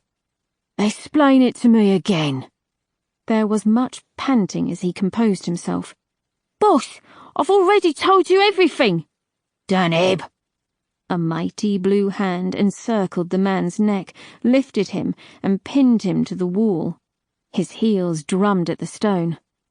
All right, he wheezed. Temsa nodded, and Daneb threw him across the cellar. He came to a snivelling halt at Annie's feet. She spat on him before kicking him away. Speak, Omat. He drew himself up with hands splayed, as though Temsa had an arrow nocked and trained on him. All right. I was in the Jackal's Hall with Pamek and a couple of the other lads a few days ago now. We were talking about nothing, just rumours of the Nixwell drying up and Abishem's girls down the road. You'd just paid us, see? He paused to swallow. I noticed this man sitting near us, smiling every time I caught his eye. Said he worked on the docks for the soul ships that take the shade armies out to the scatter. Said more and more were going out each day. Then he told us about a legion of the Emperor's soldiers that had just returned from Arras. If they were flesh, they would have been in ribbons, he said. Covered in white wounds where copper had gouged them, he said. Temsa waved his hand in a rotary fashion. So we keep talking. He buys us drinks, asks us what we do. He smacked his lips. I swear we never said no names, just told him how we worked as guards for an up-and-coming tour. That's what we and the lads call you, boss. No names. Said you'd just made a good takeover. Not me. Pam said it like that, so we all laughed. He did too, and so it went. By the end of the night, he kept asking whether you had a job for him. Maybe as a house guard. We thought he was joking. I hung back to give him the name of the slab and what to say. Then he says, thanks, whispers something real smug and walks off. I get the suspicions and grab him by the arm, and the fucker pulls a knife. I hit him, he hits me. I get out my steel and put it through his teeth. Choked him on it. I checked him for stuff, as you do, and see all these smart tattoos. Then I find this scroll of notes and names. Mine was on it. Like I said, he had a ring on a chain, too. Some glyph of a woman with scales and a star. The dead goddess of justice, smash at. Yeah, her. Temsa stalked across the floor, taking his time. His steps a musical clatter of boot, cane, and copper claws. Omat was quivering by the time his shadow fell over him. Thank you for that tale. I just needed to hear it once more to know somebody was capable of being that stupid. Temsa brought his face close. Annie placed a hand on the man's shoulder. Do you know what a ring with the goddess of justice on it means? Omat shook his head. It means you knifed a Chamber of the Code scrutinizer, you cretinous cunt! I didn't know he had it on him! Temsa stamped his left leg onto the man's sandaled foot. He screamed noiselessly, face frozen in pain. Blood pooled around his foot. Have you ever seen the inside of the Chamber of the Code, Omat? I didn't think so. There are stacks of scrolls and papyrus sheets so high they had to knock out 2 floors above the hall, stacks so high that if the chamber ever opened its doors, mountaineers would flood from across the reaches to climb them. Complaints, claims, letters, cases, all piled up for eventual review. It takes years for them to migrate across the hall. They say people die in there when a stack collapses, which sometimes they do, only to be found days later. Temza withdrew his claw. And do you know the only thing that can move a case up the stacks faster than anything, Omat? No, said a quivering voice below him. Temza was looking at Annie. The death of one of the chamber's own. It's like if somebody murdered one of your lads. You'd want a piece, correct? Sharpish, right? Yes. Temza raised his hands. There you have it. Now, thanks to you, good old High Chamberlain Rebene might come looking for a piece of me, put me in irons and take me to the Chamber of Punishment. Right now, he doesn't have a shred of proof, but just imagine what would happen if he found out I was blackmailing a banker's son and sigil, huh? Just imagine. Shit would go down, boss, said Annie. It would, Miss Jexibel. With great intensity. He strode away, leaving Omat to paw at his bloody foot and wonder whether it was the last wound he'd received that night. Temza had already decided for him, but he wanted to wait. A bit of grovelling never failed to brighten his day. He picked at his manicured nails. Please, boss, I didn't know. I was trying to protect you. Really? Because it looks to me like you were endangering everything I've worked for so far. Omat began to shuffle across the stone, wiping snot from his nose. Please, I'll do anything. I'll work harder. I'll keep my mouth shut. I'll keep my ears sharp and my blades sharper. I promise. Annie, if you please. The woman took a moment to smile before grabbing Omat by the collar and throwing him against the cellar wall. A humongous axe chased him, striking him in the neck. As the echoes of the almighty clang died away, the body fell, but the head stayed put atop the embedded axe blade. Omat's eyes still whirled about their sockets, his mouth gasping like a fish plucked from the water. His last moments, though drawn out, ebbed away with the blood pouring down the wall. Annie wrenched her axe free of the sandstone, and the head tumbled to join its body. She thumbed the red blade. "Fucking Omat. We'll have to sharpen that now," she said with a tut. Temza sighed as he reached another kerchief for his foot. "Well, if you will choose to be dramatic, you have to suffer the consequences." Annie nodded sagely. "I suppose. Bind the body and have him sold cheap. He can still be a labourer in the southern mines.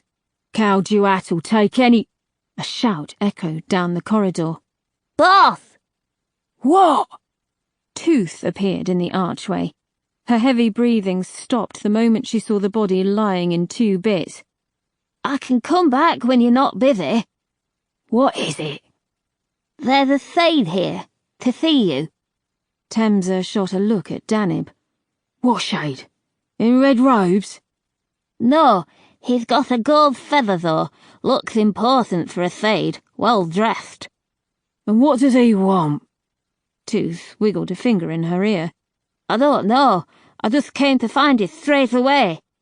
Temza bit his lip, trying to bleed out some patience. "I see. And why you, dare I ask?" "Everyone else looks busy." "Right, lead the way," he said, giving in. "Danib, follow." With the big shade in tow, Temza wound his way through his honeycomb cellars and up to his office. Morning light spilled through the shutters and drapes, casting spears of smoky air. Temza dragged out his chair with a squeak and automatically reached for his pipe. "Have him fetched." Danib poked his scarred head into the stairwell and slapped the blade of a hatchet against the wall 3 times. Tooth got the message, and soon enough, Temsa heard feet on stairs. Tooth came in first, followed by a smart-looking shade. Temsa wasn't sure if he'd seen the like before. The suit was ill-fitted, but of fine cloth. The gold feather on his breast glinted with metal. No cheap dyed thread there. There was a poise to the shade that betrayed some breeding, some noble blood that had once run through his body. Had he not had the mark of being bound, Temsa would have thought him a free shade, maybe a Tor. He was currently staring at Danib. The big shade was staring right back, almost as if they recognized each other. Temsa broke the silence. To what do I owe this unexpected pleasure? Master Temsa, my name is Etain Talin. I represent a very important figure in the city who is keen to meet you to discuss common interests. The accent was Arctian, but clipped, almost royal. So was his last name, Talin, one half of the current ruling Talin-Renala family. Etain sounded rather familiar too, but he couldn't think why. Temsa was immediately intrigued, but he kept it from his face. Are they keen on beer? Pardon? Your employer, do they like taverns? Not particularly. Smoking pipes? No. The bartering of souls for profitable gain? She has an extensive retinue, if that is what you mean. A she, is it? What I mean is, it doesn't sound like we've got any common interests at all. So the question is, why would I be interested in meeting with her? This Etain was a confident bastard. Common goals, then. And if that doesn't interest you, then how about mutual gain? Temsa held a taper to a lamp to light his pipe. He let smoke billow before he answered. Now that I like. And just who is this mistress of yours, this very important figure? The shade raised his chin. I trust you can keep this invitation confidential, to our 2 parties alone. He looked at Danib for some reason. The big shade didn't even blink. Of course. Her Radiant Highness Cecine Talin-Renala the 37th. Inwardly, Temsa felt a rare stirring in his stomach. Some might have called it surprise. Joy, even. Outwardly, it looked as though he hadn't heard. What a mouthful. Excuse me. Quite the mouthful. And a handful too, no doubt. I hear she's taking charge, now that the Empress has disappeared, and the Emperor still refuses to come out of his shiny closet. You put too much stock in street rumours, sir. The Empress has not disappeared. She is attending to business in her homeland. Temsa grinned, tapping the pipe stem on his teeth. Of course she is. Knowing you royals, she's likely already dead and bound. Will you accept the invitation or not? I will. You have me curious, and it's not every day a man of my years and my position gets invited to the Cloud-Piercer to see an Empress-in-waiting now, is it? Will the Emperor be joining us? I'm afraid the Emperor will remain in his sanctuary. Temsa nodded. Wise man. If I owned 2 million shades, I'd be a hermit too. Etain bowed sharply and headed for the stairwell. Oh, and if you could ensure you are dressed appropriately for royal company, that would be most appreciated. Perhaps a smarter suit. With a scowl, Temsa dragged out his leg and let it thump on the desk. That good enough for royal company? The shade twisted his lips. Maybe a polish wouldn't go amiss. That should clean the blood off. Danib, get him out of here. But Etain was already gone. He had been royally trained. He knew when it was time to exit somebody's presence. Temza chuckled to himself, bringing his foot back down with a metallic thud. A princess indeed. Well, as shittily as this day began, it has certainly taken on a brighter shine. Danib was staring at the doorway. You know him, don't you, brother? Danib nodded. Let me guess. You shared some years in the cult together. Another nod. Then you're going to write down everything you know about Etain, and Cecine Tarlin Renala the 149th or whatever, and then you're going to have the Shades pick out the finest suit they can find. Perhaps something from Tor Merlik's collection. Or we shall see what Tor Canis has to offer when we visit him tonight. Danib growled, like a bear catching the scent of blood. Chapter 19. Jealousy.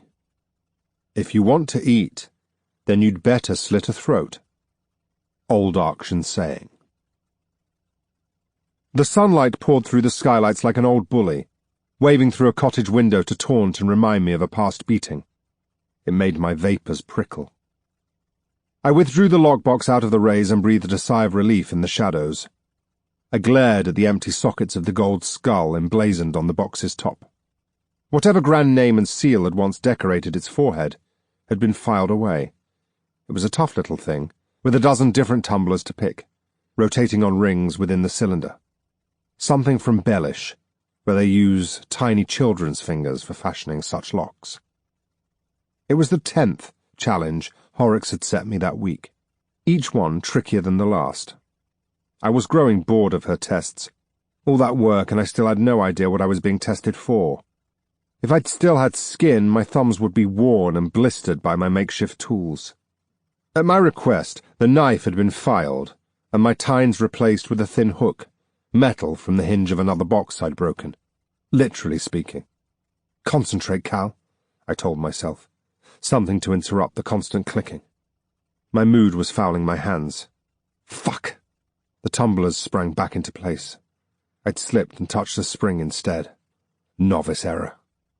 I repositioned myself over the box, faced the lock to the ceiling and tried again. Knife in. Turn left 3 notches. Press. Click. Forwards. Right halfway. Find it. Click. Third tumbler. And so on until the last 2.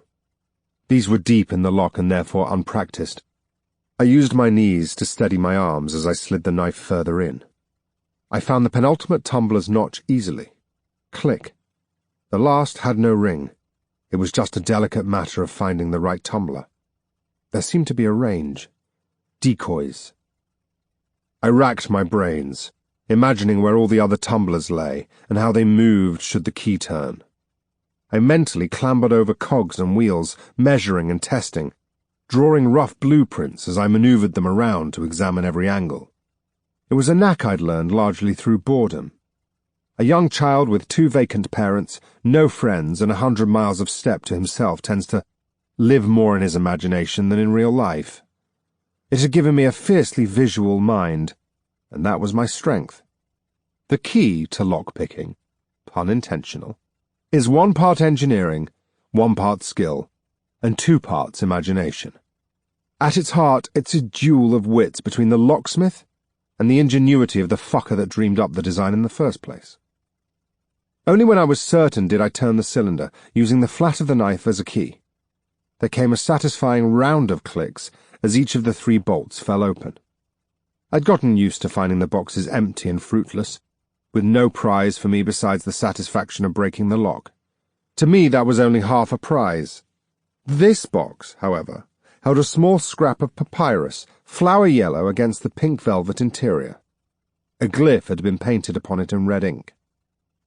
Room? My Arctian was no good, but it was improving with the time spent in Horrocks' tower. It was a tough language. First you had to crack the glyphs, all 43 of them, and then the actual language itself. The glyphs were odd squiggles, descended from the hieratic language the Ark used to use thousands of years ago. when a long winter had apparently covered the land in ice. Personally, I couldn't imagine such a thing. This was a tower of rooms. I wondered which one the leathery old bat was referring to. I decided it would be her room. It was a simple place to start. I took the box with me, struggling to balance it on my stomach. It irked me that I had to spend eternity with my large belly. It was my fault for spending the last year patronizing a swathe of Tamar's taverns. Alive, there's always a chance of change, a spot of exercise, more vegetables, fewer pints of beer. These could all have helped me. I had never let them, and that was my own fault. Now dead, I was stuck a pudgy fellow, and there was nothing I could do save for wearing a bigger smock. Or an enormous scarf. At least at times like these, with a bit of tensing, my faithful belly formed a useful shelf for heavy things like bothersome lockboxes.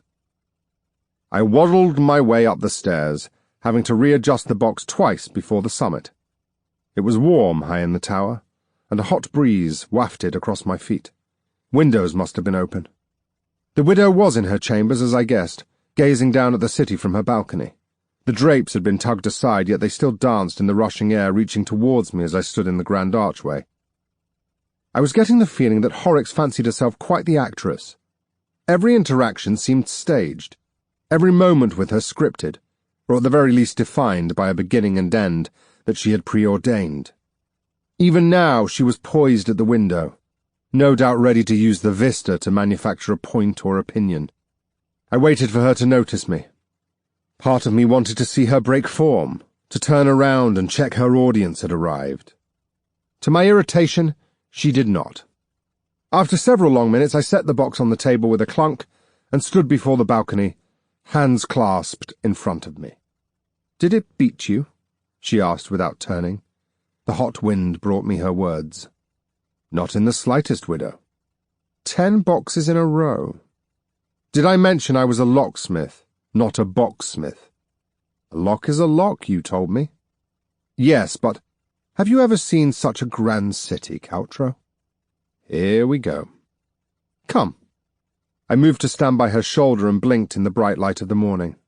The sun was behind us, but despite the shadow of the tower, the city's white roofs and mustard sandstone caught its glare.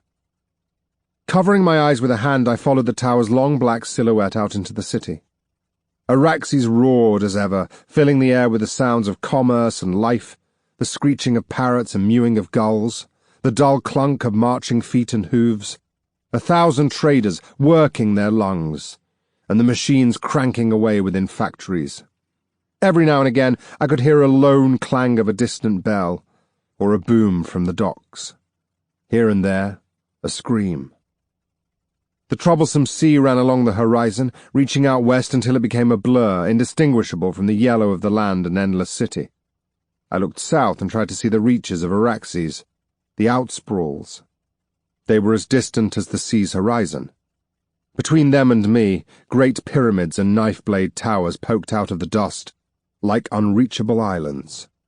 If I squinted, I could see the orange smudges of a sandstorm against the azure sky. Horrocks was playing the guide now, pointing eastwards. "The Osharim district. There, home of banking. The District of Bones, it was once called, when the banks began their tradition of decorating their buildings with painted skulls, many hundreds of years past. See the triangle of towers and that long avenue?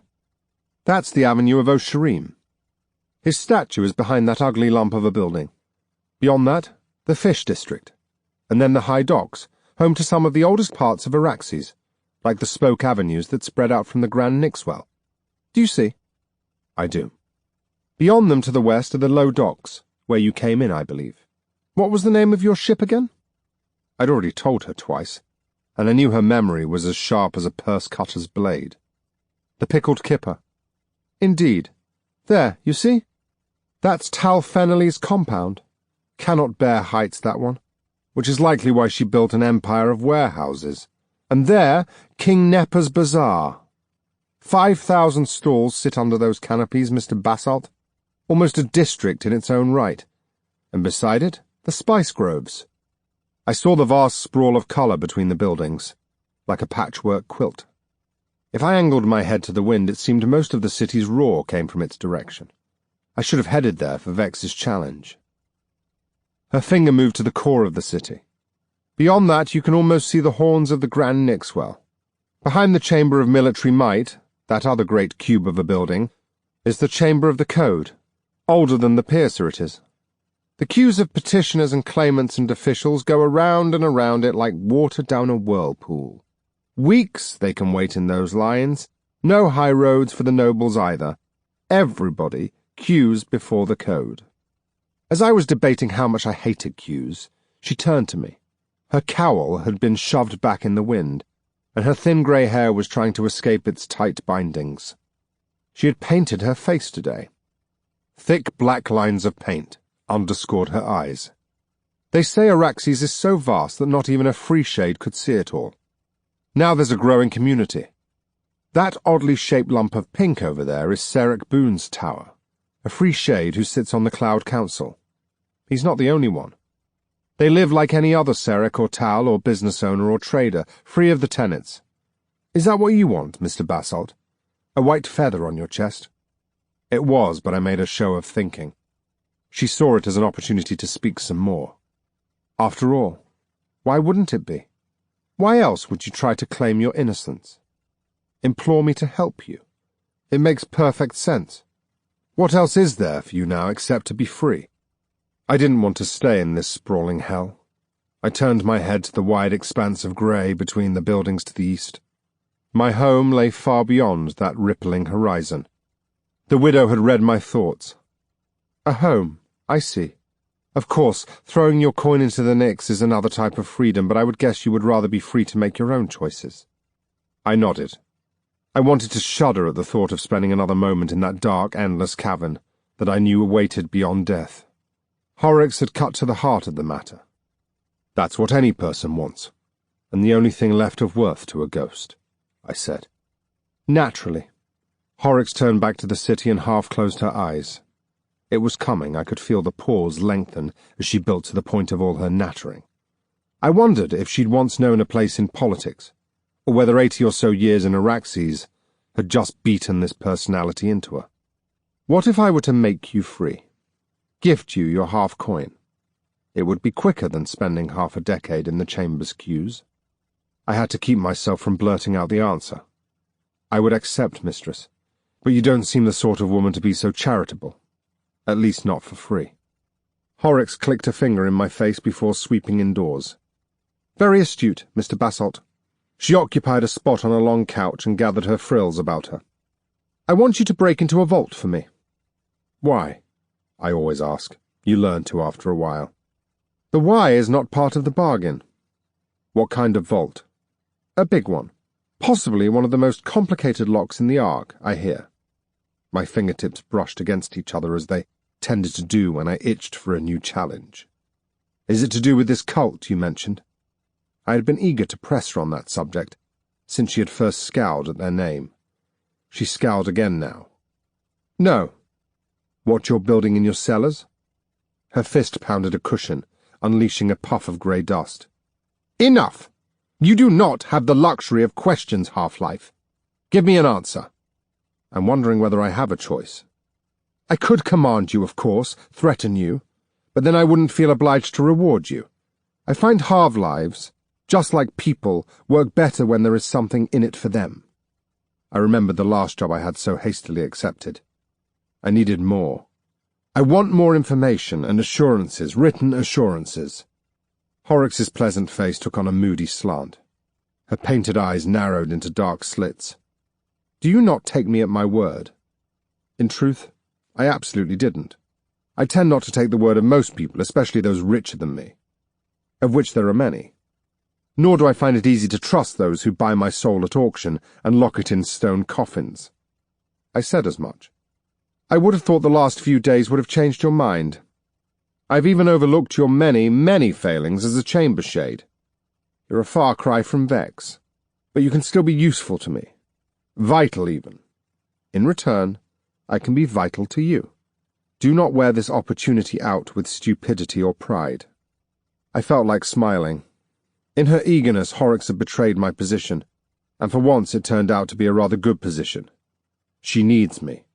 Whether design or luck had delivered me to her, I was inclined to believe the latter. The old crone was up to something that required me to pull it off. I was the key to her lock. "Will you do it?" Horrocks pressed me. "Where and when?" "The where is none of your concern either. As for the when, it will be when I say so. Weeks, perhaps. No time at all to a creature of immortality like yourself. Now, do you agree?" Weeks. Biting my lip as hard as I could, I decided to follow this thread and see where it led. Being needed can keep you alive a lot longer than you think, even when you're dead. At the very least, I got to find out what she was hiding in her cellars. At most, I would earn my freedom, and then my justice. All I had to do was bide my time, and play chamber shade. If you can write it down, we have a bargain. Habit made me stick out my hand. Horrocks regarded it like the proffered hand of a leper, and I took it back. "If I must, and I will need my tools." The widow tutted sharply. "You can have new tools. Only if my others can't be found. They're special to me." "You expect me to barter with Boar and Temsa for them back? He's no doubt hawked them by now." I lowered my head. Crafting something with your own hands imbues a special kind of worth. It's why my initials have been so proudly scratched into my tools. I made a mental note to peruse King Nepa's bazaar or the markets around the docks when I was free and flush, even if there was only the slimmest of chances I might find them there. "Will there be anything else, Mr. Basalt?" asked Horrocks, snidely. Her restraint was visible. A blue vein in her forehead throbbed. I thought about it, but shook my head. "Not presently, mistress." "I'm glad. You may return to your alcove." After bowing, I went to turn, but she caught me with a tut. "Not that way. Downstairs. Back where you belong." Down? As her personal chamber shade, I had been given something resembling a broom cupboard outside the door to the widow's chambers. Roomier than my last lodgings, but no less degrading. Horrocks chuckled like a snake coughing. "You thought you would continue to be my chamber shade? I wanted to watch you. I wanted an excuse to test and question you without arousing suspicion. I've done that, and now our bargain is struck. You're quite atrocious as a chamber shade, and I shan't live with that. Not one moment more. Vex has been in my possession for 20 years. You have barely been here 20 days. Until there is a vault to unlock, you will continue your duties. In fact, you may go and inform Vex for me. I believe he has just returned from the bazaars." With that, she left the library in a flurry of black frills. I stood alone, jaw working away, wondering whether I had heard her correctly. I couldn't have been atrocious. Just as I was about to leave, Horrocks returned, bearing a short scroll no thicker or longer than a thumb. She ripped a strip of papyrus from it and showed me a scroll of Arctian glyphs and a seal of 3 skeletons stamped into the fibres. I tried to make sense of the handwriting. "There. Proof of our bargain and my promise of freedom. Justice you may seek on your own." I graciously accepted it, and as I always do when in awkward situations, took a clumsy stab at humour. "I'll show this to my legal adviser." Horrocks snorted, crooking a finger towards the door. "You do that." As I reached the corridor beyond, she yelled one final condition after me. I couldn't see her, but the echoes of her rasping voice chased me. "And you are forbidden to go anywhere but the confines of this house. You are my property, understand?" My response was flatter than the papyrus I clutched in my palm. "Yes, mistress." Vex laughed so hard he almost pitched into his pan of boiling water. I had half a mind to finish the job, but the thought of another spell in the sarcophagus stayed my hand. "Ah, what a shame, Jerub. What a fucking shame." He punctuated his words with pokes at me. "You had your chance, and you ruined it, I should have placed a few gems on you failing, maybe even a silver. Remind me the next time the widow has a bright idea that involves you." What kept me calm was the fact Vex only knew half the story. "Well, if you'll excuse me, I've been told to go rest in my alcove." Busy day tomorrow, I imagine. You never know, the widow might remember how ugly you are and change her mind again. Vex muttered to himself as I picked my way between preparation stations and stoves, heading for my alcove. Bella and the others looked surprised at first, then somewhat pleased to see me. They traded smug looks across the hallway. Con was as oblivious as ever to the petty politics of his fellow indentured. He poked out of his alcove and waved. "Hi, Jerub. Back, then?" "Back," I grunted in reply. "And call me Caltro." Bella opened her mouth. "What's the matter, Caltro? Could the mistress not stand the sight of you no more?" I smiled as sweetly as I knew how. "No. In fact, I requested to come back. I was worried poor Vex might die for a second time with jealousy. And besides, I missed Con. As for the rest of you, you can all go fuck yourselves with copper spoons." An uncomfortable silence fell, and I leaned back in my alcove with my cheeks bent, grinning.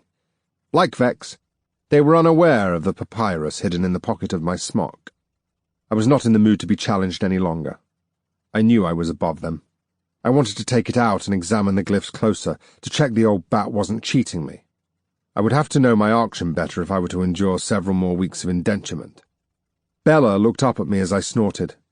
I wouldn't be staying in the putrid, conceited hole they called Araxes a moment longer than I had to. I would return home, a deader man, but a freer man. Crass was not without its free ghosts. They were uncommon, but then again I'd always been an outsider, a loner. It might even suit me. There I waited, watching the sunlight in the stairwell slip from yellow to orange. Several more ghosts joined us. They wore curious looks for me, but held their tongues after seeing the others shake their heads. When they were bored enough to close their eyes and feign rest, I crouched down to find a suitable hiding place for my slip of papyrus. A small gap between the stone tiles was makeshift, but it would do for the moment until I found something more permanent. I'd mastered a sort of sleep since my stint in the sarcophagus. It was the only blessing out of a mound of curses. I say sleep. It was more a trance where total immersion in my thoughts blotted out all sound, surroundings, and, blessedly, the drudging passage of time. Over the past few nights I trained my mind not to slip into dark places, as it had in the stone coffin. Now I found I could concentrate on lighter things. Into my trance I fell, mulling over the widow's words. My imagination accentuated her features, making her a globular mass of wrinkles, like the folded black stone of Scatter Isle volcanoes. I thought once more of her mention of fanatics, and how I'd missed my chance to ask more of them. Basht's warnings were nonsensical without something to fill them with meaning. I still needed context.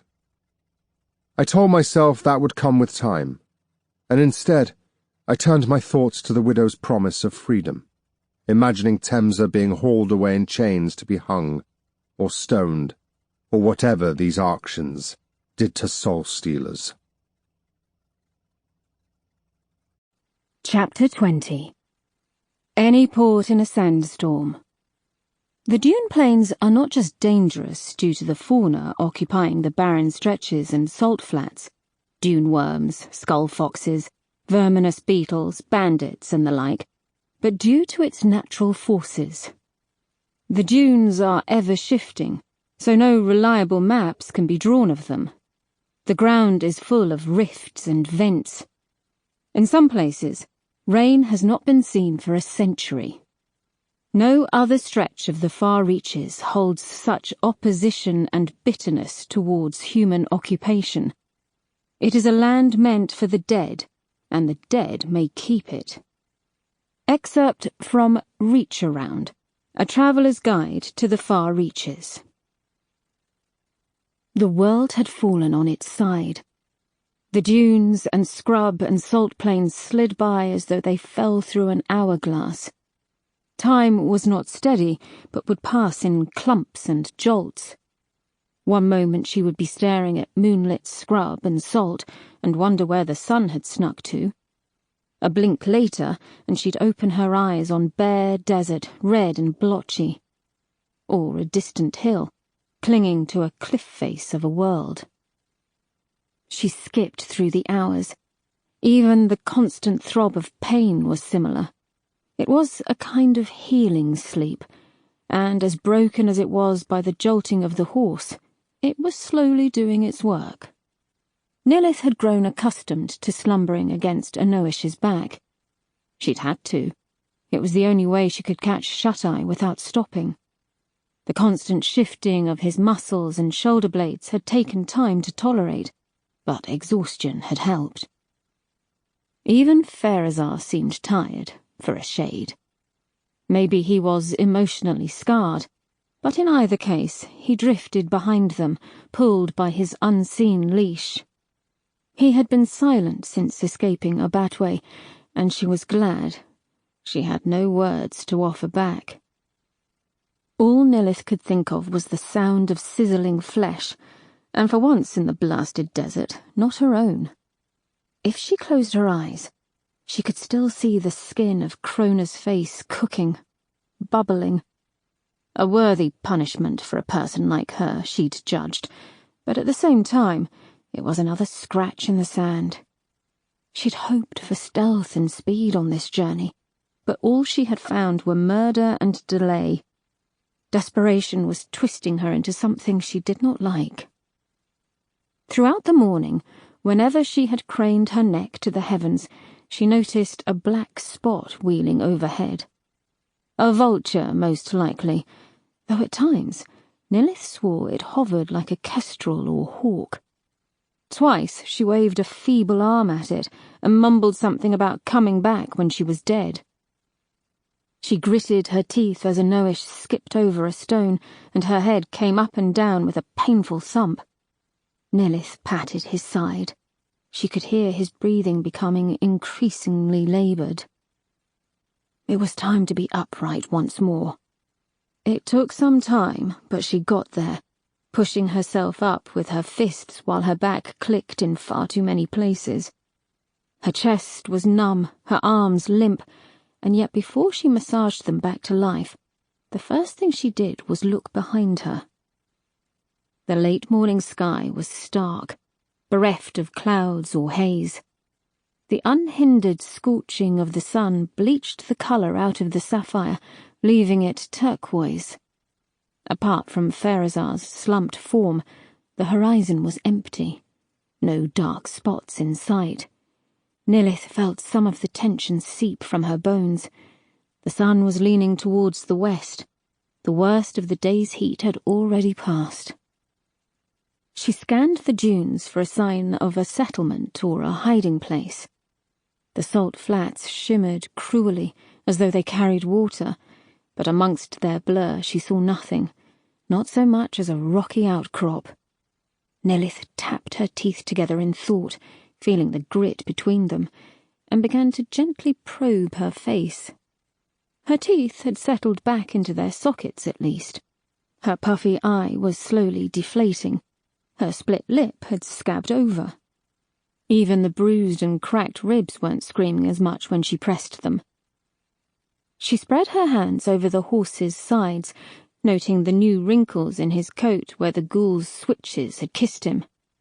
There were fresh scabs there too, and despite his whinnying when she prodded them, he would be fine. Nilith was still thanking the dead gods he hadn't twisted a hoof in the mad dash out of Arbatway. It took an hour for a smudge of red to appear in the haze. Nilith set a course for it, hoping it was not a trick of the heat. What little luck she had left held. The smudge was no trick, but a ruined cottage of stolen quarry stone and bone-white wood. Just a broken ring of it remained. The rest had been chewed away by the winds or appropriated by nomads. It peaked in the centre like a dented crown, providing a few feet of wall and a patch of shade.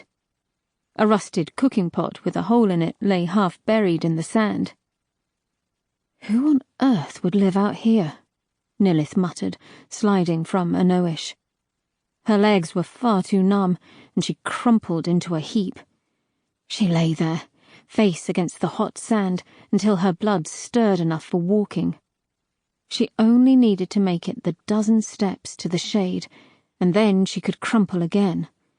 Fire and food, if any, they could come later. Watering herself and Anoish was more important. Once she'd mastered being vertical, she remembered water. Her remaining skin was still tied to Pharazar's corpse. It was practically empty, but she shared the remnants equally between her and the horse. He seemed as tired as she was, if not more. In fact, he beat her to the shade, taking up most of it besides a patch where she could lay her head on his double knees. Nilith was asleep before her cheek met his bony leg. Her dreams were full of moaning breezes and the slow sizzle of the sand shifting around them. All through it, she felt as though something was brushing her cheek, like a lover's hand. Faceless people stood around her and watched her fit and shiver. When she awoke, she found darkness above her. A cold wind had sprung up, blowing sand up and over the wall and onto her face. Had she lain there for a night, it would have buried her, but for now it was just an inconvenience. The soft glow of Pharazar sat nearby, looking back the way they had come. The wind had covered their tracks. In the moonlight, it kicked up skinny dust devils and set them dancing across the cracked salt. Storm